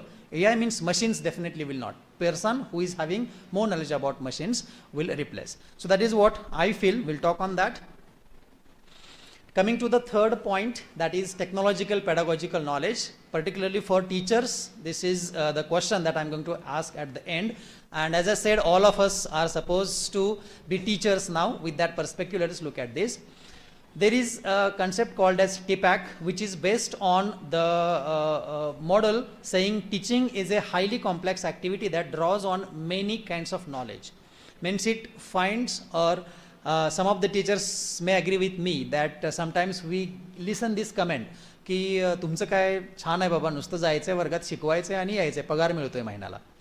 Teaching अगदी सोपं आहे, नुसतं यायचं आहे, विद्यार्थ्यांना काम द्यायचं आहे, त्यांना क्वेश्चन पेपर द्यायचे आहेत, सोडवून घ्यायचं आहे आणि चेक करायचे आहे, मार्क्स द्यायचे आहेत, and it is that easy. We have to do lot of work and so on. Of course every professional feels like same about others profession, but teaching is not that simple. It is a complex activity based on three kinds of knowledges. कुठले कुठले आहेत बघा. First is content knowledge. A teacher is a good teacher when he is strong and he is master in his or her own content. Alright, when I talk about communication skills or English, I should know all about English, grammar, everything. Alright, linguistics, about soft skills, about communication skills and so on. That is called as my content knowledge. Most of the teachers are very good, very strong in content knowledge. Second is pedagogical knowledge. Alright, a teacher should have all these three knowledge. First is content knowledge, it is must. Second is pedagogical knowledge. Pedagogical म्हणजे काय हो? How to teach that content effectively to students. That is tips and techniques and strategies used in class to make their teaching effective. That is called as pedagogical knowledge. आता काय होतंय बघा, जर दोन्हीपैकी एक नसेल, that will definitely affect. If a teacher having very good content knowledge but is not connecting with students, is just reading from the book, बऱ्याच वेळेला मुलं मला वाटतं ॲग्री होतील, असं होतं बऱ्याच वेळेला की आपण ह्या कमेंट करतो सिम्पल की ते सर ना खूप हुशार आहेत पण त्यांना समजावून कसं सांगायचं कळत नाही आहे. हुशार आहेत, पब्लिकेशन्स आहेत, सगळं आहे, पण त्यांना वर्गात समजून सांगता येत नाही किंवा क्लास कंट्रोल होत नाही वगैरे. Means they are lacking somewhere pedagogical knowledge. Opposite एखादा असं आहे की very connecting to students, having very good pedagogical knowledge, know the strategies and all those things, but content is weak. And if a difficult question is asked, little advanced question is asked, the content knowledge lacks because the teacher is not advanced. So there the teacher may fail. And along with this, all these two is called as pedagogical content knowledge. We should know how to, we should have the knowledge about our own domain as well as should know how to teach it effectively. And now this 21st century is expecting you to have a technological knowledge also. Alright, a teacher having content knowledge and technological knowledge but not pedagogical knowledge. For example, मला माहिती आहे PPTs कशासाठी वापरायचे आहेत.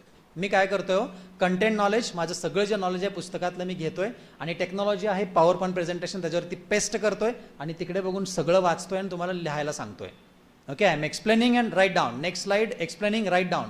That is content and technological knowledge. Pedagogy is missing somewhere. All right, again technology and pedagogy, if this is combined but content is missing, there will be problem, and that is why all this is called as technological and pedagogical knowledge. A teacher should have content knowledge and should upgrade it from time to time, should know how to teach it depending on the learners or the students being addressed. For example, I am teaching this to you different way. If I am teaching it to all the teachers, different way. Suppose you are teaching a subject to 5th standard students, different way. 12th standard students, different way. And your own colleagues, there should be different way, not the same way used for teaching. That is called as TPAC knowledge. What is that? Full form: technological, pedagogical and content knowledge. As I said, let us assume that we all are teachers and ask this question: which knowledge we are strong in as of now? You can choose three options. I am strong in content knowledge, I am strong in pedagogical knowledge, I am strong in technical knowledge, or any one or any two or all three. This is the survey now that we are going to see, and we are going to see live here. Alright, everyone, and there are four slides I have added, and where I would like to exhibit and show you how these AI tools can help us to make the classroom interactive. So ready? Please have your mobile phones out, start your internet, connect to internet and just scan this QR code. The question is, what type of knowledge do you think you are best in as on today? हा एक simple question आहे. याच्या पुढे 3 slides आहेत. त्या तिन्ही slide आपण एक एक बघूयात आणि त्याचं लाईव्ह इथे समोर तुम्हाला रिस्पॉन्सेस दिसणार आहेत. स्कॅन करा किंवा सिंपल आहे menti.com इथे जायचं आहे आणि तिथे तो कोड टाकायचा आहे 27953709. Okay, you will not be able to answer because yet I have not started the presentation. All right, let me start and see it. If, don't worry, the same will come here also.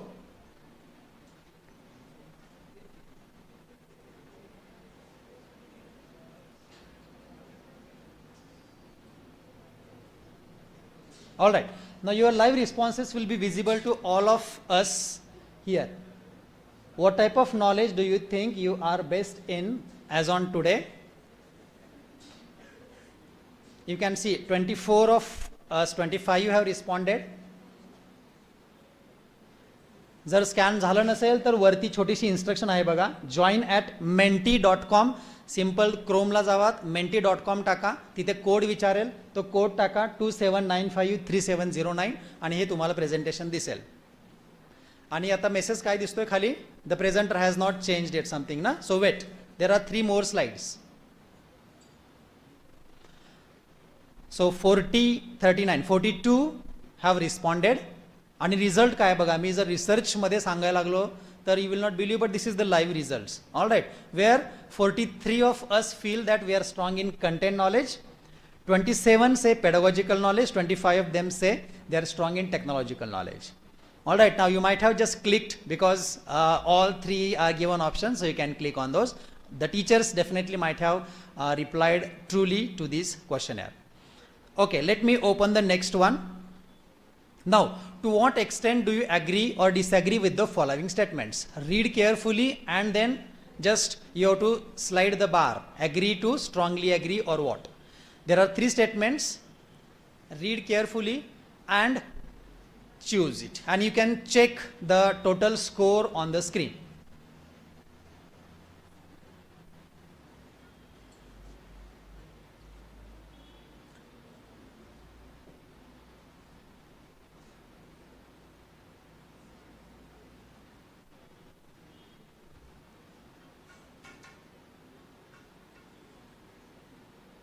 Students, you are teachers, huh? Think from teachers' point of view.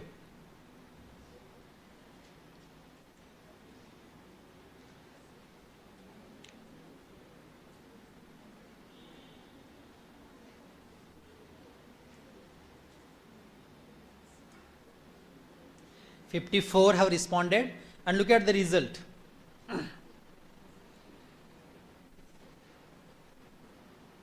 It's changing. If you are changing your options, the result is also changing. We can use this tool called Mentimeter in our class to make any kind of surveys, tasks, questions, open-ended questions and so on, to make it live and feel very good. All right. When you see your response on the screen, it looks good, na? If I add a short answer question, there is one more word. Okay. When your word will be on the screen, you will feel very good, and that is called as engagement of learners in the teaching process. Let us come to conclusion. What is the conclusion now? 73 of you have responded. All right. Here is the answer to this, whether AI will replace the teachers or not. The first statement, today's digital learners learn more through open online learning mode. No, they still want teachers to be their guide. All right. It shows because only 2.8% of the weightage is given to this statement. Second, in class face-to-face teaching learning is more impactful. Tehi noko ata, because all teachers are not same. All right. Now the third is little. Actually that bar is always raised in all the surveys wherever I take. It goes around 3.8 or so. Blended mode, that is some part online, some part offline. Mode of teaching learning is going to be the future of education, which is true. All right. Some part we have to learn in class, some part, at home, and for some part we need to come to college and meet the teachers. Okay. The next one.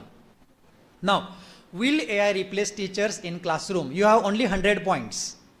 You have to distribute them as per your priority to these 4 statements.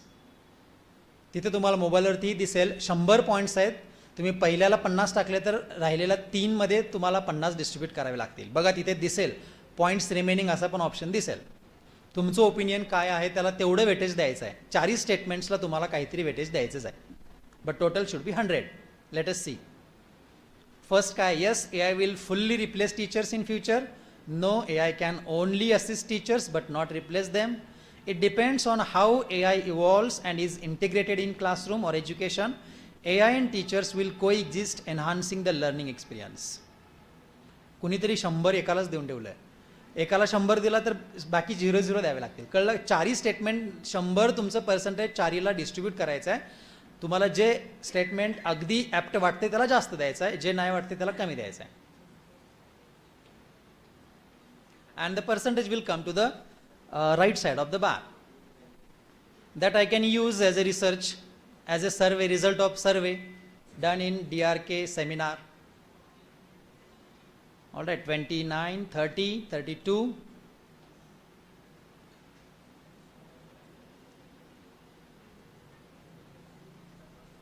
Okay, take your time, no problem.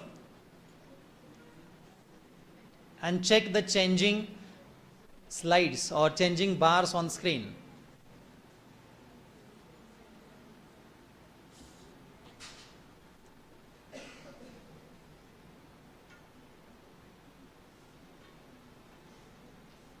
$62. Are you trying, all of you? Have you logged in? Just try. If you missed the QR code, go to Chrome and just type menti.com and add that code and just respond. Of course, I can share the link also. All right, when in class we have the group, I share the link so that everybody participates. Here I could not get that group, that's why I used QR and the link. So 72, I guess 75 last time responses were there, 74 is fine. The results.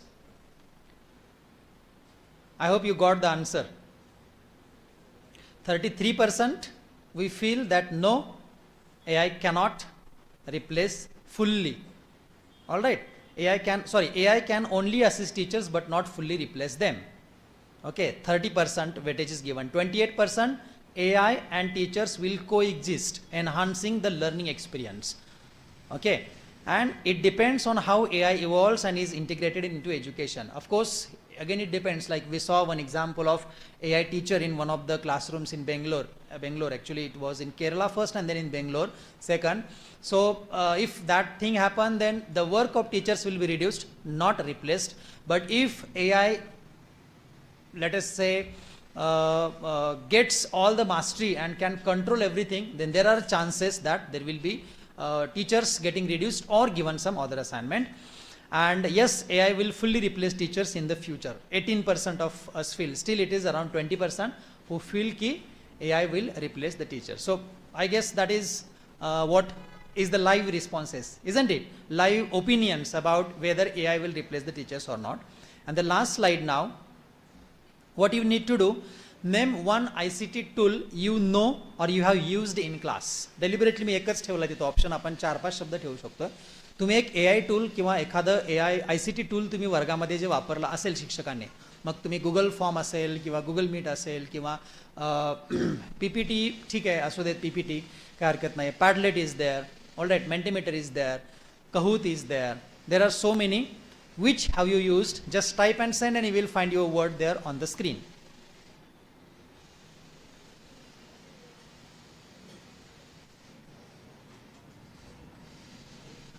Now why PPT is getting bigger? Because many are typing PPT. So if I want to find out one particular say काय म्हणूया आपण त्याला, कौल बघायचा असेल कुठले options आहेत, तर we can use this, and the bigger word means that is the most choice of the audience or the learners.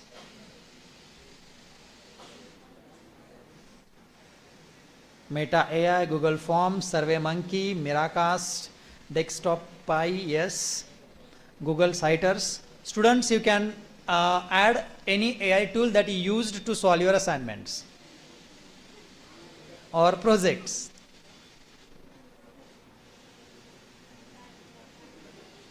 Gemini, yes, I was waiting for that. And one is missing actually, everybody is using. Now it is coming, ChatGPT. Okay, 79. All right, 79 responses. The highlighted or the bigger words means they are maximum used. PPT, Google Forms, ChatGPT, Google Meet, just Google. Google is not the AI tool actually, it's a search engine, but it's fine. Let us understand, let us take it with that. All right. Now, This particular tool called as mentimeter.com can be used by teachers for these 4 aspects I said, but it can be used for ranking or prioritizing or short answers or long answers or finding something and everything. It can be used so that it becomes very interactive in class. All right. One limitation of this particular AI website or tool is for one user, I can use it for 50 participants. If I have to take more, there are more than 50 participants, I have to take it subscription. But if once I start the survey, even if there are 1,000 participants, it will not interrupt me. So what is the solution to use it in class? Use it with different email IDs. If I use it today with one email ID and I have to use it again tomorrow, I have different email ID, different Mentimeter account, I can use it with that. That is one of the solutions. But to replace it, there is one more tool which is known as, I will not show or I will not exhibit this, but this one, Slido.com, is the other tool which is equal with Slido. You can explore it at your home. Slido is another thing, replacement for, alternative for the Mentimeter, where 1,000 participants can be accommodated. Now you will say, sir, how to do this? I will not spend much time, but will show you. Look at this now. It is giving me this particular instruction, like 98 participants of this month are done, subscribe and all that. I will not use it. I will use it for the other email. But how to do this? Once, of course, you have to log in with your Gmail account. Go to this Mentimeter, click on new Menti or new slide, start from scratch. All right, and it will ask you multiple choice question, open-ended question, ranking, guess the number, 2x2 grid. Even I have not used this 2x2 grid because I do not know where it is applicable. You can explore and get. Word cloud we used, scale we used, question answer. One question is given and that can be put. Again, 100-point scale which I used just now, and quick forms for getting the survey. There are so many other which you can explore. Just click, you will get it. Of course, unless you try on your own, you will not learn. It is up to you whether you go and look at this. Let me continue.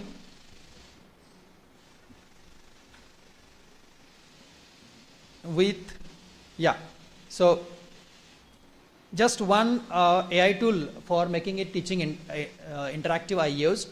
There are so many other tools which can help us to make our classrooms interactive. There Kahoot is there, Slido is there, as I said. There are many others which can make, it depends on the subject that you are teaching, all right, and the availability of the resources in the classroom that we can take care of. These are many actually, these are just a screenshot that I randomly took from internet, not necessarily these only you should know. Let us see now few of the Mentimeter live interaction we have seen. I'll talk on, just a minute, ChatGPT, okay, for preparing lesson plan, notes, questions, summary also. Gamma AI for preparing slides, presentations, and Edpuzzle is there for interacting videos. I'll just go through that, but first three I will show you the live demonstration. Mentimeter, we have already seen that. It is, is used by 97 of the world's top 100 universities. Mentimeter is used by around 97 of those top universities. It is so famous, and that's why on institute level, if we take the subscription, that becomes great. It is a web-based, okay, that no need to talk about how it is making engaging and all that. We have already done now. Let us go to the next one, ChatGPT for teachers. For students, most of you are aware, but for teachers, let us see how ChatGPT can help and how we can enhance our own teaching experience with the help of ChatGPT, particularly for making lesson plans, generating educational material, designing assessment, and doing assessment also. By automating these time-consuming tasks, teachers can focus more on delivering high-quality instructions and providing individualized attention to their students. Okay, but as the experts, the first session expert Kabir sir talked, it depends on the prompt that are giving, you will get the responses, because it is artificial intelligence, doesn't exactly know who you are and what are you expecting? Because if I directly go on ChatGPT and ask, please give me lesson plan to teach communication skills, it doesn't understand who am I, for what purpose I am expecting, who are my audience, how long I am going to teach, and who are the learners who are learning. All those prompts have to be given properly, and then only we can say ChatGPT is useful. Let me show you the live demonstration. Of course, logging in through our account. All right, ChatGPT, you go, you log in with your Google account. Now, what I will do, I have the first prompt, which is giving all details about me, because I am doing it for first time. I am a professor of English and communication skills, and I teach UG engineering students. It will remember forever next time onwards. I want to make a lesson plan, lecture plan for 60 minutes on the topic basics of effective communication skills for my undergraduate students. All right, let me put this prompt in ChatGPT.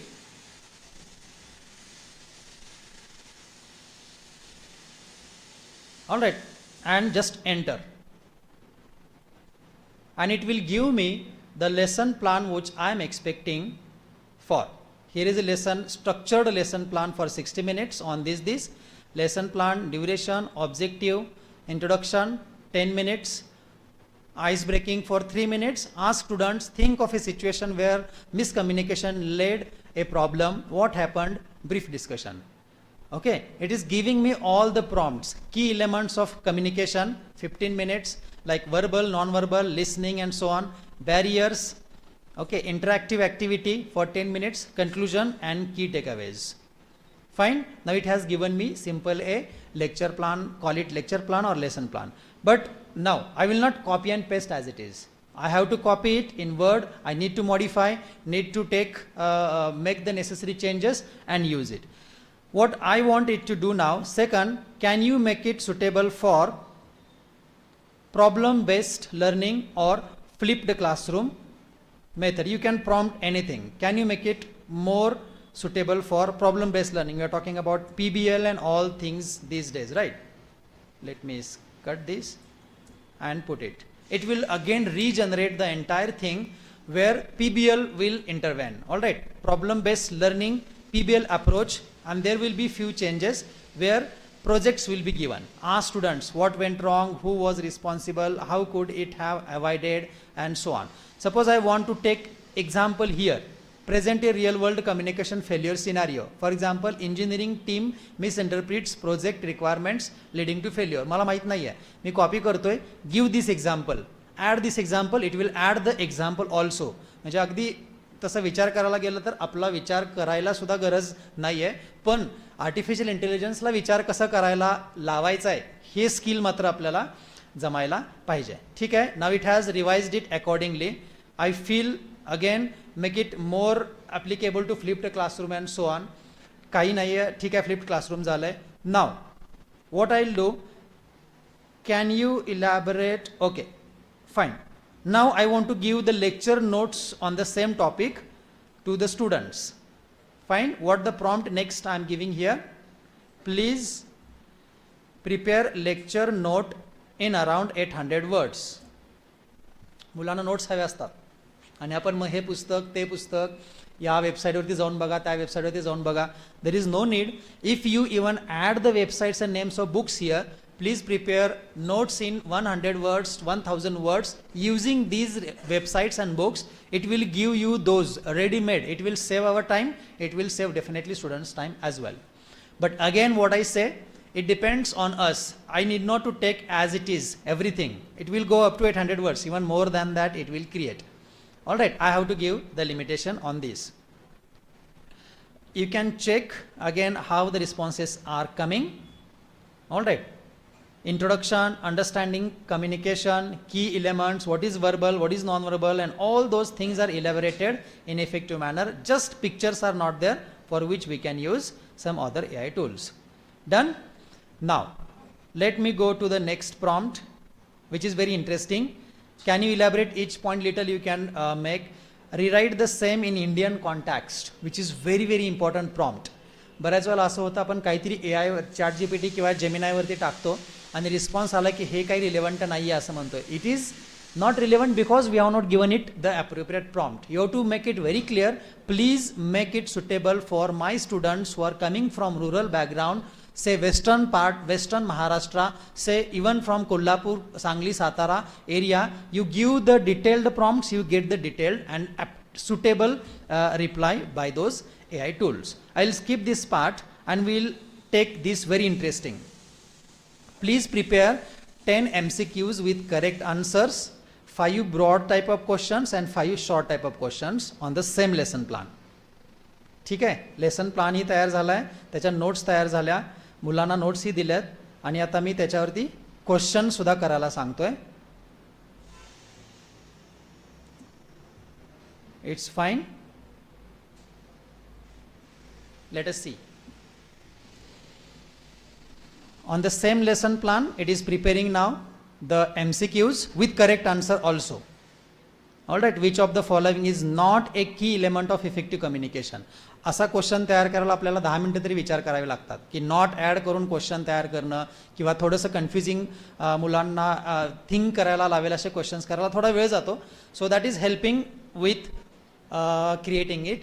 Now, next question is which we call it as constructive feedback.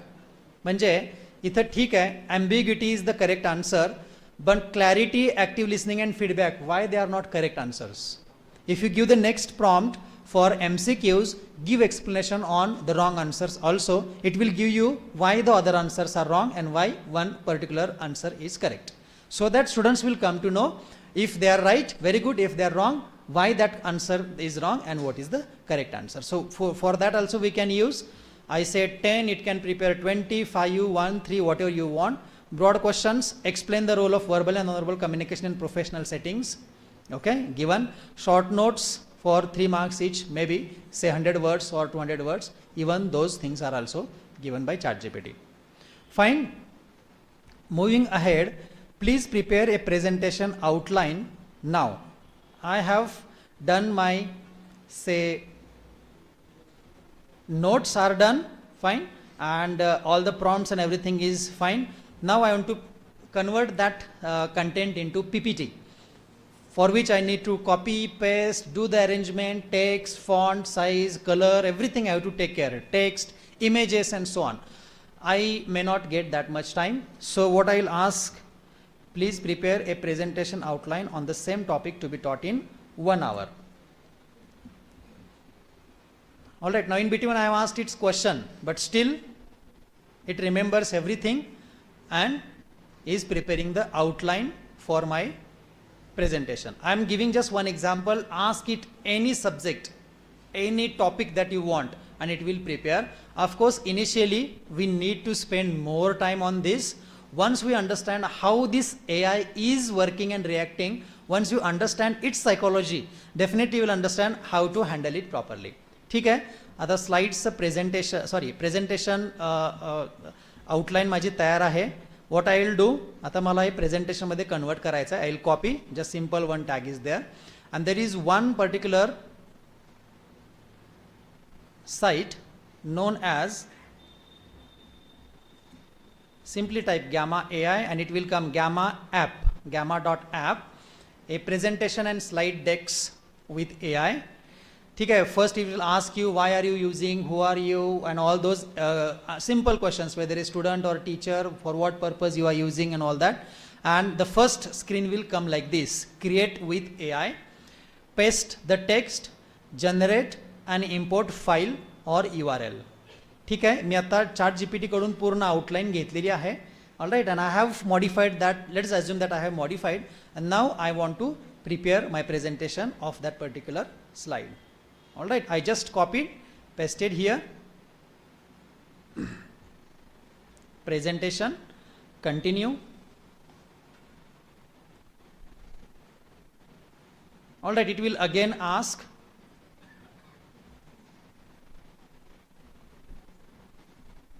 if you want more slides or so. Yeah, now it has given, see, you are limited to generate only 10 cards at a time and all those. It's fine. I will just delete some of its part and keep it limited to 10 just to show, demonstrate you. Again, there is one more site which will not have limitations of those slides. Okay, now 10 and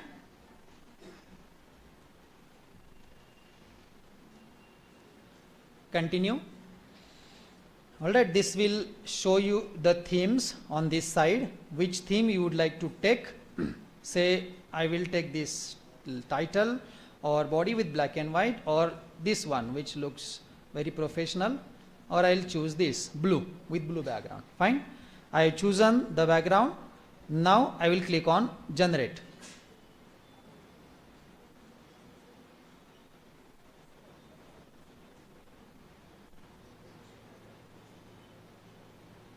Okay, it has started generating now. Even my name is by default taken because it is from my account. Adding the pictures, relevant pictures also.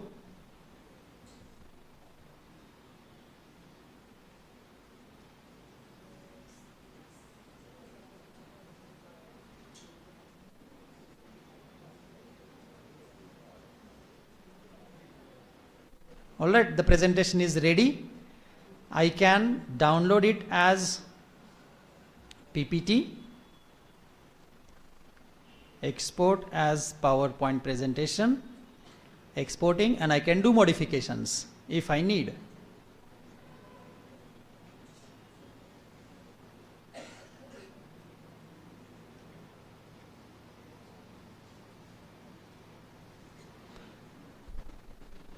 Alright, I'll just save it on desktop and let us see how it looks.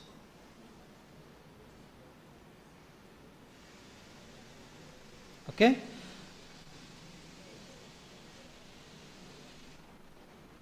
Look at the basics of effective communication.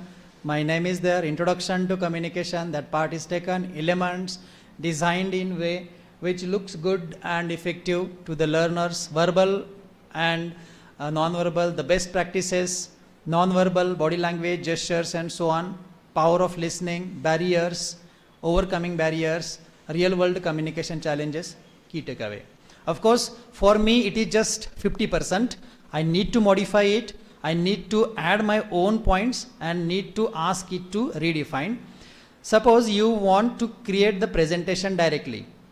इथे काय करायचं हो? Again you have to go to just Gamma AI. No need to go to ChatGPT and all that. Even it can create directly, for which you need to click on generate. Alright, 10 cards, keep it maximum and describe what you would like to make. ठीक है, आता म्हणूया का आपण please prepare a presentation on accounting to be taught to UG students. Alright, you can again make it more specific if you want. See, the outline and everything is given. Okay? Now suppose I see there is some, okay, let it finish. Yeah, I feel there is some need in this, there is need of some modifications here. I can delete the part, I can add my part there and modify each slide, and simply same process, generate and so on. So it will create even from the scratch. There is no need of any other information. Suppose you give it the prompt. I will not allow it complete because let us go back. Here if I give that prepare a presentation on accounting to be taught to my UG students taking help of the following websites and books. You give the paste the websites which you find more useful, or one or two books if it is they are available in soft copies. It will take help of those and will create the presentation. So that is where Gamma AI works. Let me come back to ChatGPT. One more interesting usage. ठीक आहे, lesson plan केलं आहे आपण आणि PPT पण झाली आहे. आता मी हे जे presentation AI in teaching learning याच्यावरती केलं आहे, असं मला वाटतं की याच्यावरती मला ऑर्गनायझर्सनी सांगितलं की you have to prepare 10 questions because they want to assess you and those who will pass will get the certificate. So again I have to go to each slide, think on those and prepare the questions, make it suitable, and it will take at least half an hour. But what I can do, I can just, there is a plus button here. All right, I can click on that, upload from computer. Okay, unit 1, let me skip this. AI tools for effective teaching learning. I have uploaded the PPT here now. Now, for this PPT, I can give any prompts. First, I can ask it to prepare a summary. Second, I can ask, make a lecture note to be given to students. Third, I can ask, prepare MCQs, this number of MCQs. I can ask, make 1 or 2 broad questions, and so many things. All right. For example, I ask it now, please prepare 10 MCQs and suggest 2 long answer questions based on the presentation. Next, this is not enough.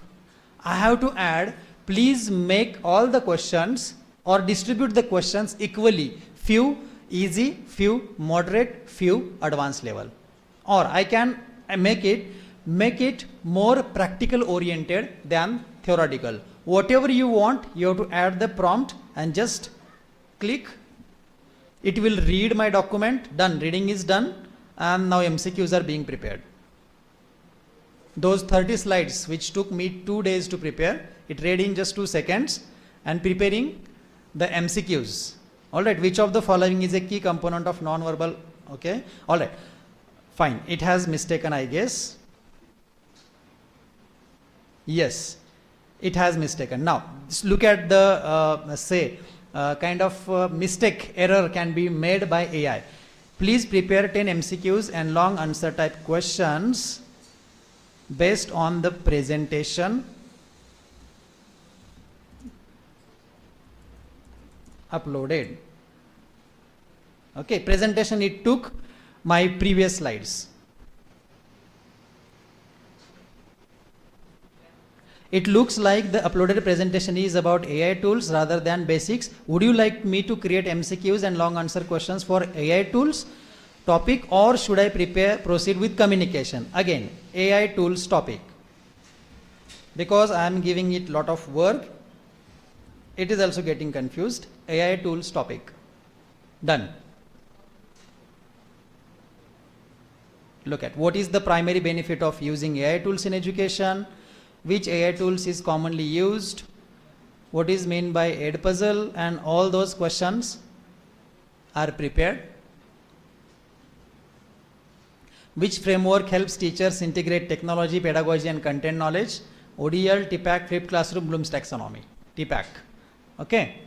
So this is how long answer questions. Discuss the role of AI in education as highlighted in NEP 2020. How can AI do? So we can take help of ChatGPT in doing wonders in class. Of course, it takes a lot of time initially to think and get how it is responding and train this particular AI tool. If you click on save history, now everything is saved. Next time, simply if I ask anything, so it will start answering, taking care of from my memory. So that is how ChatGPT and all the AI tools help us to make our teaching learning more effective in class for teachers, for students also. This is what we have seen. Important suggestions for all of us, particularly teachers as well as students. The tools like ChatGPT or Gemini or Bard can help you in process of teaching and research, but always remember you need to draft the final content. Okay, you have to take care of that. I forgot one more thing. When you draft something in ChatGPT or Gemini and you find the language is little machine language, just copy it and or simply give the prompt, humanize this to be submitted or to be used in class. So it will humanize. Or there is one more tool called as Quillbot, all right, which is also one more tool like ChatGPT, where you know all those AI language can be converted into human language. Summary can be done, and a lot of things also can be done. Even ChatGPT, where I attached a PPT, you can attach YouTube video and ask anything to be done it will give you. Like summarize the video, prepare the questions or whatever, these things will be done by ChatGPT. Never take content which is produced by AI tools as it is. You need to go through and edit according to your needs. Excessive use and over dependency in technology is not good. You need to consciously decide how much technology is required at what level. Like using all lectures in AI mode will not work definitely. We have to decide how much to be used, how much to be interacted and done with. Like technology is making our life faster, therefore we need to know how and where to slow down and where to take help of it. Now this Edpuzzle is there, but I will not go in more details. Simply, it is a founded in 2013. It hosts 30 million video lessons and is used by schools in 190 plus countries. Edpuzzle हे काय हो, एक video यूट्यूबवरचा आपण बघत असताना काय होतं आहे, it is a one-way message. If the video is of 5-10 minutes, we do not spend all 10 minutes or we lose our attention in first 2 to 3 minutes. So this Edpuzzle helps you to make online available videos more interactive by adding some questions in between. म्हणजे 2 मिनिटाचा video झाला की त्याच्यामध्ये MCQ टाकणं, multiple choice questions असेल, broad questions आपण टाकू शकतोय आणि ते विद्यार्थ्यांना देऊ शकतोय, जेणेकरून ते बघतील, ऐकतील, व्हिडिओ बघतील आणि सॉल्व करतील आणि पुढे जातील. So that is the concept of Edpuzzle. Simply search on YouTube usage of Edpuzzle or Edpuzzle training. You will get the videos and you will learn.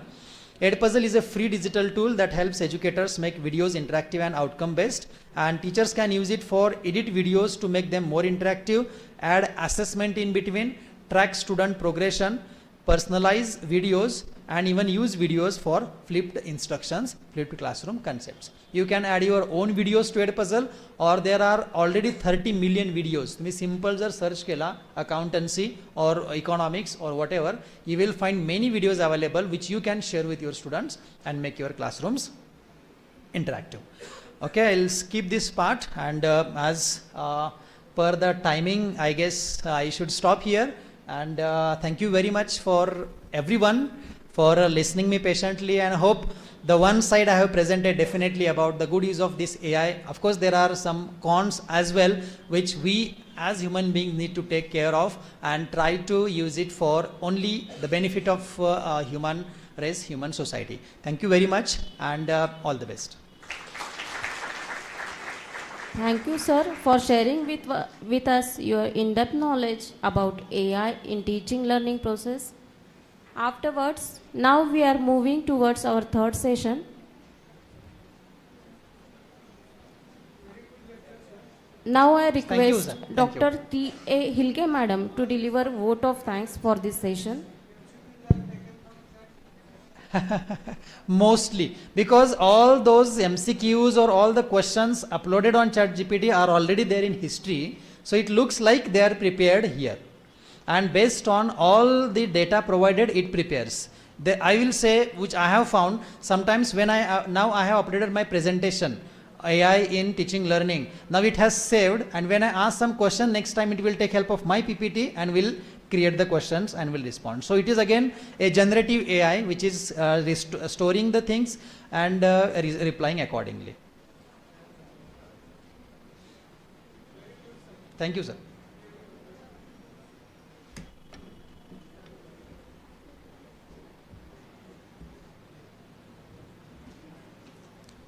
Now I invite Dr. T.A. Hilge Madam to deliver vote of thanks for this session.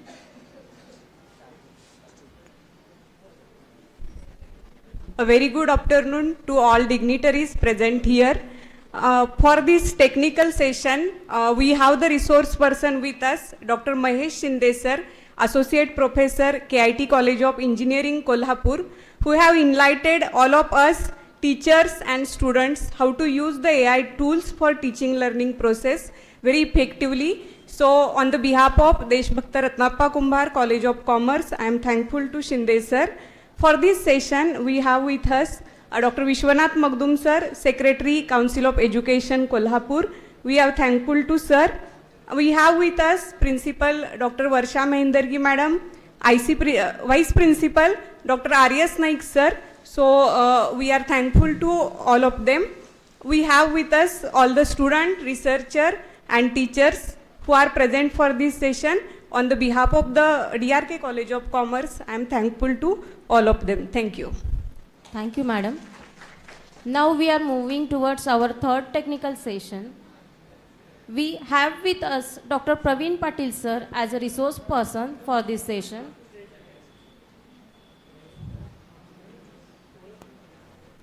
I invite Mr. K.D. Shinde sir to introduce Dr. Praveen Patil sir. Shinde sir.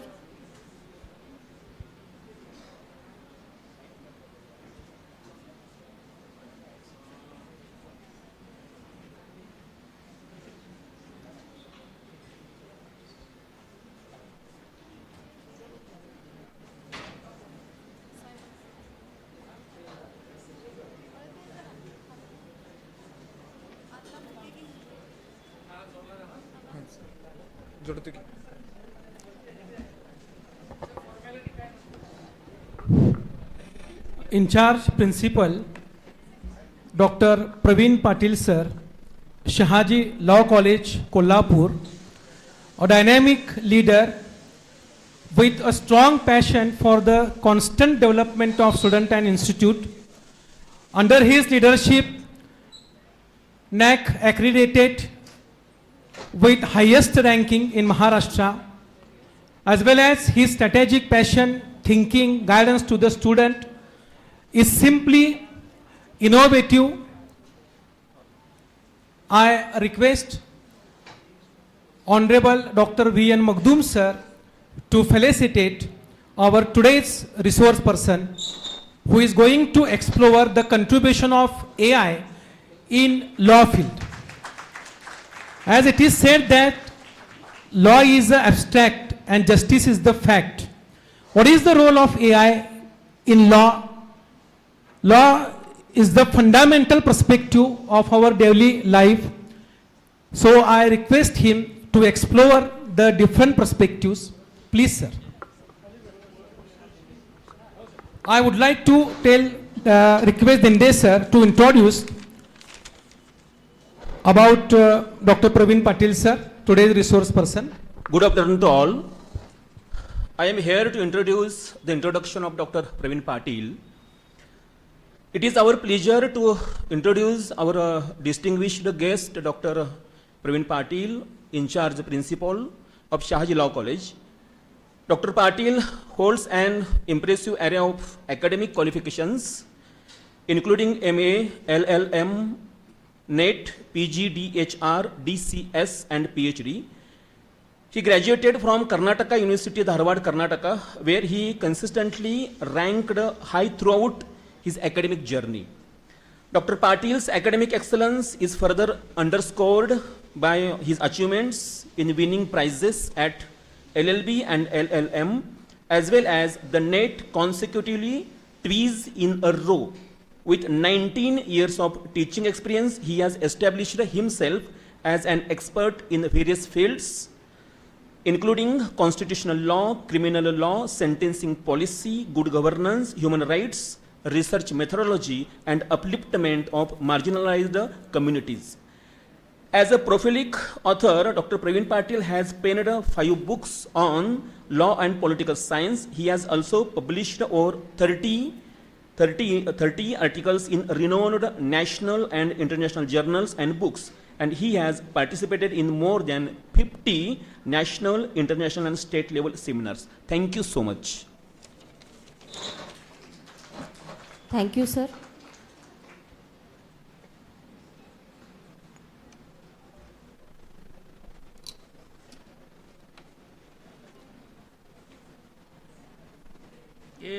ओंकार जरा माझा PPTसला काढून दे. अशा pen drive मध्ये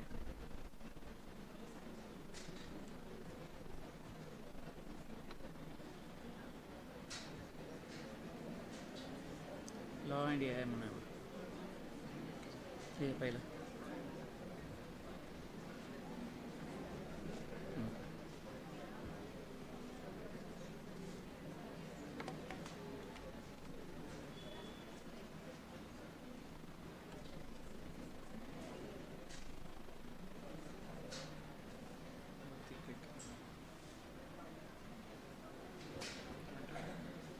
इथे उपस्थित असणाऱ्यांपैकी जर कोणी paper present करू इच्छित असतील तर त्यांनी अँकरशी संपर्क त्वरित साधा, त्यांचं नाव द्या. स्लाइड्स जातील ना पुढे.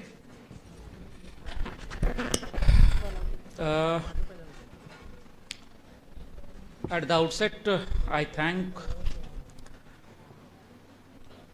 Commerce College for giving me an opportunity to speak on the law and AI.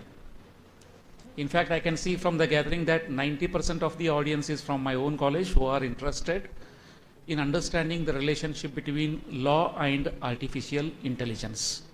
And this is a great gesture for any college that students are interested to know the legal aspects of artificial intelligence.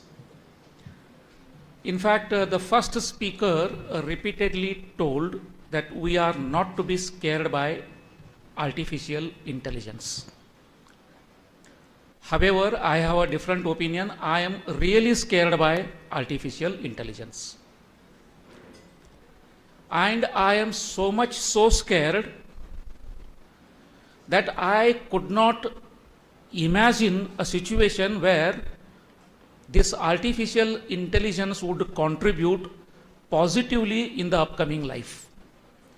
The reasons I will be explaining to you soon, and my talk would be exclusively related to the legal field rather than to the other fields. Artificial intelligence will surely help agriculture, I understand. It may help automotive industry, I can understand.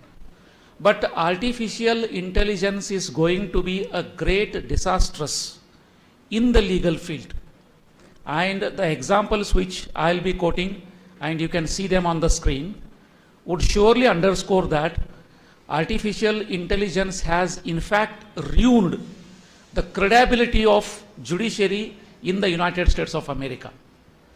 But before that, actually this slide was added by me couple of minutes ago. Since morning we are talking about artificial intelligence, but you have to make a small distinction between artificial intelligence and generative AI. They are two different things. You know, in the morning we said the car is running on its own, automated car. That's fine. That's the most welcomed artificial intelligence. Because the difference which you can see on the screen, I have made, two distinguishing points. One is artificial intelligence and the second one is generative AI. The problem is not with artificial intelligence. The problem is with generative AI. Because, many a times we use that word chat GPT. Now, if you try to understand the expanded version of that word GPT, it is generative pre-trained, GP trainer, that a transformer. It is transformer. That means chat GPT can create something which was not in fact in existence. And this is much more than the human intelligence. And this has proved to be the great disastrous case. In fact, the question was asked to the chat GPT. If there are 100 murderers in the room, and if you kill one of them, how many murderers are there in the room? The fourth version of the chat GPT said it is still 100 murderers because you killed one and therefore now you are a murderer. Now this may not be possible for a human thinking. Is it possible? At least 10-20% of the people could have thought it is 99 because I thought it personally as 99. I had never expanded my stretch of imagination to include myself in that particular pool of murderers.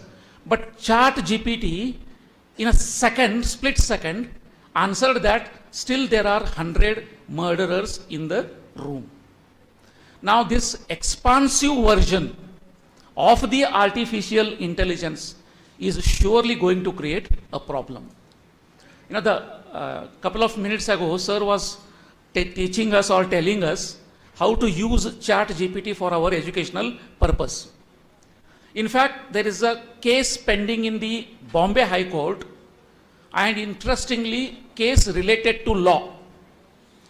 A LLM student had to prepare a dissertation, and you all know preparation of a dissertation requires at least 3 months extreme labor, extreme research, and then you write something of 100 pages, then you submit to the department, and in turn you are graded by marks or by the scales. One of the student who did not prepare his thesis approached the class teacher, and the class teacher said, I will not accept your thesis for one reason, that it is not yet completed. You have written only 4 or 5 pages. By tomorrow, I don't think you will be able to prepare this, and therefore you better submit next semester. Mind you, by the evening, the student prepared 200 pages thesis and submitted it for evaluation. Now the class teacher says, this is a fabricated, this is plagiarized material, and this cannot be accepted. The student says, show me from where did I plagiarize this. This, problem went to the principal. Principal said, I can't help you, because the teacher has to accept this, and the teacher says, this preparation was prepared right in front of me, and this is completely AI generated material. It cannot be accepted as research paper or research thesis, scholarly work. Now this case has gone to the Bombay High Court. We are awaiting the judgment. Now this puts you under legal and moral dilemma. From the point of law, the thesis was prepared in 2 hours. From the point of morals, in order to be given 100 marks, you need to put in labor, you need to put in hard work, and depending upon the rigorousness of your hard work, marks are awarded to you, grades are given to you. Now if you go by the moral point of view, this is absolutely a nonsense, because student has copied it 100 times, 100%. But if you go from the point of law, a teacher has nothing to showcase from where he has copied, because the beauty of the ChatGPT is, if you give the same prompt from different machines, the answers are different. And if you are expert in giving the prompts, you can really take out a beautiful book out of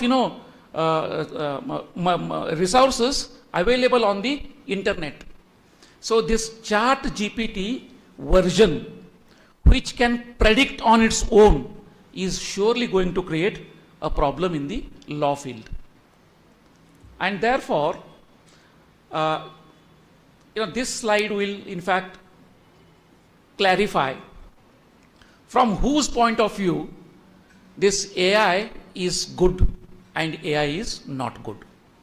So from the perspective of a student, I would rather say ChatGPT is an excellent machine or software that can be used.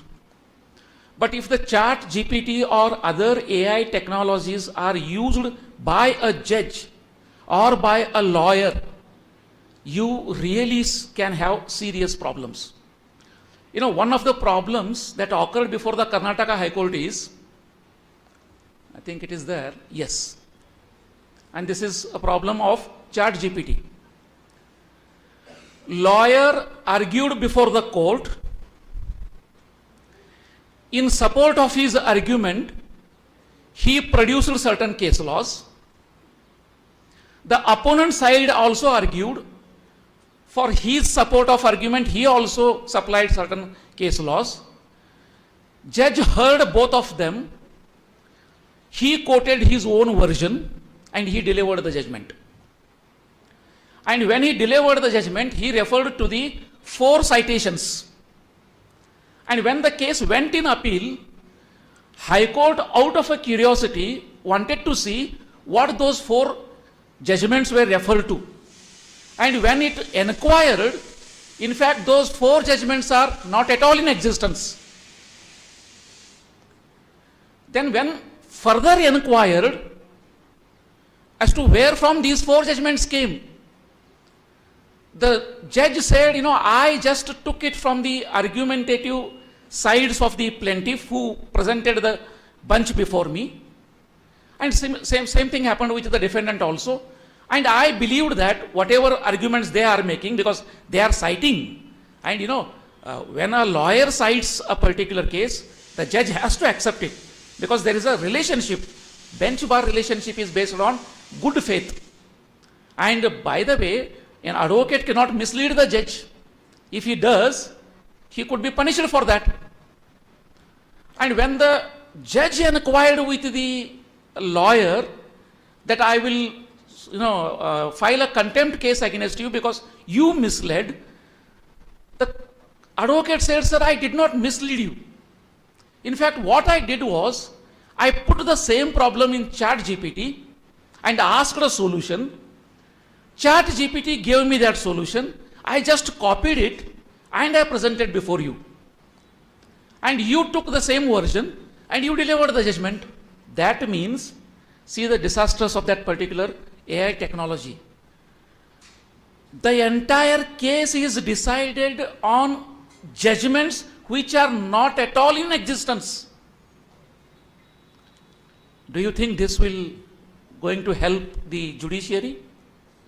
The same thing happened in Dutch Prime Minister and his Council of Ministers had to resign from their posts because a beneficial scheme was rolled out in that particular country. And benefits were to be conferred basing on the information elicited by the government. The government used AI technology to gather the information of their people. And based upon the information, it said, these people are eligible for the benefits, these people are not eligible for the benefits. And the people who were classified as not eligible for the benefits, many of them committed suicide because they were the most eligible people who were to be benefited by the government grants.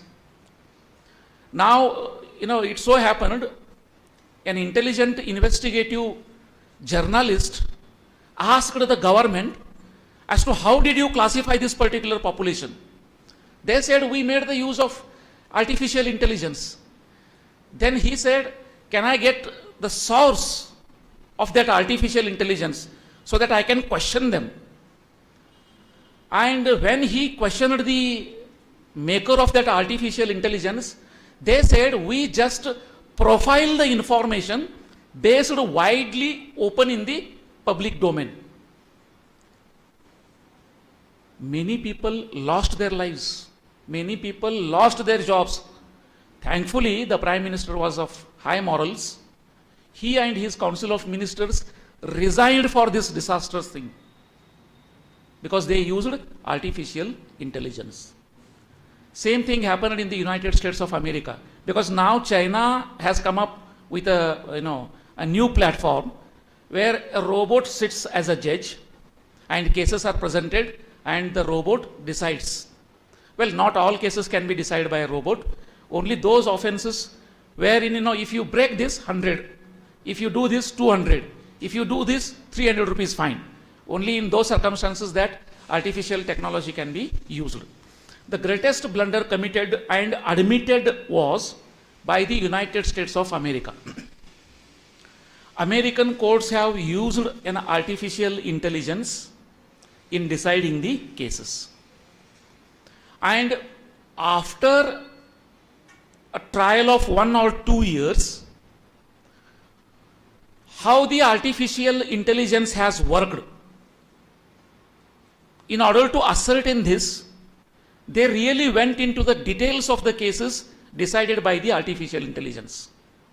And the shocking news, rather fact was, artificial intelligence had almost convicted every black man.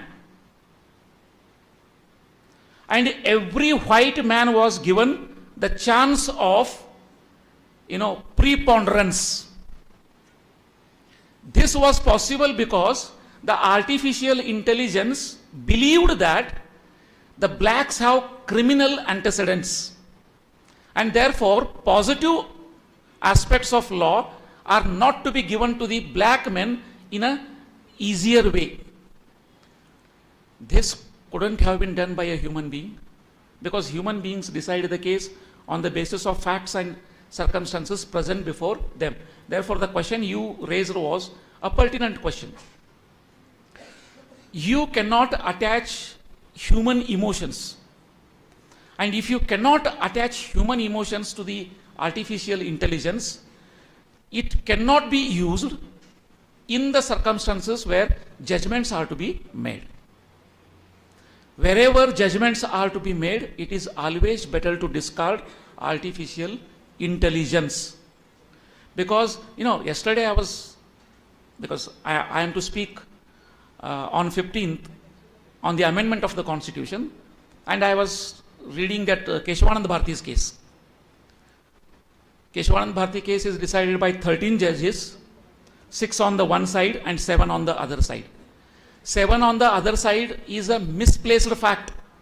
In fact, it was 6 on the one side, 6 on the another side, and there was only one, Justice Khanna, who was on neither sides.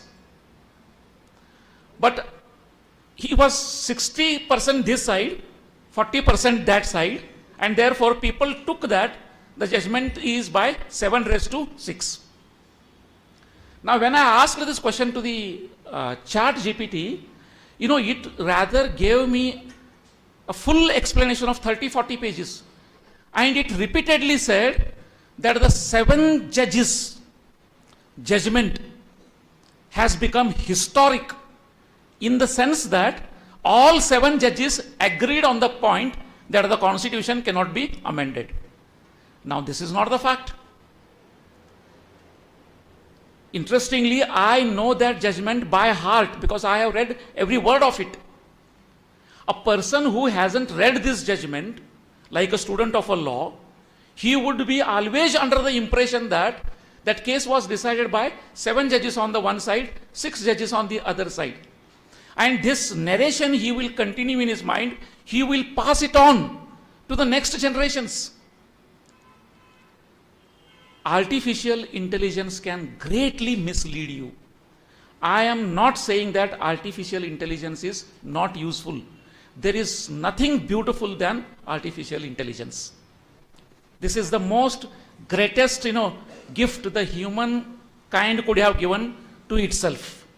But artificial intelligence has to be used with a pinch of salt when it comes to being judgmental. Because when you are judging something, there are many considerations to be taken into consideration, which the artificial intelligence will surely miss out. In this presentation, see, this is an interesting case. In fact, I wanted to elaborate this in detail, but since time is short, I'll speak another 5 minutes and I will wind up. Rather, I would be interested to answer your questions from the perspective of law, which were not answered in the morning session. Had I answered them in the morning, it would have been their contempt that, I am answering question which was posed to them. Therefore, I said I will take the chance in the later part of my presentation. A Brazilian judge used the chat GPT and gave a judgment. And when the judgment went in appeal, facts were misleading, the law applied was misleading. In fact, the names of the petitioner and respondents were also misleading. Now, how can a judge rely on artificial intelligence to this extent? And thankfully, in India, I don't know, but at least in the public domain, it is not available that the judges are using chat GPTs. 63% of American lawyers are using chat GPT regularly. And mind you, the attorney of the President of United States of America has also used a chat GPT in representing his case, which he later found to be untrue. I think I have that. Yes, this is AI hallucinations in court papers. Hallucination is created. And chat GPT's beauty is it presents you facts and circumstances in such a beautiful way that you are bound to believe this. You say there cannot be any better version than this. This is probably the last possible version that is available on the earth. There are two quotations. One is in respect of Donald Trump. The advocate of Donald Trump himself admitted that he used a chat GPT to in a particular case wherein Donald Trump was involved, and chat GPT misled him. In the second case, Kamala Harris, deep fake, you all know, and this is what the transformative AI can do. I am right in front of you, but at the same time, somebody can write a paragraph for me. Somebody can take my photograph from my website, feed that paragraph to that particular photo. Now the photo will be speaking as if I am speaking, and one person is personified, impersonified. Both happens. And it is very difficult in courts of law to prove this as an evidence or to speak against this in terms of evidence. Therefore, law, this AI is cutting the legal field both ways. It is creating complications on its own, plus it is helping the lawyers in creating the complications. Now we can say it is helping the judges also in creating complications, thankfully not in India as of now. But at the same time, this was a model algorithm used in the United States of America. Compass they call it as. And this model was utilized to convict the criminals. And as I said, this model used the unwarranted considerations in convicting the black men. Eventually, the Supreme Court of United States of America had to say, please discard this model. We are not prepared to use this. Therefore, a better version is required. My take on AI and law is, you can use artificial intelligence as a starting point for your research. It cannot be the final version of your research. Else you are definitely going to be misled by it. But at the same time, artificial intelligence, as I said, will also help you in some other ways where other facts and other response from the government will not help you. The same thing has happened in Delhi in 2024. I think I have that case. And that is the last case on which I'll speak and I'll stop. Right? Yes, this is the second case. Manipur High Court, decided by the Manipur High Court in 2023. It so happened, there is a place. In Manipur, there is a place. And for the protection of citizens, a person is appointed. We may call like Gurkha. A person is appointed. And that person was appointed by the government to be removed by the SP at any point of time. Now the SP removed a particular person, that your services are discarded, and we will appoint a new person in your place. That person filed a petition in the High Court saying that I cannot be terminated in this way, and principles of natural justice are not followed. Well, as far as principles of natural justice are concerned, it is known to every one of us that they need to be followed. But the interesting question before the court was, what is the nature of his appointment and what is exactly his job? When questioned to him, he could not answer. When questioned to the government just supplied a single page affidavit, and they said, even we also do not have this much of information regarding this job, because this job was traditionally continued in the villages, and whoever did this, the government used to pay for him. This is the first removal, and therefore the problems have cropped up. Then this particular judge searched the nature of his job on the ChatGPT. And in fact, ChatGPT gave him every information that was available in respect of that particular job. Now, when that nature of job was analyzed, the High Court came to a conclusion that this is a full-time appointment, and a person cannot be unilaterally removed from the job unless a fair hearing is given to him. Had the ChatGPT been not in existence, probably he would have been dismissed. So I am talking on both sides. You can utilize, but you cannot rely. My takeaway to you is, you utilize the ChatGPT, but don't rely on the ChatGPT, because the number of errors are serious and they are increasingly increasing, because the fake information is created every now and then. The problem with the ChatGPT is, suppose as a feeder means initial point, if you have only one paragraph and ask the ChatGPT to multiply it, it will multiply one paragraph into 10 paragraphs. Now when you ask the ChatGPT to multiply it into 20 paragraphs, it takes the first paragraph plus 10 paragraphs created by its own and creates 20 paragraphs. Now how many paragraphs are fake?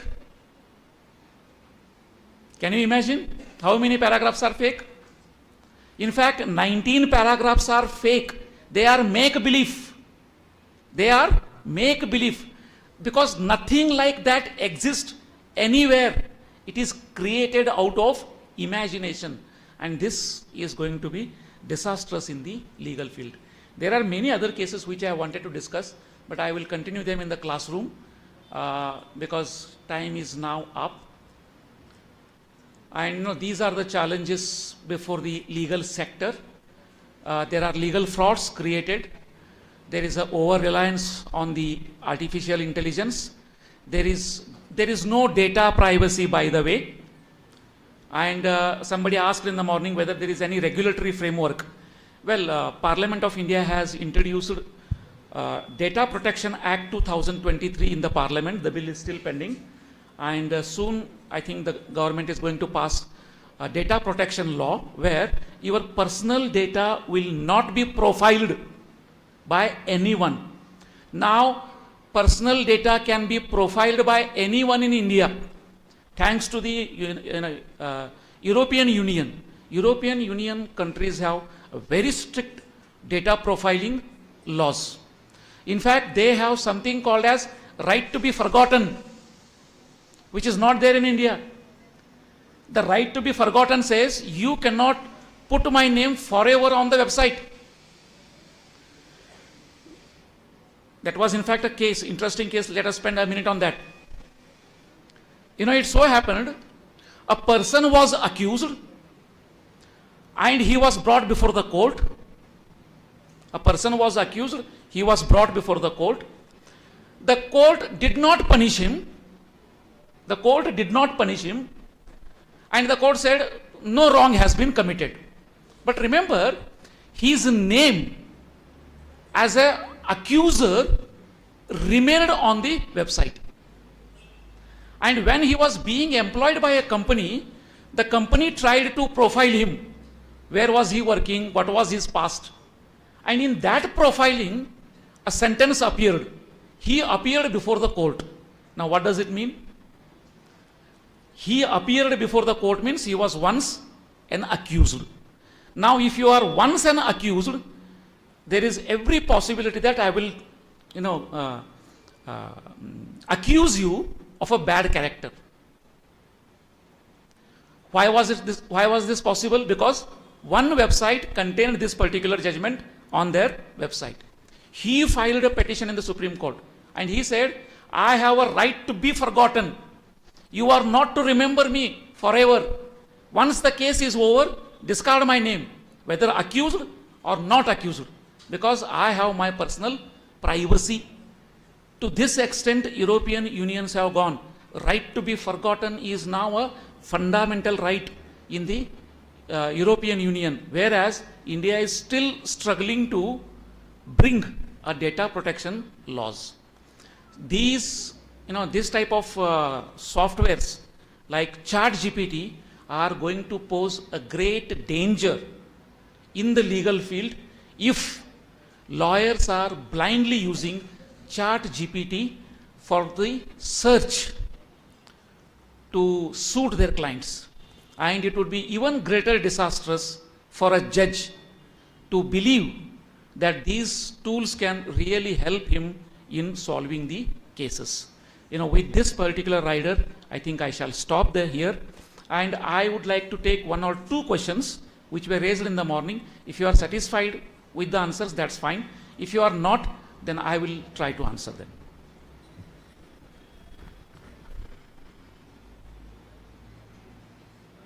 Sir.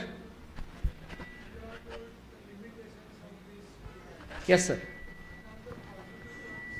Now, positive points, since morning I think we are discussing on positive points only. Can utilize. Yes, yes. Sir, in fact, my talk was limited to the law field. At the beginning of my session, I said AI is really doing great in agriculture, in other fields.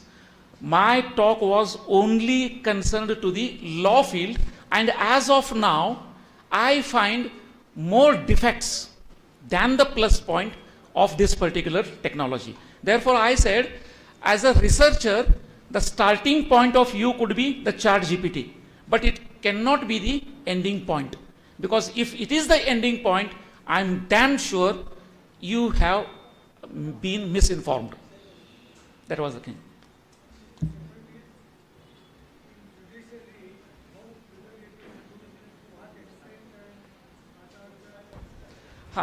In fact, in India also, we have made use of AI technology. I think I have here it.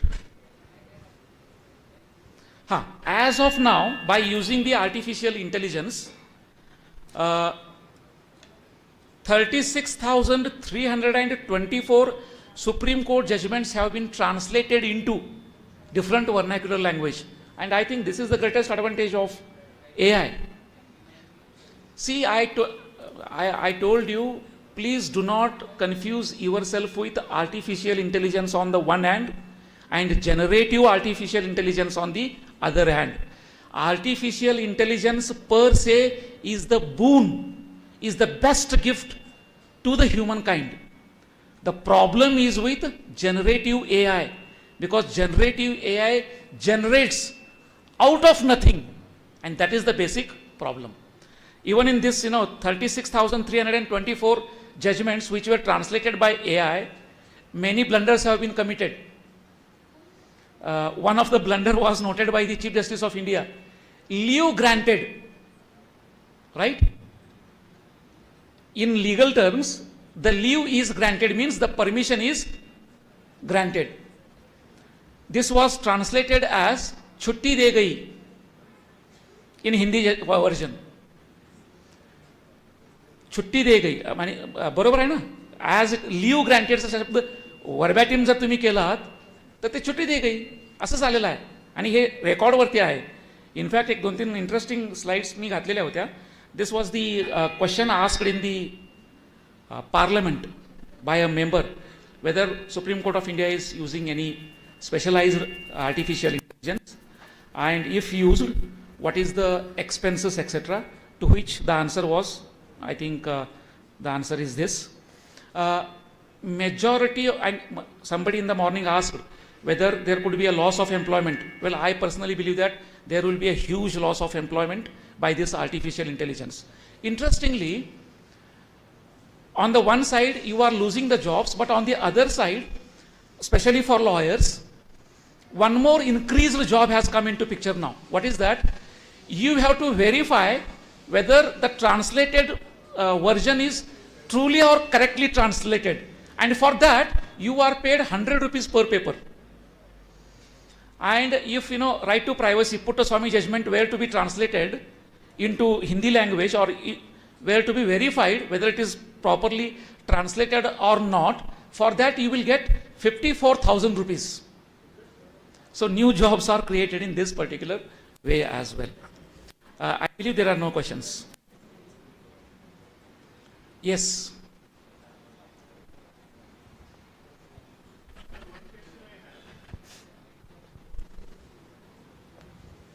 Please.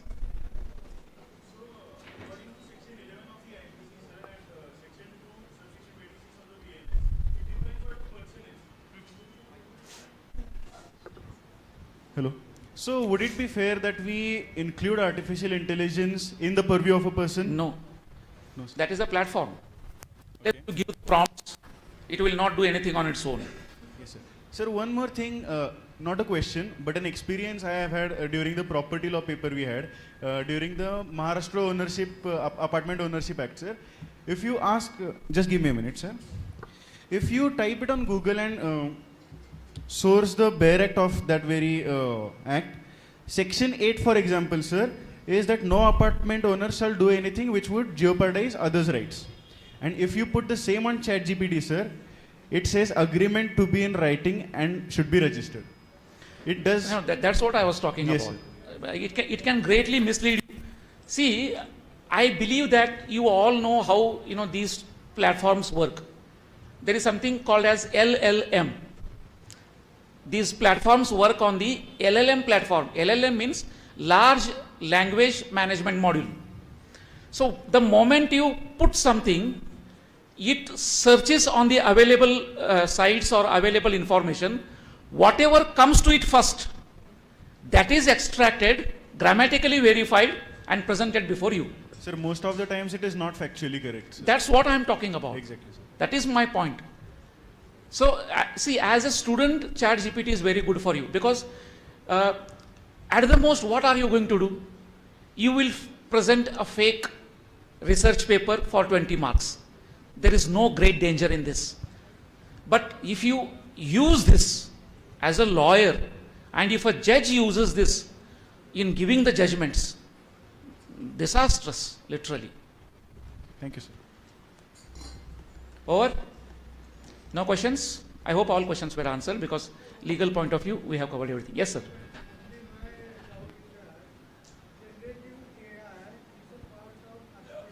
Yes, sir, it is. It is. Absolutely. Yes, sir. Yes, sir. The beauty of generative AI is it combines the things and it takes three sides and it creates fourth side. Fourth side was not in existence. Only three sides were there. By using three sides, it creates fourth side. The question is whether to believe the fourth side as the true side. That is the question. And there we can definitely make an error. That's fine. Thank you so much. Thank you very much, sir. Now I invite Dr. Tahir Zari, sir, to deliver vote of thanks for this session.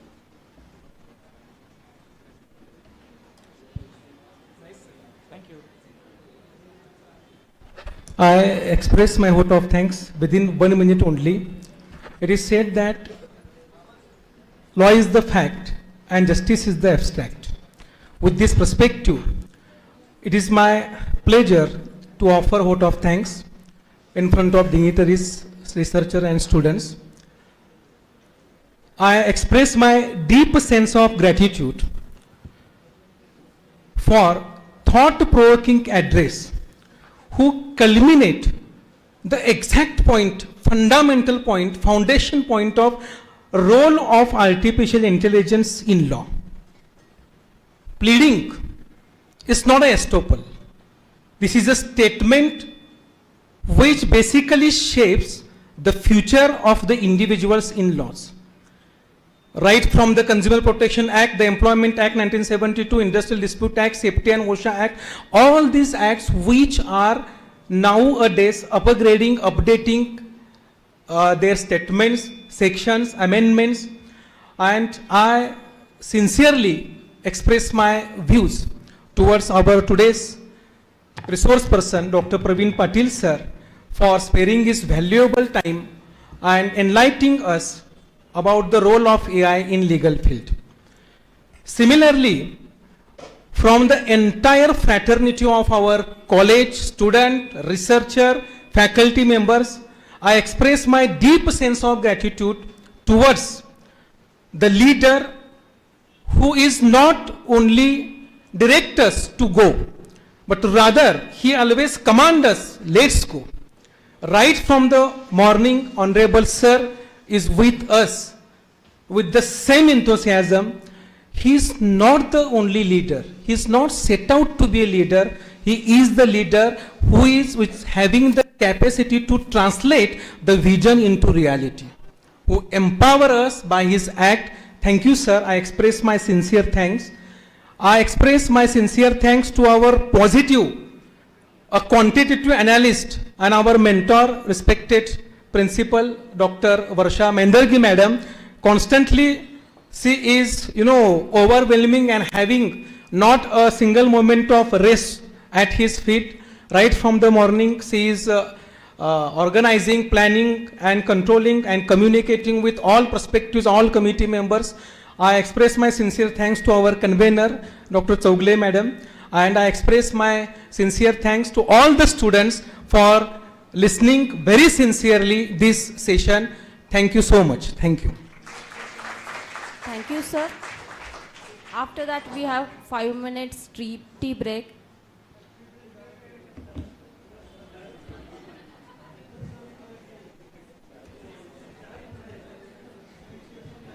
Now we are going towards the feedback from the audience. Who is going to give feedback? Please come on stage.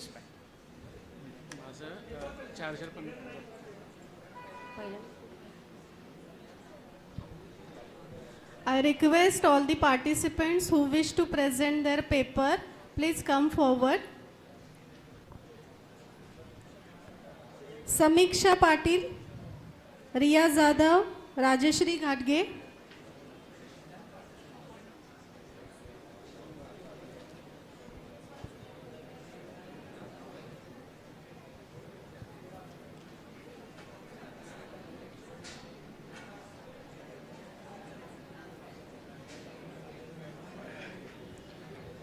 Good afternoon, respected dignitaries, teachers on dais, the organizers and dear audience.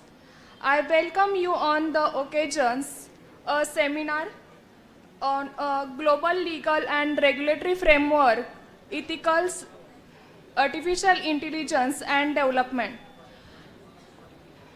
Have you seen a deer coming and entering in the mouth of a lion on its own?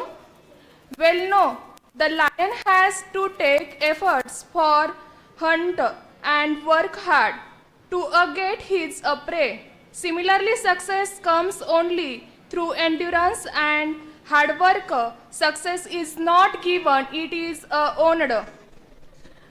Myself, Samiksha Patil, TYBCom student in DRK College of Commerce, Kolhapur.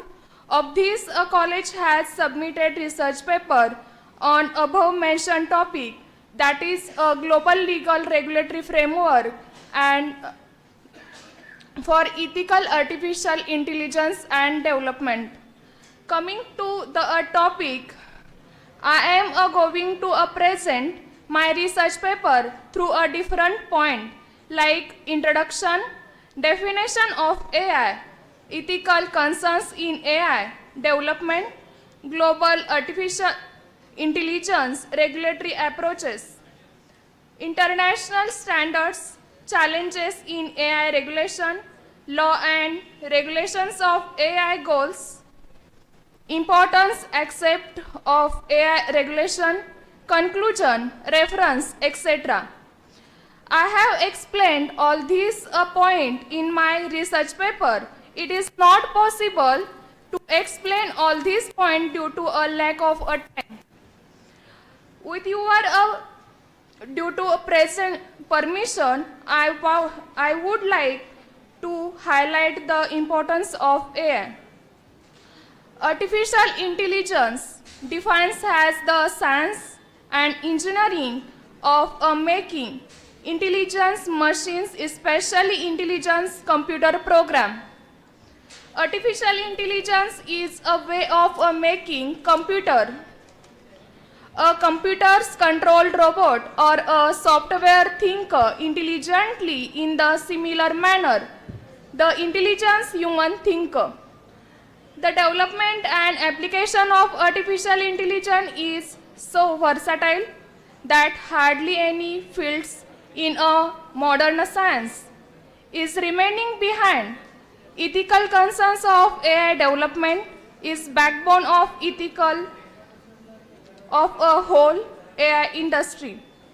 It includes a bias and a discrimination, privacy and data protection, transparency and accountability, AI and employment, etc.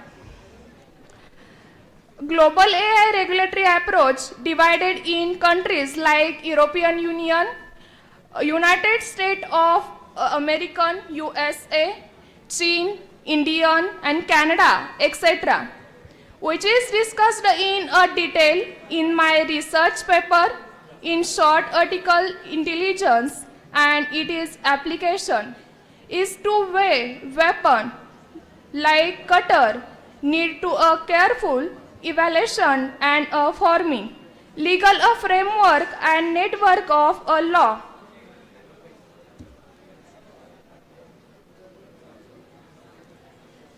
To guard a safe human alive, process and development and save the AI technology for the criminal hands.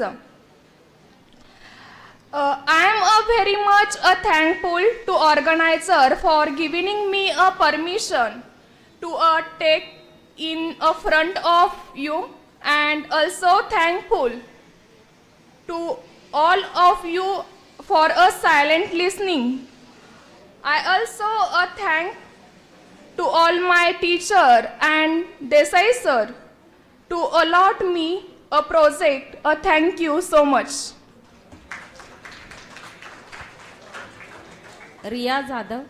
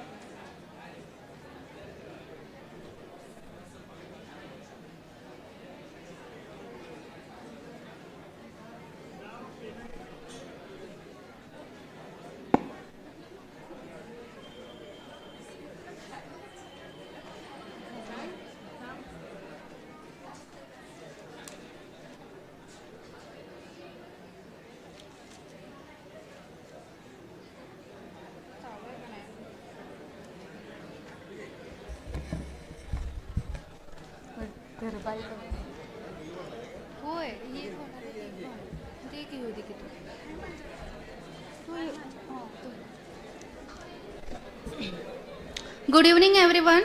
Today we are here to gather the current scenario and future perspectives of AI in Indian education. The rapid advancement of artificial intelligence is revolutionizing various sectors including education. AI in education has the potential to enhance the learning experiences, to improve the administrative processes and create personalized learning environment for students. In India, where the education system is diverse and highly complex, Generally, AI, which refers to the simulation of human intelligence in machines in transforming multiple industries, with education is being one of the most promising sectors. In the context of education, AI encompasses a wide range of technologies, including machine learning, natural language processing, and data analytics. The government and industry initiatives, the National Strategy of AI 2018, the Digital India programs, National Repository of Open Education Resources, Atal Tinkering Labs, National Education Policy 2020, PM E-Vidya. Now the challenges in integrating AI in Indian education will be discussed my friend Rajeshri. Good evening, everyone. AI in education, personalized learning. Personalized learning is one of the most significant area whereas making is impact in education. Second one is automated grading and assessment. AI technologies can automate the process of grading assessment, assignments, quizzes and exams, allowing teachers to save time and focus on more critical tasks. Third is the automated grading. AI can automatically grade assignments and tests, reducing teacher workload and provide faster feedback to students. ITS means Intelligent Tutoring System. Intelligent Tutoring System are AI-driven applications that provide on-demand tutoring for students. Fifth one is data-driven decision making. AI and machine learning can analyze large sets of educational data to identify trends, predict student performance, and provide insight into how to improve the learning process. Thank you. The third slide will be Ria.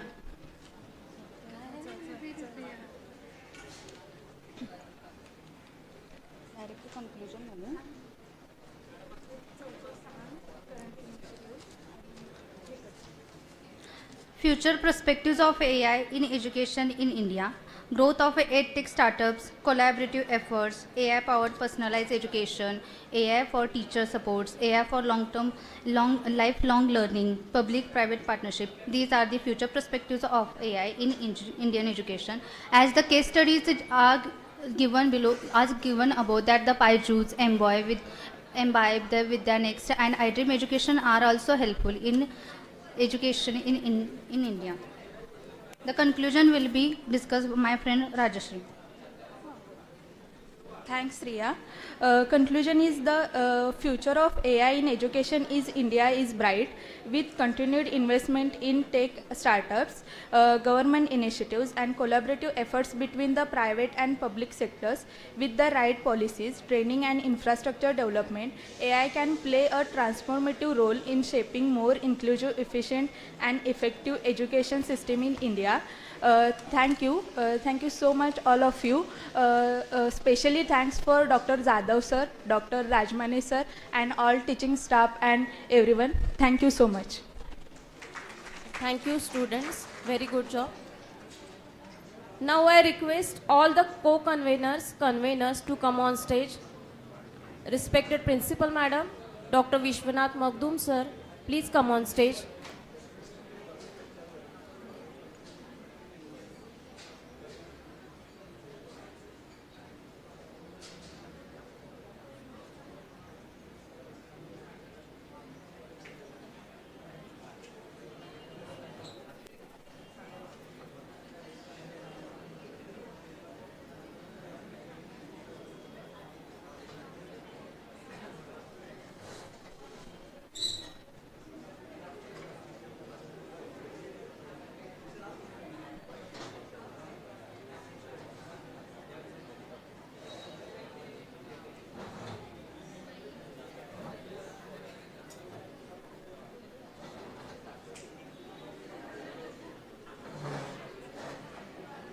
The audience is requested to give feedback for this national seminar.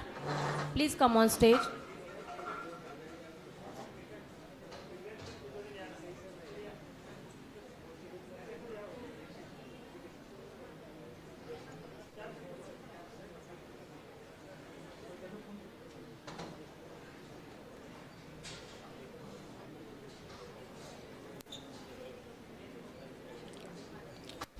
Good evening, all of you. Honorable dignitaries on stage. You all people here from morning to evening. Right now it's 5. So you people need to go. You are waiting. की कधी संपतोय आणि आपण कधी घरी जातोय. खूप जे काय आपले एक्सपर्ट्स होते त्यांनी खूप छान चांगल्या पद्धतीनं आपल्याला AI विषयी सांगितलेलं आहे की त्याचे मेरिट्स, डिमेरिट्स आणि त्याचा ॲक्च्युअल ह्युमन डेव्हलपमेंटसाठी how to use by India and the world याविषयी खूप चांगल्या पद्धतीने त्यांनी गाईड केलेलं आहे आपल्याला. आणि याचा आता एज्युकेशन फील्डमध्ये पण मोठ्या प्रमाणात यूज होतो आहे सध्या. आणि इंडियाच्या बाबतीत in case I have share you one thing, it's my personal opinion, की India right now today's period try to, in case of energy consumption, I am talking about energy consumption specially. So in last few months, this developed world, Western countries and US pressurize India to reduce the consumption of your energy. And because these people fear that in future suppose, and they give justification for that. This is already India में pollution, highest pollution is there in India, worst cities in India right now. So there is a one reason. So you reduce your energy consumption. Our delegation come to USA with our Prime Minister in US. These all other countries, the dignitaries or experts says to Indian delegates that reduce your energy consumption. And the Indian people or our scientists will try to how to properly use energy to development of India. There are n number of controversies. Right now, jobs, destroy jobs, employment or creation of employment. N number of experts view their different opinions on that.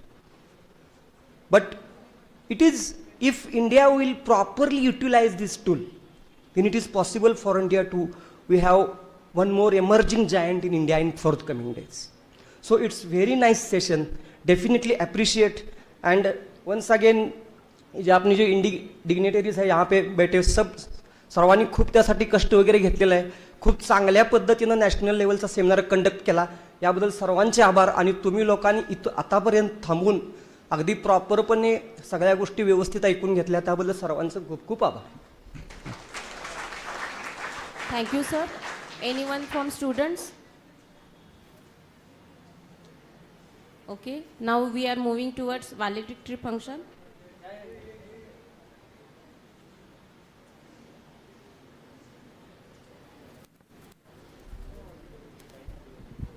Good evening everyone. सकाळी hall भरलेला होता आणि आता थोडी जागा आहे अजून बसायला. मला थोडा कंपॅरेटिव्ह ॲनालिसिस करायचा आहे आजच्या सेशन्सचा सगळ्याच. यामध्ये पुणे मुंबईसारख्या ठिकाणी किंवा दिल्लीसारख्या ठिकाणी जेव्हा वर्कशॉप असे अटेंड केले तेव्हा यामध्ये एक जाणवलं की होतं असं की पश्चिम महाराष्ट्र हा जो भाग आहे आपला, इथं समृद्ध आहेत, बेसिक नीड्स आपल्या खूप सहज कंप्लीट होतात. आम्ही मगाशीच मैत्रिणी बोलत होतो. त्यामुळं आपली हालचाल जी आहे ना आपल्या तरुणांची, ती खूप उशिरा चालू होते. आपण हातपाय चालवायला खूप उशिरा चालू करतो. त्याच तुलनेमध्ये जेव्हा मेट्रो सिटीजमधला अनुभव घेतल्यानंतर वाटतं की नाही, तिकडे हालचाल खूप पटकन करतात. त्यामुळे पुणे मुंबईसारख्या ठिकाणी जेव्हा किंवा दिल्लीसारख्या ठिकाणी, बेंगलोरसारख्या ठिकाणी रिसर्च ओरिएंटेड प्रोग्राम जेव्हा होतात, तेव्हा हे प्रामुख्यानं जाणवतं की आपण कुठेतरी मागे पडतोय. आपल्या आणि त्या मुलांमध्ये, त्या जनरेशनमध्ये आणि आपल्यामध्ये थोडासा फरक आहे. आणि आजूबाजूच्या इथल्या खेडेगावांमधून, रुरल बॅकग्राऊंडमधून येणारे आपण सगळेजण, आपल्यासाठी हा प्रोग्राम अरेंज करणं खूप मोठी गोष्ट होती. कारण खराडे सरांनी खूप प्रॅक्टिकली प्रत्येक 8 त्यांनी AIचे टूल्स दिले होते, ते सगळे प्रॅक्टिकली त्यांनी डेमो प्रेझेंटेशन इथं केलं. आणि रिसर्चमध्ये उतरताना आपल्या भागातल्या मुलांना त्या मुलांशी कॉम्पीट करायचं आहे. आणि त्यासाठी काउन्सिल ऑफ एज्युकेशननी केलेला हा जो प्रयत्न आहे, सुरुवात आहे ही रिसर्चमध्ये मुलांना गाईड करण्याची. त्यासाठी I am grateful to the council of education आणि बाकी ओव्हरऑल स्टाफचा पूर्ण आम्हाला असलेलं कोऑपरेशन असेल, हॉलची सिस्टीम असेल कंप्लीट. सकाळपासून आपण PPTवरती प्रेझेंटेशन्स बघतो आहे. रिसोर्स पर्सनने आपल्याला जे गाईड केलं ते, या सगळ्यासाठीच I am thankful towards everyone. फक्त थोडासा जेवणाचा प्रॉब्लेम झाला आणि मी त्यातली एक मेंबर होते, त्यामुळे मला ते लागलं आहे थोडंसं की 4 वाजता जेवायला मिळालं, तेवढंच, बाकी काही नाही. बाकी सर ते या गाईडलाईन्समधून ते सगळं भरून निघालं, त्यामुळं काहीच प्रॉब्लेम नाही. Thank you so much. Thank you very much, my dear student. After that, we are moving towards valedictory function. I request Professor Dr. Varsha Menderge Madam to introduce this session.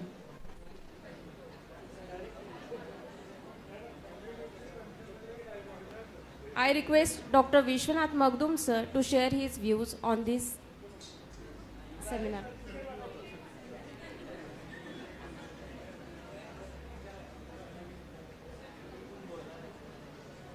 As we announce the names, please come on stage to take their certificates.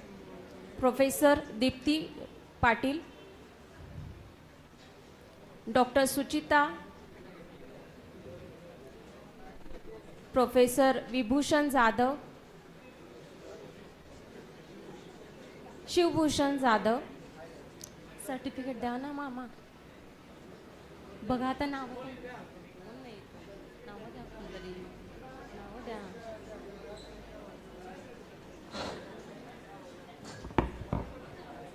Rutuja Kshirsagar, Arundhati Kalloli,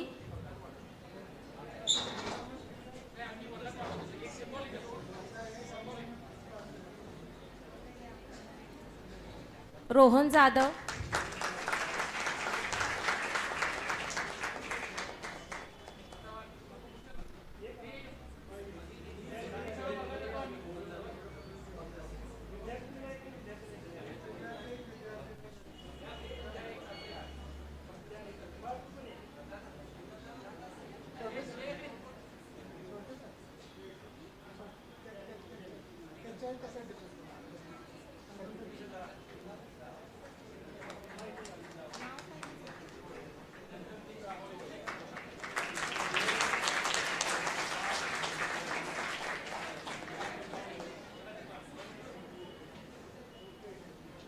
Thank you, all of you. Please take a seat. Now I request Dr. S.A. Chaugule Madam to deliver vote of thanks.